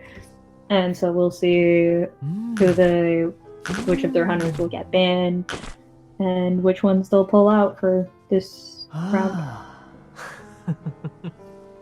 So they'll be going once again onto Lakeside. And this is the final round for the tournament. If Team Soups is able to get their 4-man kill and able to secure 5 points, because the team will not be winning. However, they could force a tie between Team Lucky Guy OP and Wyvern to go into a final game, possibly. We don't know exactly how that's going to work, but yeah.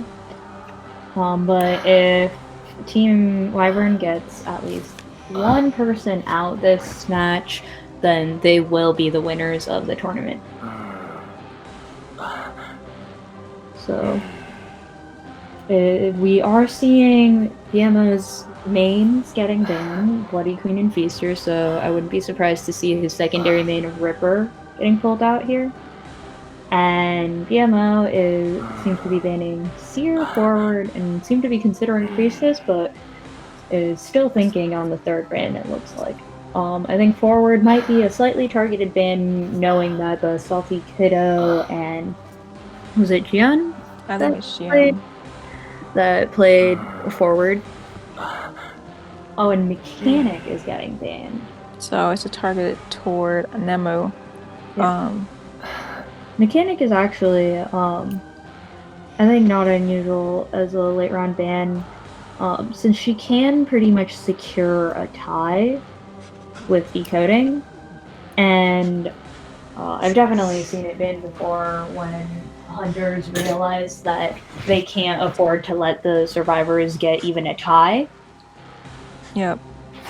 So, in that time, they do ban Mechanic, and it looks like BMO might be going Bonbon.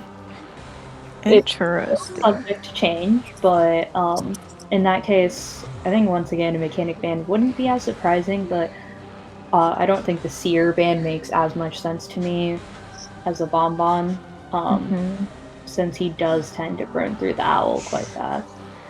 So we'll see as he looks through all his hunters and sees what's the best choice to be getting kills here. Yeah. And it looks like so far Team Wyvern is locked in with Salty Kiddo on Cowboy and Hydrated on Priestess. And it looks like they may be going with 2 rescuers, although that's still subject to change. So we'll see how it goes.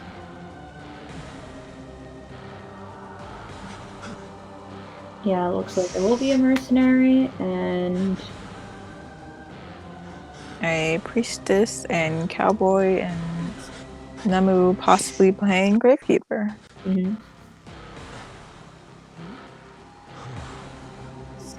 Yeah, I mean, the Cowboy definitely can, like, stall out some time, I think, and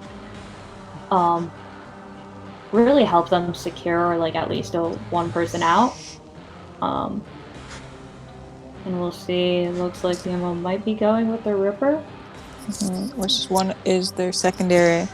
And not a bad character to play on this map. There's a lot of open areas, and his Flocky Blades do go through a lot of the objects. Yeah. Ripper has a very strong chase ability, although He is more often seen in later rounds, like the third round here, due to having trouble with like the map control and pressure. Yep. Yeah, he does lack map pressure and sometimes even camping ability. If he's not able to land his Foggy Blade pretty early and far away distance on the rescue. Mm-hmm.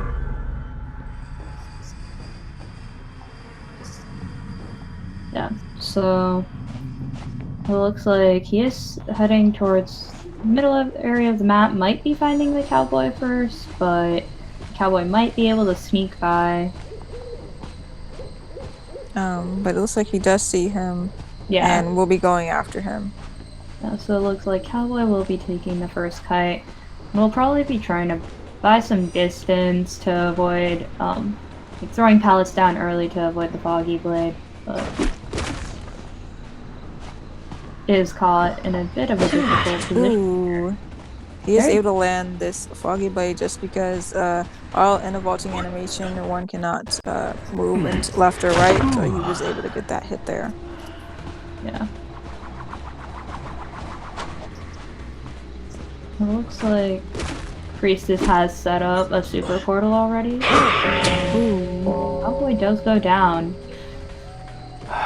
Very nice foggy blades from the Ripper. And that was a pretty early down, and since Mercenary is very far away, he is already making his way to the cowboy's chair. Mm-hmm. That's like the Ripper is just trying to make sure that no one's coming from the super portal from boat, and if so, he does get eyes on them with the peepers. Yeah. Mercenary is a very nice dodge of the foggy blade. And immediately just starts making his way, get out, and make sure he doesn't take that second hit, so that he can continue to decode and rush the ciphers. Cowboy's continuing to just put distance between them. 2 ciphers have popped so far. And Cowboy's doing a decent job putting distance between him and the Hunter, and then the Ripper is trying to possibly get a Foggy Blade hit off, but it does get stopped by the objects here. Yeah. And Cowboy is using this chance since Ripper just used up his Foggy Blade to transition, get some pallets once again, and get more distance.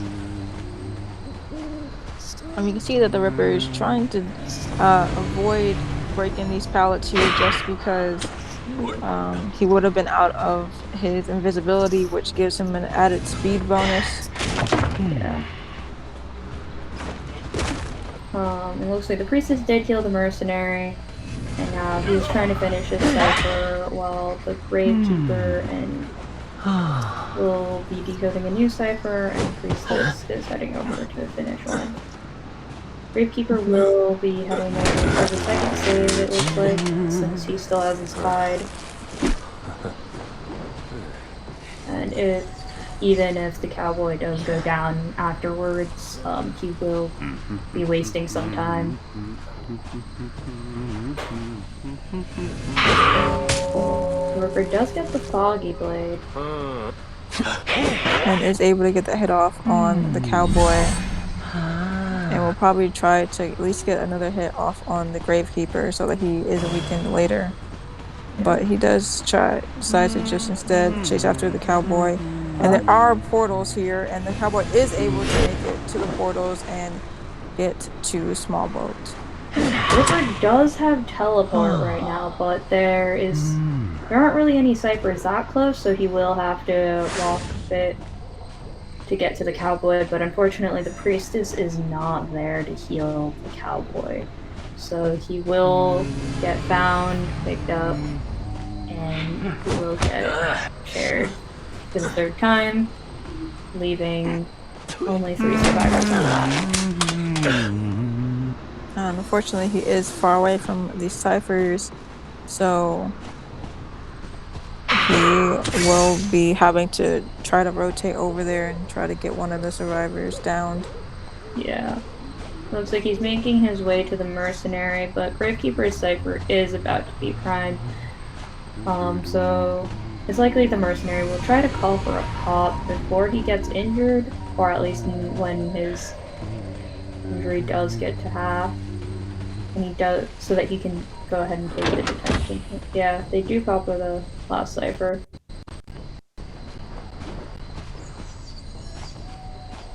The mercenary does try to take the Ripper away from the gate, but he does decide to go ahead and go for the gate. Which the priestess is calling the mercenary. He is able to get the priestess down here, and the gate is not open. The mercenary is going to the back gate in Cornfield, and the Gravekeeper is trying to transition his way over there as well. Looks like the gate was almost open, but the Gravekeeper decided to be safe and move away from it. And unfortunately, the priestess was not able to summon her portal in time to get out of the area. And the Gravekeeper is doing a good job by forcing the hunter to stay around the priestess with tinnitus being up. But unfortunately, he isn't anywhere near dungeon, and the Ripper does have his teleport up. So if he finds the Gravekeeper and sees that he's moving towards that gate, he will just be able to teleport to it. Force him out. So it looks like the Gravekeeper is running for his life to the Cornfield gate, and the priest is about to be dead on chair. And the Ripper looks like he's going to be teleporting to the gate over here. And the Gravekeeper, I think he might know where dungeon is, or at least has an idea, and is going to try to make his way there. Hello, I faded into existence again. Hello, Nitro. Hello, Nitro. Welcome back. So, with Mercenary out already, Wyvern has already secured their win of the tournament here. Yeah. And Gravekeeper just got out, so that is for a final 2 points for Team Wyvern, which will put them at 29 points for the tournament and be the winners. Team Soups will be at 22 points, and Team Lucky Guy OP will be at 27 points. Yeah. Very nice job from all of the teams playing in this tournament. Yeah, everyone, thanks for playing, and thanks for everyone watching as well. Props to all the teams. Everyone did their best. We had a lot of amazing plays and a lot of different hunters and survivors. Just a lot of different. It was very unique on some of the characters we've seen. Yeah, it was really nice to see some of the hunters that you don't see as often. Like the Mad Eyes was very interesting to watch, and just generally. For anyone really confused on how this tournament worked, is that is at least on finals wise, it's a round robin style. So every team got to verse against the other team. So Lucky Guy OP got to verse Wyvern and Soups in one bracket, and in one bracket each. Wyvern goes against Lucky Guy OP and Soups, and then Soups goes against the other two as well. Well, and it's based on the number of points they could get totally. So Lucky Guy OP after the first two brackets got their 27 points, and they were pretty much done playing for the tournament. They just had to hope Wyvern or Soups weren't able to get enough points to get past them. So yeah, they did. Lucky Guy OP did tie with Wyvern in the first bracket, and then in the second bracket they did get 2 more points than Team Soups, but it was up to Team Wyvern and Soups to beat the 27 points that Lucky Guy OP got, and Wyvern was able to get to 29 points overall, so they are winning the tournament for today. And this is the finale. Congratulations to all teams. This will be the end of the tournament and the stream. Round of applause for everyone. Round of applause. Yeah, round of applause. And it was very, very fun tournament to just to commentate and just to watch. Yeah, it was definitely. Yeah. We'll see you all. We'll see you all in the next Snake Squad tournament. Yeah, possibly. Bye, guys. Bye, everyone. For watching.